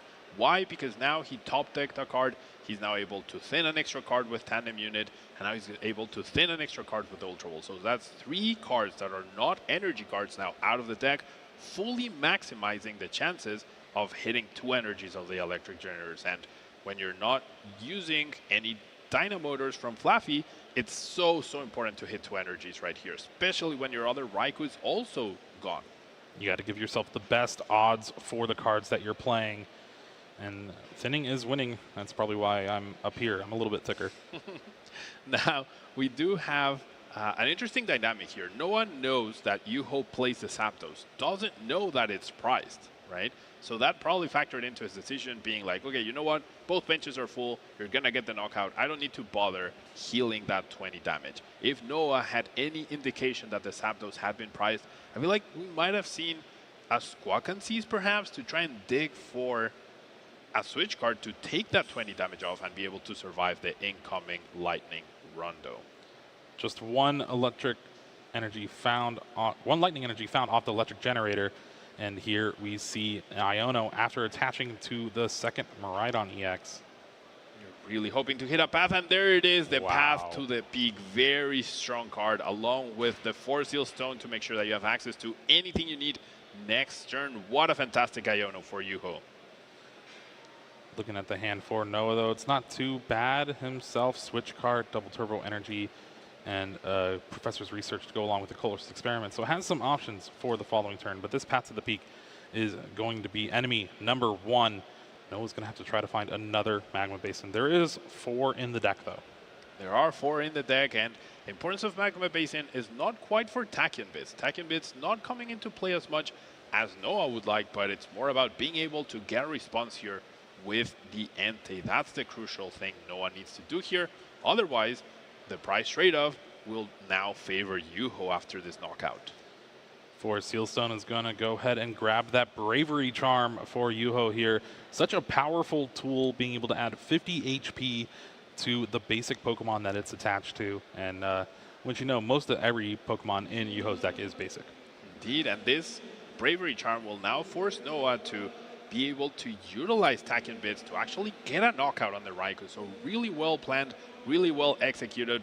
Yuho getting the best possible turn here in order to respond to the Entei. And there we go. Yuho tying it up. 4 prizes to 4 prizes. Entei getting knocked out. Going to be some big draws from Noah here. Most likely going to start off with this Professor's Research.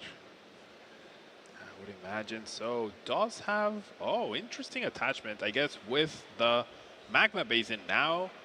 Charizard with 1 Tachyon Bits can take a knockout on Yuho, so we need to find the Magma Basin, and there it is. Big draw for Noah there. Able to bump that path to the peak. Magma Basin attaches a fire to that Radiant Charizard. And with its Excited Heart ability, will be able to attack, does 230 damage. There's that Tachyon Bits. And guess what? Raiko V has 230 HP left. What a coincidence, Jeremy. What a funny coincidence. And now Yuho in a lot of trouble. Because if he wants to take 2 prizes against Noah, that means the Charizard will be able to just get another hit next turn. And if Yuho takes down the Charizard, he'll still need to KO 2 more Pokemon in order to win this match. And Noah also grabbed a boss's orders from the prize card. So if there's no Iono from Yuho's side of the board, a simple boss's orders KO is looming in the future. That low HP Mew could be the target. Bravery Charm top decked. No, there is an Iono in the hand though, so that could definitely, I could see Yuho just taking the knockout and hoping Noah doesn't find a response, but with the free retreat from the booster capsule on that Iron Valiant, I fully expect Noah to be able to stabilize, or he might need a fleet-footed to get out of this one. Tandem Unit's going to take a quick look at the deck, see what options are available to Yuho. I guess you can go ahead and get that Mareep now if you want. Not really too threatened, especially with Noah at 2 prize cards already. Yeah, if Noah takes 1 prize card, not going to be a big deal. Still needs to take down another Pokemon, which there is a universe where that Zeraora could be the other Pokemon, right? So definitely risky. Yuho reconsiders and opts not to. Now, there is a lost vacuum in the hand for Yuho. Can use that to get rid of the Magma Basin, which would limit the chances of an Entei V attack next turn. We see the Lightning Energy on Miraidon. Bravery Charm to go along with it. Still no attacker set up this turn for Yuho here, and it's going to be a little bit scary. Indeed, you need to be able to hit an Electric Generator off the Iono that's about to be played, and then you also need to hit an Energy. If you do, you're sitting really nice there. However, there's no guarantees. There's never any guarantees with Electric Generators. This Iono is going to be pretty big, though. Yuho's going to draw 4 cards, but Noah's only going to draw 2 thanks to their prize cards here. A lot of good resources down at the bottom of the deck. Escape Rope, Entei found for Noah. That's not really going to be much of any help. No Electric Generator, though, won't be able to attack this turn. No. And Noah, that Charizard with so many switch effects, should be able to attack again. Noah 1 boss away, hasn't V-Start either. And we know the Escape Rope is in hand. Escape Rope will reset this Combustion Blast from Radiant Charizard, but thankfully that Bravery Charm will help that Miraidon EX stick around just a little bit longer. 20 damage away, 2 damage counters away from victory. Stand between Noah and Game 3. And I like this, being able to just get that damage on there now. Most of these players are going to be knowing their opponent's list coming into this finals, as they spend plenty of time testing Saturday night. And wouldn't you know it, there's no way to get rid of the heavily damaged Miraidon. There is no way to get rid of that. There is also no more Path to the Peak. 1 got discarded on turn 1. The other got discarded earlier in a turn. So with only 2 Path to the Peak available, there's no way to prevent Noah from promoting the Iron Valiant, retreating, and able to take the knockout on the active. So here we're going to see Professor's research. Yuho's just trying to see what, if anything, he can do here. Found an Electric Generator 1 turn too late. A lot of energies, a Mareep, a Fluffy, can potentially attack with something else, but how can Yuho prevent Iron Valiant from just sniping the Miraidon next turn? I don't believe there's a way, and because of that, we're going to see a pretty exciting Game 3, hopefully, here. Nestball is going to find that Mareep, and Yuho has the knockout, but like you were saying, Tachyon Bits is going to be cleaning up.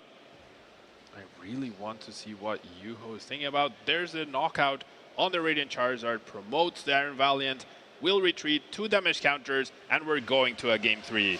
I wouldn't have it any other way, Pablo. Game 3 here for both of these future Pokemon from Paradox Rift, both of these legendary beasts that have been very good throughout their entire time. Essentially, Raiko V is the better of all 3, at least in results-wise.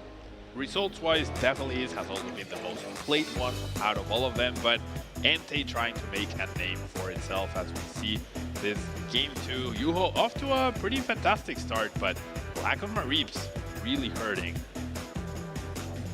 And then there was the escape rope bringing up a Squawkabilly EX, and then getting enough energy in play, thanks to that Magma Basin, to take the knockout. That's 2 prizes.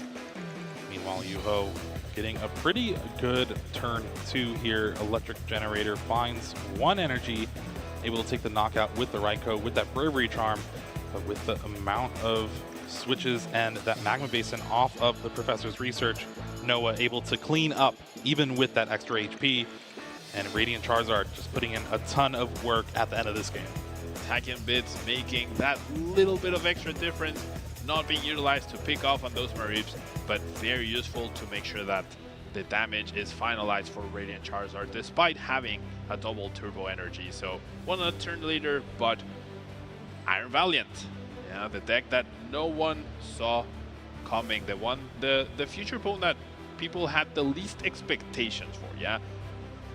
Not the one that no one saw coming. It was definitely a pretty well-defined archetype heading into this event, but everyone was talking about Roaring Moon, Iron Hands, Screamtail. Oh, wow. Double Entei in the prize cards now.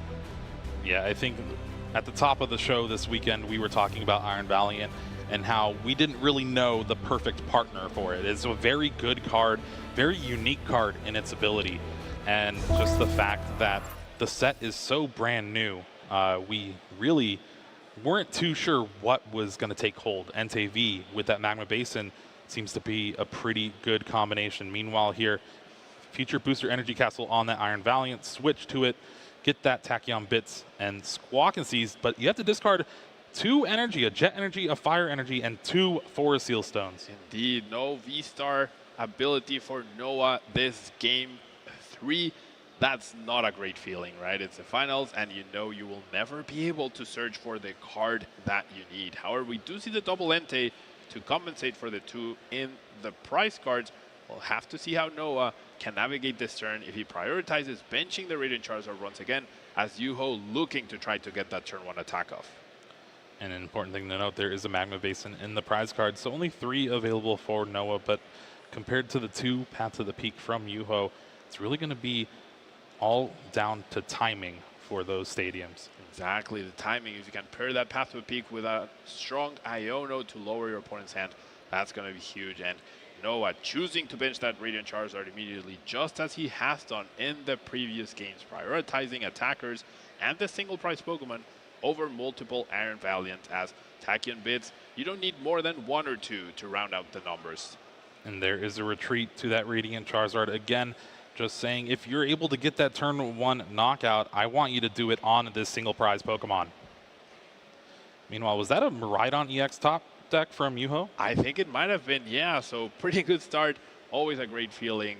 And now, did we see any energies in the prize cards for Yuho? I don't believe so. So full odds Electric Generators this turn. Needs an Escape Rope though. Escape Rope is a big card to make sure that you can take a potential to prize cards. Zapdos also available, unlike the previous game. So I think we're in for a treat here, Jeremy. Well, we're going to take a look with this tandem unit here. Fetching it down. Another Miraidon EX and Raikou V. And there we see just the power of tandem unit. You're able to use it no matter how many Miraidon EX you have in play. So a pretty easy bench fill for Yuho if he chooses to, but we just see that Zapdos for right now. I really wish Yuho would take the opportunity to be able to bench 1 Mareep. Yeah, your opponent's bench is already limited to the point where they cannot use 3 Tachyon Bits next turn. So this is the perfect opportunity to bench a Mareep. You know it's not going down unless you take a knockout, which is never guaranteed. And then all of a sudden you can evolve into Flaffy and get those extra energies into play to make sure that your attackers are maximized. Big Electric Generator here. Oh no. All right, we got one energy, last card Electric Generator. Debating whether to attach to Miraidon or the Raikou, both really good Pokemon, but Noah only benched 4 Pokemon total, so if the energy goes to Raikou, might be able to take down the Radiant Charizard, but will not be able to take down an Entei, which is the Pokemon you'd expect Noah to promote if an escape rope is found. And there is the energy on the Raikou V here, and I guess just prioritizing taking the knockout could be on Yuho's mind here. And that was a rough generator, seeing 2 other generators and a boss's orders. 2 other generators with only 3 left when there's like 10 energy left in your deck. That's what you want to see. However, knocking out the Radiant Charizard, definitely an important thing in this matchup, right? We saw how impactful it was the previous turn, so the previous game rather. So even if you're not able to take 2 prizes here, eliminating the option of the Radiant Charizard is also really big. Yeah, there is no Pokemon recovery for Noah here. So once that Radiant Charizard is knocked out, it is gone for good. Raikou V to the active, fleet-footed, finds the boss's orders. And just like that, Yuho's like, hey, no, I'm going to be able to take 2 prizes this turn. Watch out. Incredible start for Yuho. I missed that boss's orders in their hand, and now it's up to Noah to respond. And another awkward discard, right? 2 escape ropes, which could be very important. Ooh. A boss's orders. This is not a good hand for Noah here. A ton of supporters, a ton of energy, and a battle VIP pass. Gonna have to rely on fleet-footed, but I don't know if there's anything you draw here that can really help you out. Now, imagine if there was a Mareep right here. Imagine if you could have access to a Fluffy. You wouldn't rely so much on electric generators, and you'd be very close to knocking out that Entei, which I assume is going to be the Pokemon left in the active, which is out of range of Lightning Rondo, but not out of range of Miraidon's attack. This has been such an awkward turn 2 from Noah, though. Is eyeing it down, playing that escape rope. Could bring up that Iron Valiant EX yet again. Get some Tachyon bits down, or even just bring up that Radiant Charizard and have Yuho try to take just 1 prize. You have to imagine it's going to be the Radiant Charizard to try to prevent the prize trade-off after the Tachyon bits. Because Entei can survive the Raikou. There's no other energy in play, but there's always the threat of electric generator. Well, we're going to retreat to that Entei that is energy-less. Fleet-footed will draw another card. Seems to be that Iron Valiant EX. No more switching cards in the hand, so it's going to be Entei in the active. And Yuho has the opportunity to get 2 prizes ahead if he hits electric generators, as he top decks for a Seal Stone to go fetch 1 of those. Must be nice.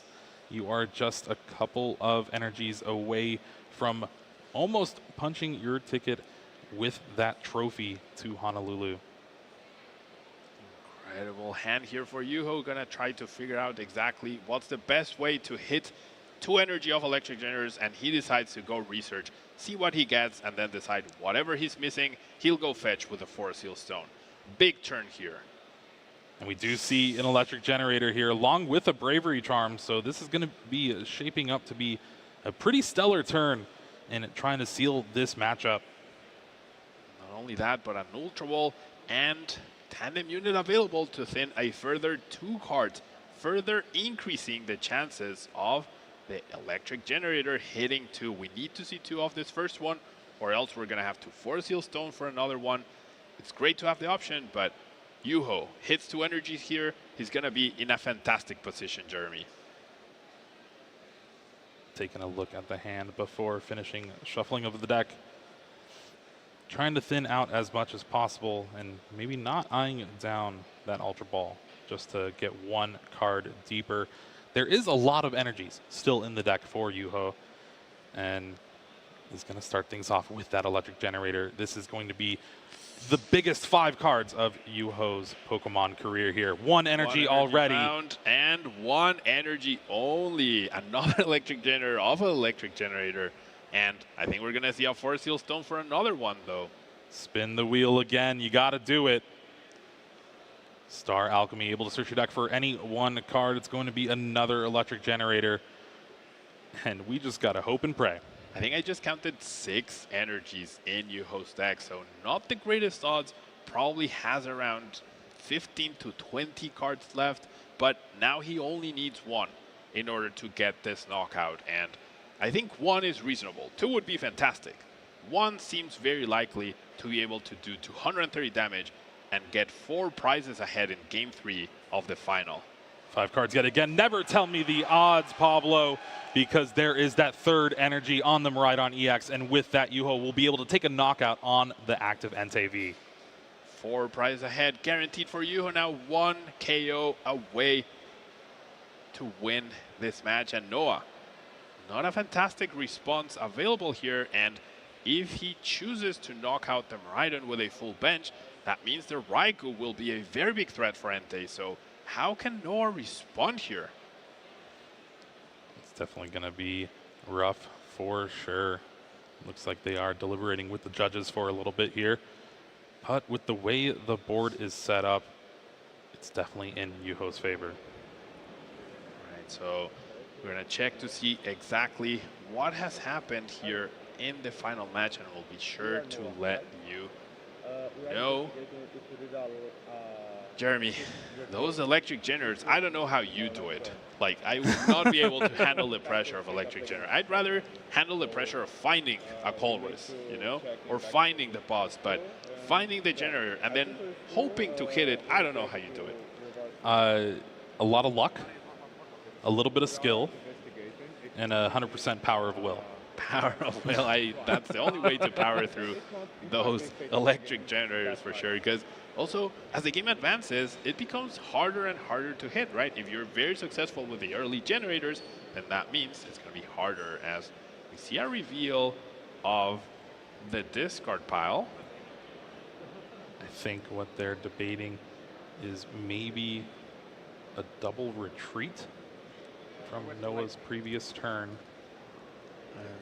That might be accurate because the Iron Valiant was promoted first. Another Iron Valiant was promoted afterwards, and then after an escape rope, then maybe a retreat into the Entei. So, I mean, the only thing that would change would be the fact that there would be an Iron Valiant in the active, right? Well, the fleet-footed. Oh, the fleet-footed card, which we know what it is, right? So we can put that back. Yeah. No problem. Yeah. But that would, if it was, it could be a double prize penalty, and just like that, we could see a champion. We could, we really could. I feel like it's such an easy thing to rewind, though. Just put the card back. I doubt it was played, right? Noah's hand is very underwhelming. Rewind that, let the game continue.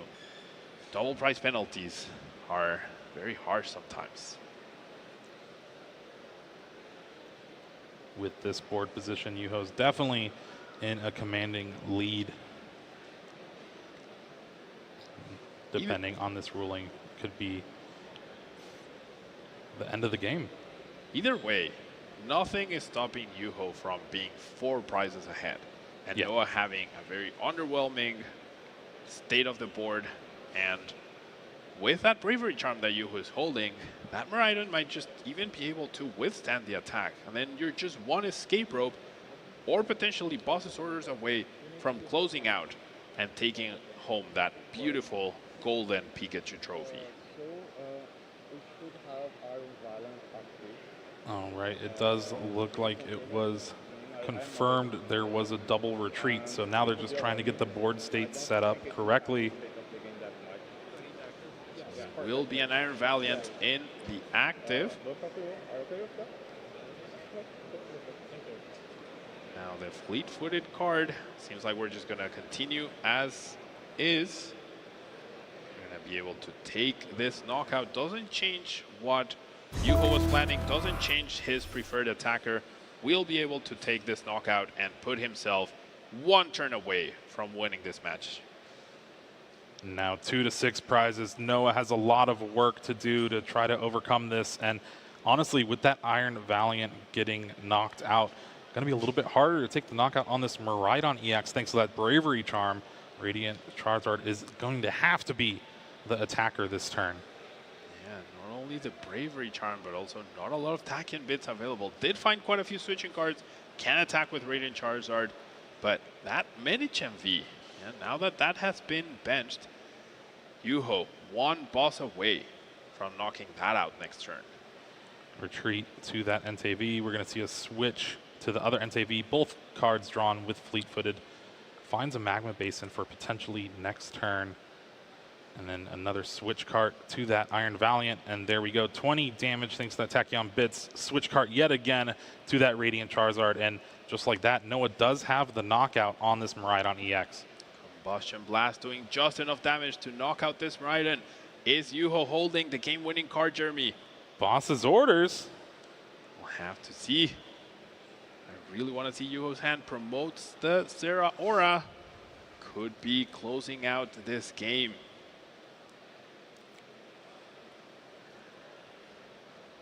Has escape rope. No Boss's orders, but escape rope should be able to do it. No, not having enough bench Pokemon here. So we do have Ultra Ball, no Luminion for Boss. I think we might have to see an Iono. You could easily play the escape rope and damage something else perhaps whilst you research probably. No, Iono doesn't make much sense here. Knocking out the Charizard also doesn't really help you in establishing a win condition because you'll still need to take another 2-price Pokemon. Ultra Ball is going to discard an Ultra Ball and Iono here. Yuho's going to see what resources are available. Would have loved to see an Ultra Ball for Mew EX and trying to get the Boss's orders off the restart. All right, so the match has been paused yet again. I do believe the fleet-footed is what we're checking off that second retreat that you mentioned, Jeremy. So that could be the penalty that you were mentioning.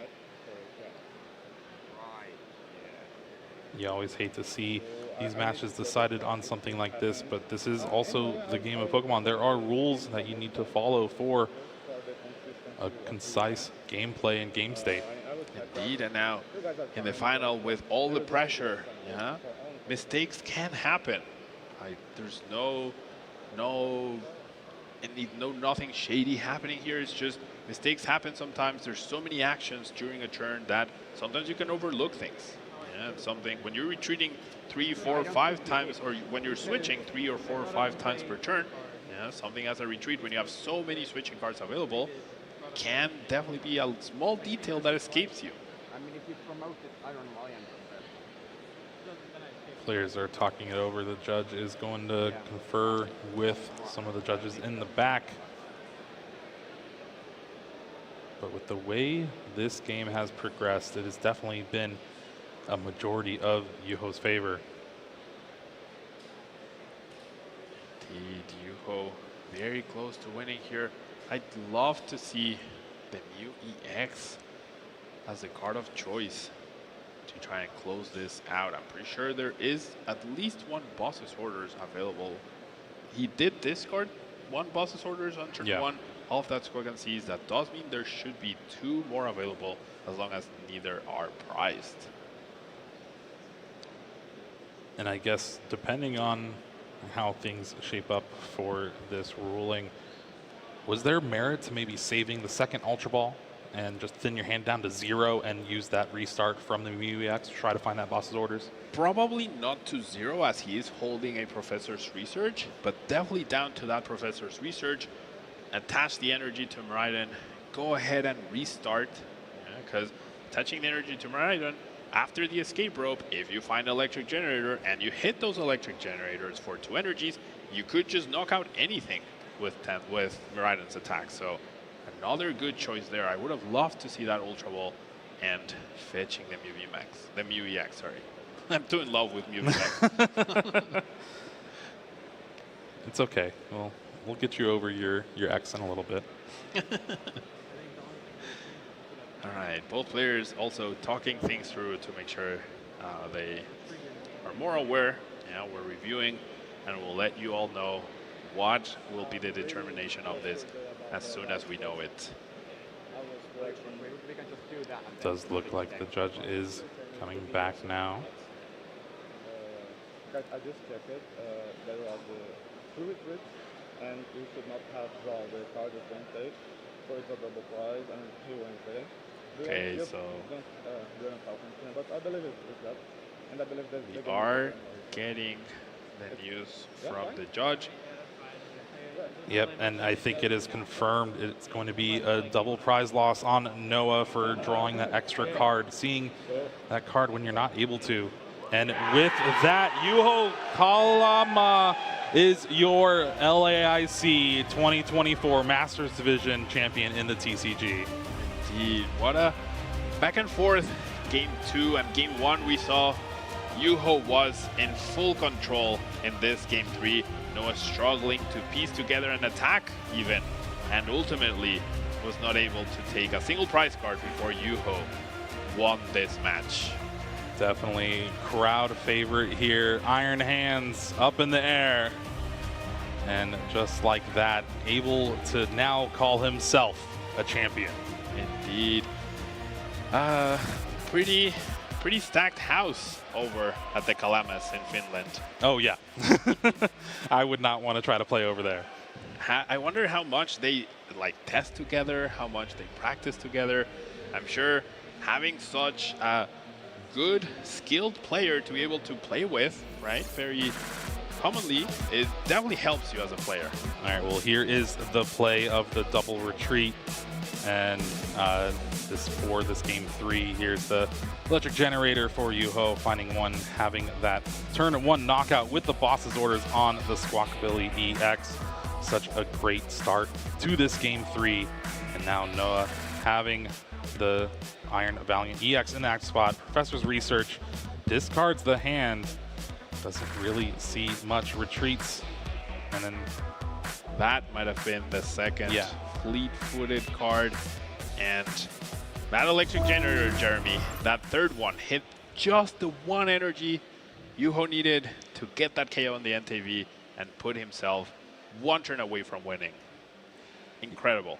Yeah, if you think about it, Miraidon EX has been on a tear in the past month, winning Toronto Regionals and now LAIC here in Sao Paulo.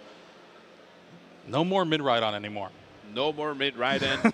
I will admit I've been at fault of calling the deck that, and I'm impressed. And I do think Iron Hands EX, which was my prediction, by the way. It was, yeah, I'm very sad. Brought the deck to a whole new level. It was already a top-tier deck.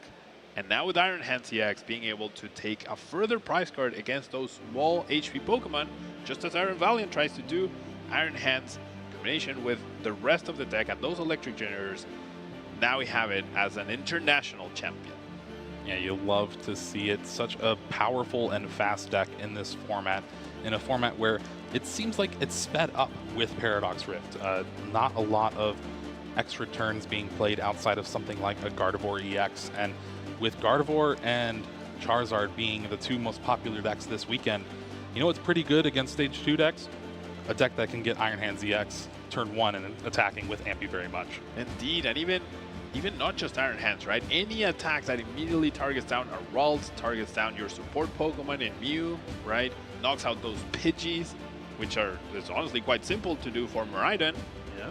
You start that aggression, and those decks that take a little bit of time to set up are impossible to finish setting up. And then it feels like not too long ago we were talking about how disadvantageous it was to choose to go second. Now we're seeing players purposely choose to go second in order to be able to get the aggression first.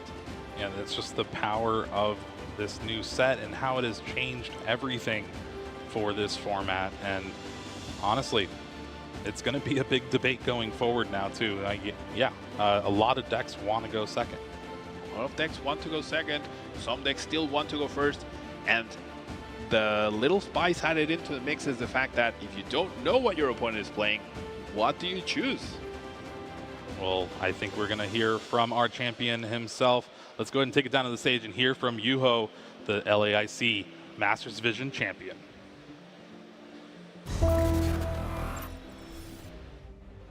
And I am now joined with our first international champion of the season, Juho.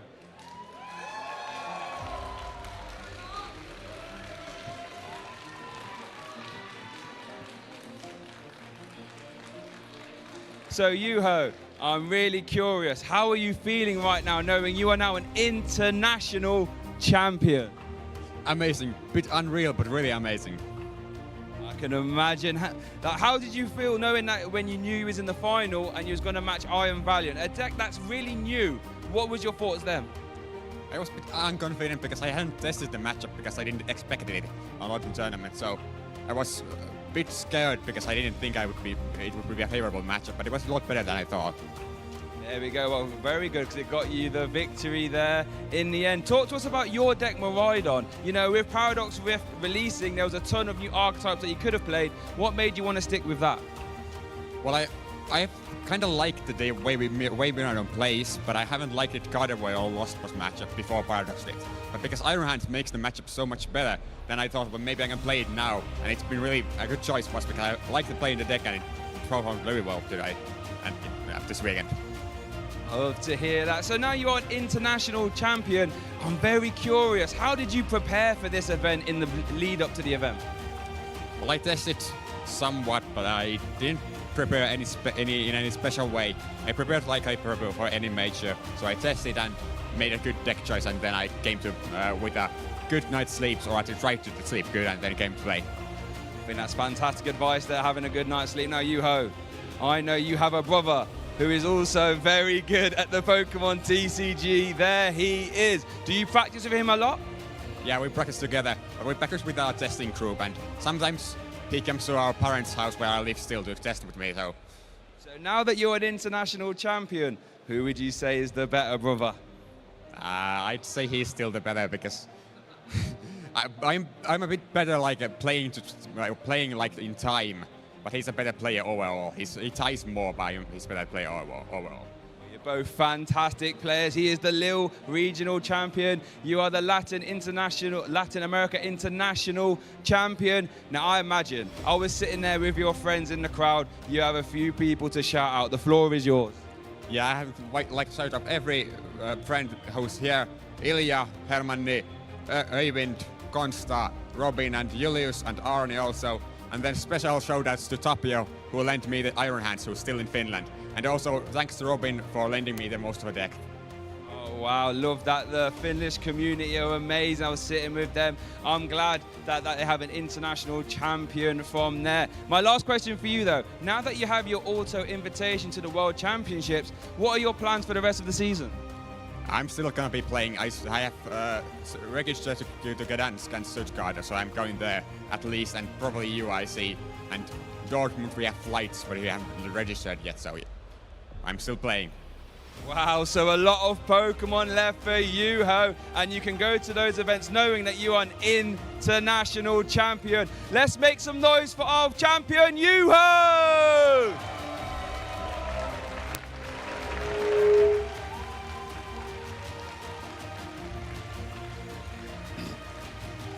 There we go.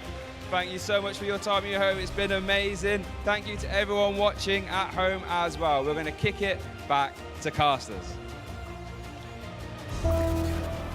Thank you, Shay. Great to hear from Yuho, and so humble. So humble. Yeah, he just won the international championship, and giving props to his brother as the better player. Amazing to see. And now both of them have their invites to Honolulu, Hawaii. Yep. Both still competing in this Play Pokemon season, because honestly, with this card game, you can't get enough. You can't get enough. Probably the top 2 ranked players in Europe, I would imagine, or amongst the top, and getting close to that tier 1 invite to Honolulu, Hawaii. Not just the invite, but also that very nice travel award. Yeah, it is something to look forward to for sure, and I'm sure we're going to see plenty of those brothers in future broadcasts. It has been such an amazing time this weekend, and honestly, I didn't have Miraidon winning on my bingo card. I did not have Miraidon winning. I had Iron Hands as doing really well, but I fully expected Chien-Pao to do much better, but no Chien-Paos in top 8. We did have triple Gardevoir in top 8 though. Yeah, and still the theme of Gardevoir not being able to close it out in the time that matters, and Yuho Kalama able to take down 2 of those in route to beating Noah Sawyer and that Iron Valiant EX deck, which gotta give props. That is also another deck that we did not really imagine to see in the finals here, and Noah put on a show every time he was on stream. Yeah, the whole focus going into this weekend was on Roaring Moon and Screamtail and Iron Hands, but not on Iron Valiants. However, one in juniors got to the finals in Masters. And in seniors too. Yep. No, it did not in seniors. Pardon me. And there you see our top 8 for our Masters. And these are the final standings. Yuho up at the top, Noah second place, Kieran and Gabrielle in a top 4, Brennan, Matthew, Kato, and Jeremy rounding out that top 8. Congratulations to all of these players. They do something that not very many can do, and that is top 8 in International Championship. Top 8ing one of these events is incredibly difficult, and both Yuho and Noah must be very proud of what they have achieved. I think the money helps too. The money certainly helps, the championship point helps, the booster boxes certainly helps, but that trophy, taking home that trophy, making sure it gets home safely. Yeah. And now that's their next most important task, getting that trophy home safely. Do you carry on the trophy or do you check it in the bag? You always carry it on, Jeremy. Okay. Always. Every single time. You cannot. You'd rather lose all your underwear or anything happens to your Pikachu. All 10 pairs. Yeah. All 10 pairs, all your t-shirts, none of that matters compared to your Pikachu trophy. You just earned a lot of money. Just buy new clothes. That is true. That is true, Pablo. Congratulations yet again to our champion Yuho, our finalist Noah, and everyone here, even all the way down to the players playing in their first international championship. It is amazing to see the growth that Pokemon TCG has had just within this past year. And not only that, our juniors as well. Prince able to take down Byron, your student, in the finals. Quick 2-0, but some unfortunate luck there as well. Indeed, we saw a very exciting game 1. Yeah, no Comface on the bench on purpose, right? Trying to get to those Rush Gates without giving up any of those little Pokemon that Tachyon Bits really enjoy seeing in play. However, Prince very, very calculated with that Yoga Loop. That Yoga Loop changed everything along with the incredible Escape Rope top deck. Oh yeah, it was amazing to see Prince taking down that entire top 8 2-0. He was on a mission and trying to get that title. Meanwhile, for our seniors, Gabriel Fernandez taking down Emilio 2-1, and was a pretty hard-fought top 8 as well. He's really up against the current world champion, current Curitiba regional champion, and now the Latin America international champions. A hat trick of championships, which I'm pretty sure very few people can say they've attained, but also within a span of 4 months. Yeah, been putting in a ton of work on the kitchen table, trying to practice for all these new sets that have been coming out, and it has been paying off dividends for Gabriel there. And honestly, what's next? Winning a League Cup?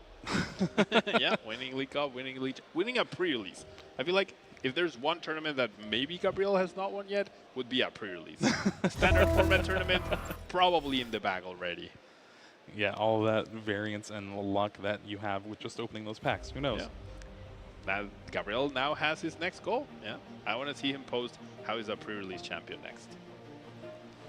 All right, don't forget to use all of the social medias with that hashtag Pokemon LAIC, and be sure to follow us on Twitch and YouTube as well, so you can stay tuned for all of the future broadcasts and action. See more champions being crowned, more people lock up their invites to Honolulu, Hawaii, and a ton of prize money and packs being given out. It is really great to be a part of these broadcasts. It's incredible, and we already have our next tournament next weekend, so definitely tune in, follow us on our channels. You will not regret it. And don't go anywhere. We still have our award ceremony and the video game finals as well, juniors, seniors, and masters. And honestly, I am excited for this crowd in Sao Paulo and how hyped they are going to be for this video game. I fully agree, and we've been talking about that Dragapult giveaway the whole weekend, so I'm excited to see some Terastallization live and in action now.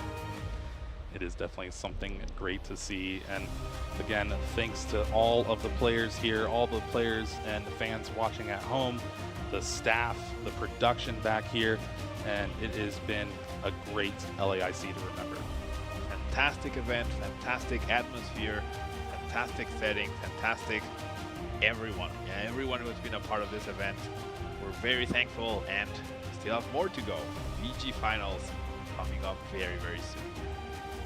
Any last words, Pablo? Viva Latam. It has been a glorious weekend, and I have been excited to come back after 5 years. It has been a long time coming. This crowd is just so welcoming. The people are so welcoming here, and it really, I'm really looking forward to coming back in the future. Yeah, me too. I mean, you've been holding on to that excitement for 5 years. I was here last year, and I'm still very excited to be here. I was here 3 months ago for Curitiba Regionals, and I'm so happy to be here yet again. Brazil, an incredibly fantastic country. You've talked about the LATAM atmosphere. I think LATAM really brings the noise to these streams. Well, speaking of bringing the noise, we have our award ceremony ready. So, Amy, Shay, take it away. The 2024 Pokemon Latin America International Championships has not disappointed. Our Pokemon TCG competitors have delivered engaging matches and storylines all weekend long. And now we have arrived at the winner's podium to congratulate our finalists and champions. Congratulations to our trading card game junior finalist, Byron Ellison.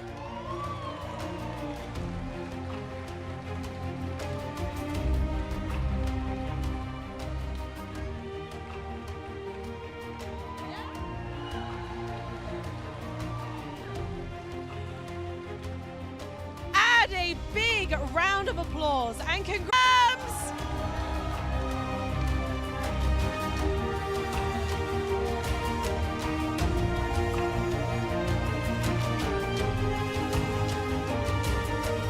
How about we make some noise next for our trading card game senior finalist, Emilio!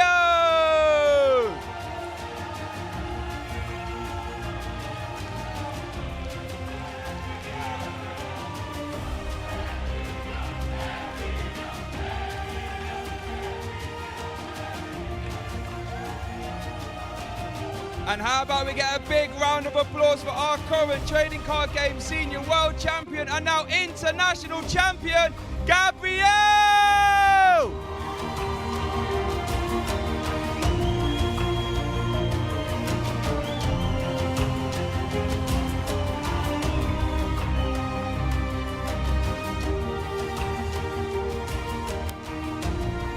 And now, in our Masters division, our trading card game Masters finalist is Noah Sawyer!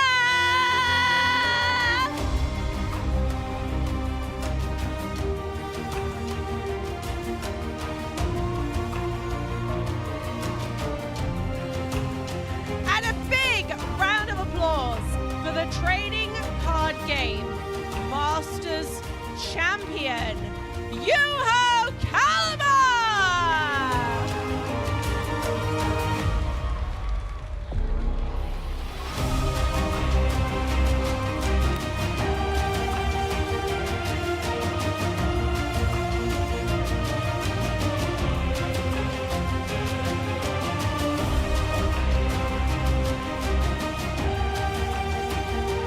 Let's give a final huge cheer for our 2024 Pokemon Latin American International finalists!